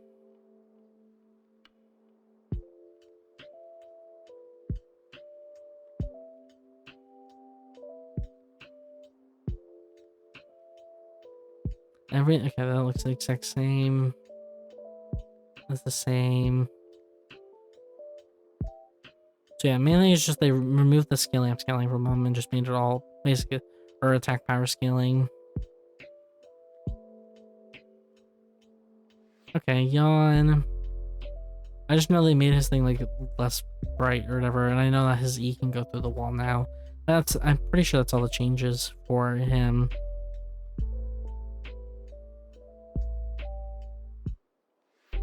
Stell. Okay, I know Stell got some changes, so let's go Stell. Duty calls, basic effect, healing for Stell and her allies in an 8-meter radius is increased by 40 to 80%. Stell can revive down allies 1 to 2 seconds faster. Revived allies recover an additional 5 to 15, plus 3% per skill amp 100 of HP. And say this is 500, which I think is actually a bit lower on Stell. Might be more like 9%.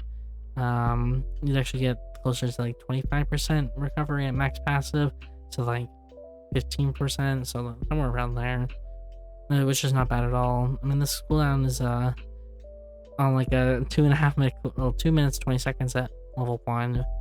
So suppression, it still empowers her shield, dealing an additional 30 to 50 plus 40% skill amp plus 9% of her max HP. That's skill damage on her next basic attack, stunning the enemy for 0.75 seconds. First response, I mean, this is the same thing as before, right? Like, I think so, but I think, was the bonus damage on the stun for this? Maybe, but it seems the same. First response W, Stella slams her shield on the ground, dealing damage and slowing them. Okay, same thing. This is EW. When casting Hazard Shield, Estelle can move while spraying enemies in range with her extinguisher for 2 seconds, getting 10 to 50 plus 30% scaling up plus 1% max HP as skill damage for 0.25 seconds and increase their movement speed for up to 32%. Can be recast, cancel, and then recast again. Okay. seems the exact same. Let's see, hazard E. Estelle spreads her hazard shield for 4 seconds, and she can move during this duration. For 0.5 seconds after cast, the damage from enemies' attacks is negated. Excludes dot effects. After 1 second, Estelle reduces the damage taken by 70%, instead wearing off each time she's damaged. Allies in nearby Estelle, while her shield is up, also take 15 to 35% reduced damage. Casting skill once more after charging ends her shielded state. Yeah, okay. So instead, her allies within the range also take reduced damage. I don't think that's how it currently works, so I mean, this makes her more of like a support character, which she already is anyway, so.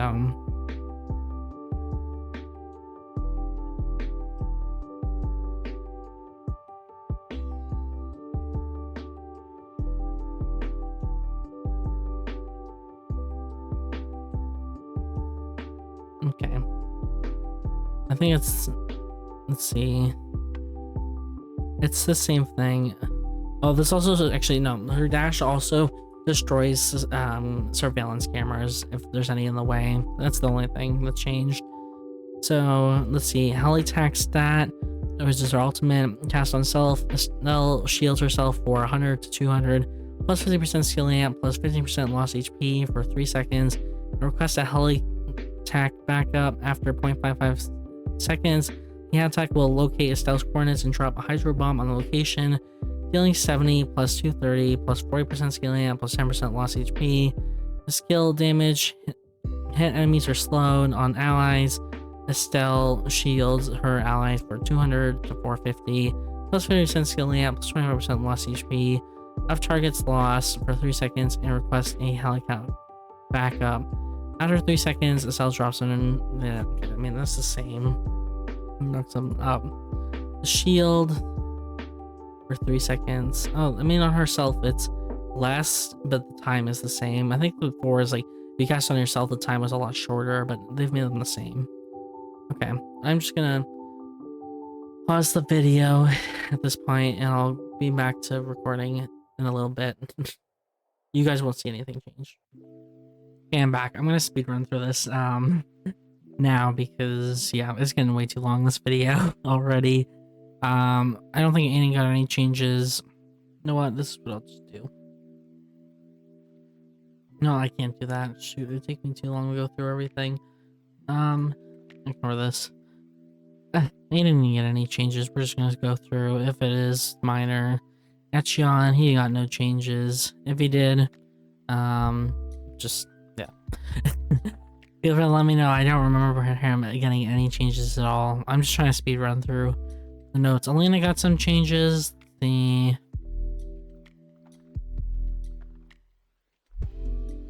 same thing. Frozen. Breaking out. Yeah, the main thing they changed is here. Excuse me. Important force to jump in the targeted direction. You can actually use this to jump over walls now. Doesn't say it here, but you can. And they also changed it so that you can. What is this? They did something with her E as well.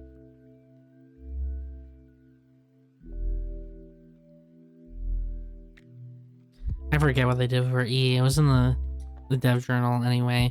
The main thing with this change is that the range of this glacial field effect is like smaller, so it's now 3 meters instead. That's all that really changed with that. Emma now only has 1 ult charge. I remember this. She still gets a shield. Emma things a bird. Okay, it's like pretty much the same. Okay, so let's see. This is the main change. Her R, Emma magically teleports to a summoned dove, hat, or rabbit and uses magic depending on the selected target. Emma's dove flies towards her previous spot, dealing 150 to 250 plus 60% skill amp. Adds skill damage to enemies on the way and rooting them for 1.5 seconds. Hat switches places with the hat, dealing 200 to 320 skill damage to enemies in the area while pulling them towards the center. So that's the same as before. Rabbit, enemies in the area of the rabbit are also bunny morphed for 1.5 seconds. Enemies turned into rabbits are slowed for 0.8, and enemies cheer up, reset. Okay, so using RE makes all the enemies bunny morphed instead of just one of them. And her RQ is now basically what her Q used to do, was you playing 2 doves.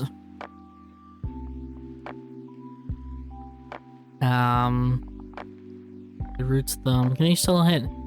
No, she still does both cards. Oh, sorry, no. Her dove flies towards her previous spot. Okay, so it's her RQ's been changed as well, but the W is the exact same. Johan, this is the same.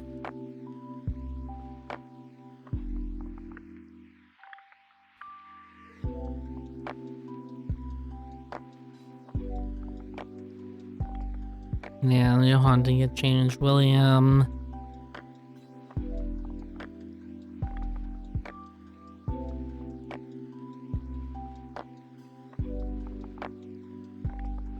Is like the same too. I think they made the skill like more clear to see, but that's like about it. Yuki didn't get changed at all. You can just see it's like he's the exact same. Who's this? Iram. Iram didn't get changed.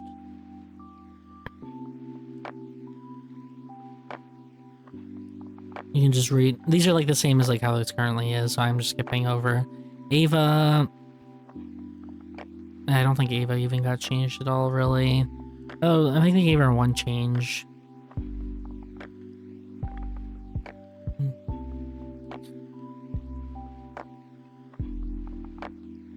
Here, they changed this. Every second the range of Ava's next basic attack increases by 1, and she deals 30 to 70 plus 300 or 30% skill amp and skill damage.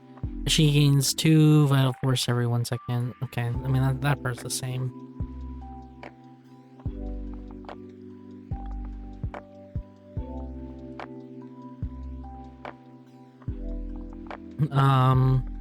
Ava's movement speed's increased by 50. Oh yeah, they changed this. So instead of it being a dash, it's her movement speed is increased by 50 to 80% for 0.5 seconds, but she cannot do anything but move. She immediately gains 30 vital force and grants vision of all enemies. So instead of a dash, it's just a increase in movement speed. That's what they changed better. And I think they changed slightly how like this works, but it's like the same thing. It's just a big laser beam, Vel'Koz or whatever. Leon, whatever. Offensive powers, I mean attack power.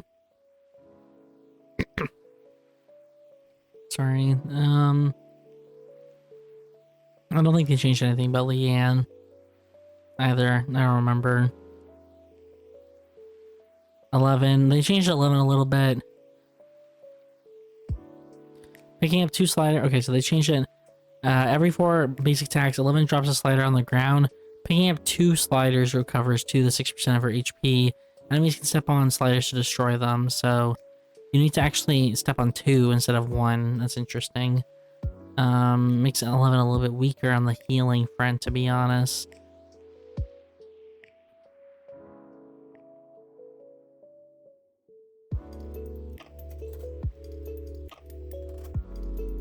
And this one has changed, so her R is changed so that 11 recovers 40 to 80% of her max HP for 7 seconds and makes a slider each time she attacks an enemy with a basic attack. So basically you just want to use this when you're like really low health, because you want to get to, or like, well, really low health when you're at like late game. In the early games, like when you're slightly below half health, or near, if you're at half health, you want to use it. So here, he didn't get changed at all. They changed that as W. Here, I'll just read this. This is the only thing that's changed. So here hits an enemy with any skill, like Gondiva. He gains 2 chakras that float behind him for 20 seconds, max of 5. Earning a chakram refreshes the timer. Using Gondiva, I don't know the pronounce. I'm sorry. It seems like chakram, casting it in the harder direction and dealing 20 to 100 plus 45% skill damage, and I have Azrael effect. Hitting an enemy reduces the cooldown of Narayastra by 40%. They didn't mention it here, but his W can now go through. It's like armor piercing or whatever. It just goes through the enemy instead of just hitting it, and then it's a one and done. That's all the change about to here. That was it. Jackie got a little bit of changes, so okay, so let's read here. Yeah, okay. If Jackie downs or kills an enemy that took damage within 3 seconds, her basic skill cooldown resets for all her skills, or just, I don't know what skill it means here. Jackie deals damage with a skill. She gives her target bleeding, so it's not just her E anymore. Also, her hose jump does as well. Dealing 30 to 90 plus 40% attack power damage over 6 seconds. Jackie deals additional 2 to 10 plus 10% attack power as skill damage to targets with bleeding, and the duration of bleeding is renewed. So here's the hack and slash. This is what used to only apply bleeding unless you used R, but it looks like now it's any skill. So Jackie swings her weapon in the target direction. It's the same. Upon reuse, she slightly moves forward and swings her weapon in the targeted direction. Okay, so if she hits an enemy with hack and slash, she can reuse the skill. Upon reuse, she slightly moves forward and swings her weapon in the targeted direction. So it's like there's E1 and E2. So it looks like it's more like you swing it once and then swing it twice. So instead of like before, it was like a double slash. Adrenaline burst. Looks like this one's the same. The one that's different is leaping strike. Jackie jumps to the targeted direction, dealing 50 to 210 plus 8% attack power and skill damage to enemies nearby. This one's changed so that if you kill an enemy with her E, then it resets and she can re-jump. I think it's just if she kills with E, maybe it's just in general it resets after, but here. Chainsaw murder. Jackie takes out the chainsaw for 9 to 13 seconds. Her basic attacks deal an additional 8 to 40 plus 30% attack power as skill damage, and the duration of chainsaw murder is increased by 5 seconds if she helps kill an enemy test subject. 3 seconds after chainsaw murder is activated, she can use massacre.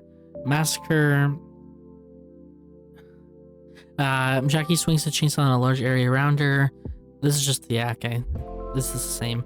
So yeah, it just says she can extend it based off her if she kills someone. That's about it.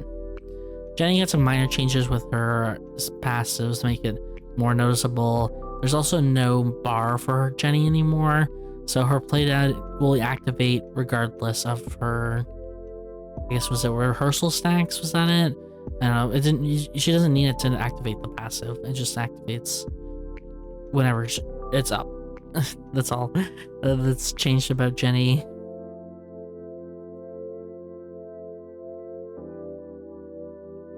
Yeah, and everything else I believe is the exact same. Camillo. Okay, they've tried to change it so chaining alternating basic attacks and skills reduce the cooldown of Olay and Ciartes by 2 seconds. Apparently before it used to be like you have to do like basic attack, skill, basic attack, or like skill, basic attack, skill, or basic attack, but they've changed it so it doesn't matter which order you do it in. I didn't know that was a thing, to be honest. I've played a bunch of Camillo, so yeah, that's all it just said.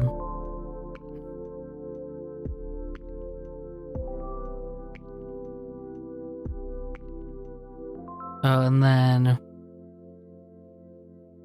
the other thing they changed about him is his E, so you can recast El Compass within 7 seconds to dash to the target again, dealing 30 to 90 plus 30 attack power, skill damage, knocking them back. It implies 2 steps of it will gracefully step. Wait, I thought they said they changed his E so that if you dash onto the target, you don't actually just do the knockback, you just walk onto them. You don't step back at all. You're on top of them.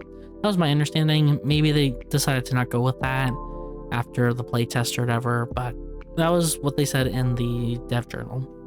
That's why I was going to mention it. Everything else is like, yeah, the same. Carla, the only thing that changed for Carla is that you can use your basic attack whenever you want. It just does less damage.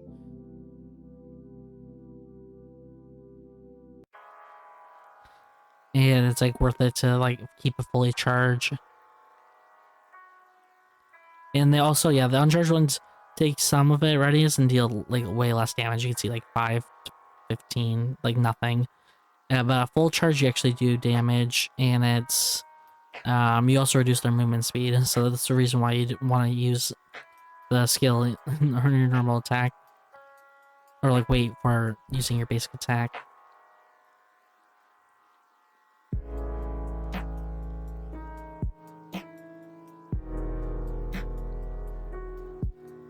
Everything else I believe is the same with Carla. There's nothing else I really remember. Kathy, skill amp still, yeah. They changed something about Kathy. Let's read. Under a knife, Kathy deals skill damage to an enemy. She applies wounded, dealing 18% skill amp as true damage over 4 seconds. Upon reaching 3 stacks, Kathy severely wounds an enemy, dealing true damage equal to 4% plus 22% of skill amp. Of their max HP for 4 seconds, severely wounded enemies take 60% healing reduction. That's actually a lot of healing reduction. Holy guacamole. Severely wounding enemies grants her a shield, absorbing 10 damage, I guess, for 9 seconds. I don't know what this formatting means. Her movement speed increased by 3 to 13% if she moves towards wounded, severely moving, decaying over time.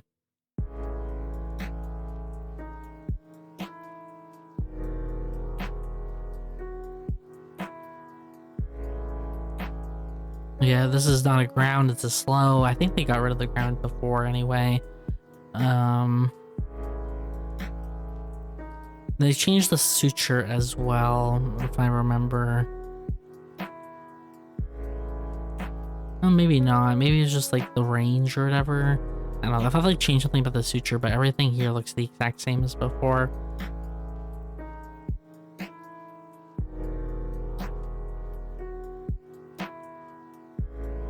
Yeah, and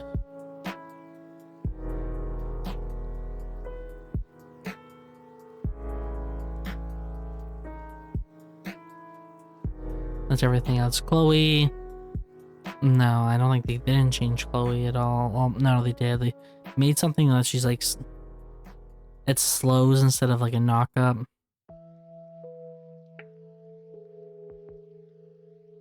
This is an airborne too. Okay, I thought they changed something with Chloe. It looks like everything's the exact same. Kiara, they only changed something slight with Kiara is that she can reuse her execute if she actually kills someone with her execute. That's the only thing they did. Oh no, they changed her E as well. Let's read. Kiara shoots out corrupted energy, dealing 50 to 170, plus 65% skill amp. No skill damage. Hitting with corrupted energy several times deals an additional 10 to 50, plus 6% skill amp. The skill damage per hit, starting from the second hit. Kiara recovers 10 to 22, plus 1% skill amp HP, over 2.5 per second when she hits an enemy. Also, she's now the only skill amp character you cannot play crit Kiara anymore. That's also just one thing to note there. And the thing it says here, after using Last Judgment, Kiara becomes untargetable while descending upon the target, only 10% recovery, and 20 of Plague Gauge applied to wild animals. After 5, no, that's not the same here. Here it is. If she kills with the Last Judgment, the Plague resets, and she can use Last Judgment again. If she doesn't kill them, the Plague ends. That's how it works. Fazia didn't get changed at all. Theodore. I believe Theodore did not get changed at all as well. Who's this? Felix did get a little bit of a change, so let's look at for him.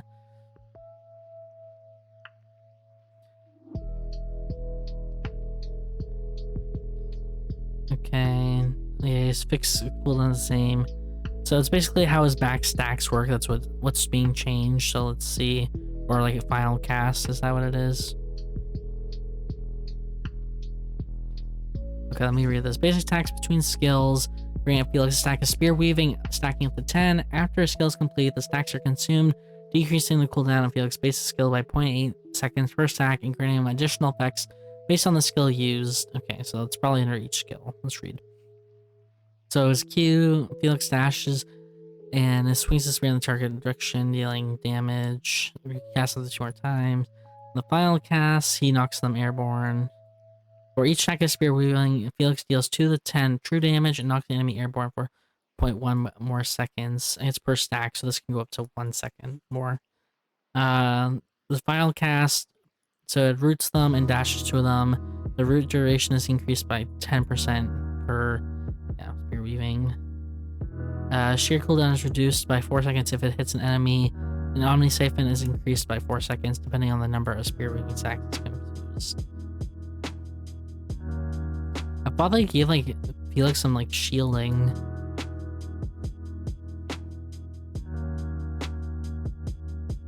That's what I thought. That's what I remembered.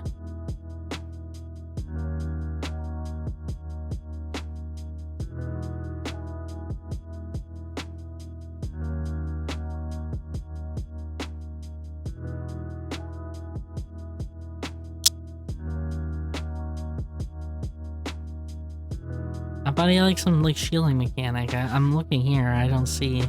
His E does increase his Omni Siphon though, so he does have that going for him. Rhea.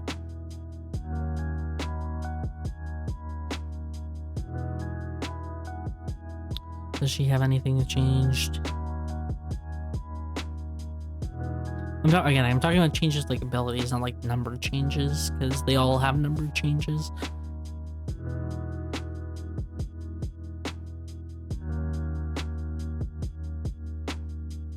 I think it's the same or like very similar. You are definitely gonna get changed because you already had her reworked. YOLO. I think Peel got a minor change. That he doesn't do like the guaranteed crit thing anymore, but he's increased damage.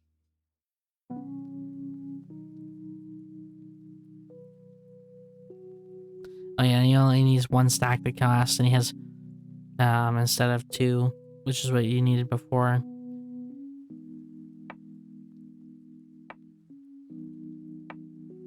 Okay, yeah, they changed it. So instead of doing a crit guaranteed, I'll deal additional 10 to 50% of scaling up. That's all they really changed about him, like nothing else. Heart got a little bit of reworks. Let's see. Actually, no, she got a decent rework, so I'll read her whole thing. Feedback, passive. If Heart, also it's basic attacks, by the way. If Heart deals damage to an enemy with a basic attack, she recovers 5 to 11 SP. That's the same as before. Evolution effect, 2 sound waves are released with every basic attack, dealing 7% attack power plus basic attacking up as basic attack damage. Again, I think that's the same. Delay. Heart strums her guitar, releasing sound waves. She can use the skill after strumming. Upon reuse, Heart releases sound wave to the target. Max damage reached after 4 seconds. The evolution effect is what changed for her. It was like Luke. Skill reuse count increases. Enemies hit by both sound waves have their movement speed reduced by. Okay, yeah, it's the same as before. Okay, so her W. Oh wait, no, here they changed this. W plays a lick on her guitar, increasing attack power by 5 to 25, and basic attack range by 0.4 versus 5 to 7 seconds. Okay, so she gets attack range increase. That wasn't there before. Evolution. She plays. I mean, this makes it just better. Just letting you know. When she plays, allies within range will deal an additional 30% of Heart's attack power as skill damage on their next skill attack. Okay, that's interesting. Okay. I don't know if people actually really use this though, because you only get 2 evolution. You have 3 evolution points, so you gotta choose which ones you want. Unless they changed it, unless she only gets 2 now. I didn't say that. No, I didn't say that. Her E, Heart moves a short distance toward the targeted location and releases sound wave at nearby enemies. That's the same. So evolution is a skill reuse count increase, so she gets 3 dashes instead of 2 dashes. I guess this one also she gets what? another sound wave, like when she gets 2 sound waves. That's what it sounds like. And her R now is when Heart puts on a show for 5 seconds, causing everyone in range to run out of the dance.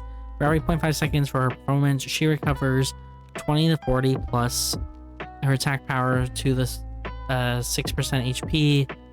And if this is evolved, then she also heals the allies based on, I guess, the same percentage or whatever. And that's it. Haze, I don't think got any changes at all. We can skip Haze.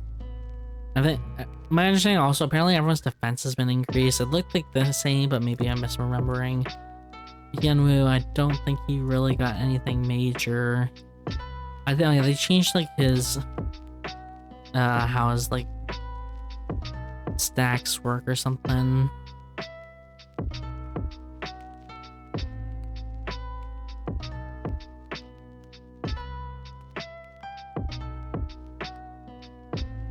And I'm looking at this, and I don't really see as like any changes. This is like the exact same as it currently is. Oh yeah, they changed his R so that it like knocks back, yes, enemy slightly. He pushes enemies out of range and stuns them, and it's full charge. Hedgen, okay, they did change Hedgen. Now Hedgen hits the same target 3 times the scale, 3 kilometers is activated, fearing them for 0.9 to 1.1 seconds, and they're immune for fear for the next 10 seconds. And the enemy, so yeah, her Q doesn't slow anymore. That used to be a thing, so I guess she really needs like Bracelet of Scotty now for that slow application. Enemies in the area are slowed over W, and it automatically triggers after 1 second. You can't recast it, and this will drag enemies to the center and deal damage. Hedgen, so yeah, she can dash to, and this is the same as before. I thought they changed this that you couldn't reactivate, but you still can. While focusing, I mean, oh yeah, Hedgen. Oh, here, while focusing, her movement speed is increased by 10. Hedgen may not teleport with Charm of the Nomad while channeling. So this is, I think this is different because I believe you could teleport while channeling. You throw ERE, but it looks like you can't do ERE anymore because you can't teleport while you're channeling. But yeah, that's a good change with Priya. Didn't we just read Priya? I feel like we just read Priya. Okay, I'm skipping this. But Fiora, we read Fiora. I skipped. I'm so confused. We just read Hearts. We read Haze. Is there like repeated notes? Is that what's happening? Yeah, we just read Hedgen. Oh, okay, they just the repeated notes. That was it. Okay. Okay, yeah, that's that's it for that. And just one more. This one, I'm not going to talk too briefly. I'm not going to go over protocol. I do apologize for that. It's just this video's way too long, as is. If you want me to cover the protocol, let me go. Basically, this is what they did for all the stats because they're changing everything. You can just see if you want. Again, this will all be linked in the description. You can view this yourself. The main thing I wanted to just mention is that we are getting back Smolder. That's the main thing. We're getting back on Blazing Lance. You can just see Mark of the Phoenix and Lavatine. So this is two-handed sword, spear, and glove are both getting Smolder back. If you weren't here, the fiasco for Smolder, it's basically it's a true damage dot that's based off your max HP, and this stacks up 4 times for 4 seconds. It was incredibly broken when it was added in the game, but they're re-adding it back. I understand that people's are living a lot longer than they currently are, so it might be okay, but yeah, I love Smolder. That's what I'm just gonna say, because I always say that every time I play Global Protocol. So yeah, these are just some items here. I just want to see like how much defense stuff like things are getting. That's your normal crown. What? Down here, my friend. It's like Burnus Agus. It's looking like it's getting a little bit more HP. Defense is the exact same. I remember the defense of this item. So yeah, it looks like it's actually all the item stats seem relatively the same. I'm just glancing over the stat line. I mean, these are movement things, but yeah, you can just see all this yourself in the description. But yeah, so Smolder, I'm really afraid of Smolder. They probably need to... I'm just afraid. This is like the 3rd time they're adding it, or 4th time or something dumb like that, and every previous time it didn't work. Maybe it'll work again this time, who knows, but yeah, we'll see. And that is just gonna... I'm just gonna cover all the patch notes. I'm sorry, this video is way too long. Mainly, my main thoughts is you just have to see how it is in game. I'm excited to see all the new map, increased map, how the new characters play. Well, Debi and Marlene play. How the characters, how the changes that they did to the characters play. That's what I mean. That's what I mean by new characters. And I'm excited to see tactical skills. I think some of them are like complete trash. Some of them are like, they're just gonna be like default picks. Totem's incredibly strong. Link, you know, the healing one at the end seems fairly strong. But yeah, that's it for me, and I'll just be doing more condensed videos for now on. I don't want any more for the 5-hour videos reading patch notes. My throat hurts after talking for so long, and I was gonna stream the patch and or not stream the patch. I'm done. I meant stream the game when it comes out officially, and I need my voice for that. So if you somehow managed to watch all 4.5 hours, I'm gonna say congrats to like the 5 people, if even 5 people managed to do so. I applaud you, and I hope to catch you on my stream. I'll be streaming on Twitch TV/TheNamesNiko TV. The patch, you can get drops, and there's bonus drops for my channel as I'm an e-power partner. And yeah, that's it. Excited for 1.0, and it's preseason now, so I mean, no ranked. They'll just be playing with just norm squads. A lot of people will be, because it's the official launch for at least content creators I know. But yeah, I hope to catch you on stream or in game, either way, or back at next YouTube video. Goodbye.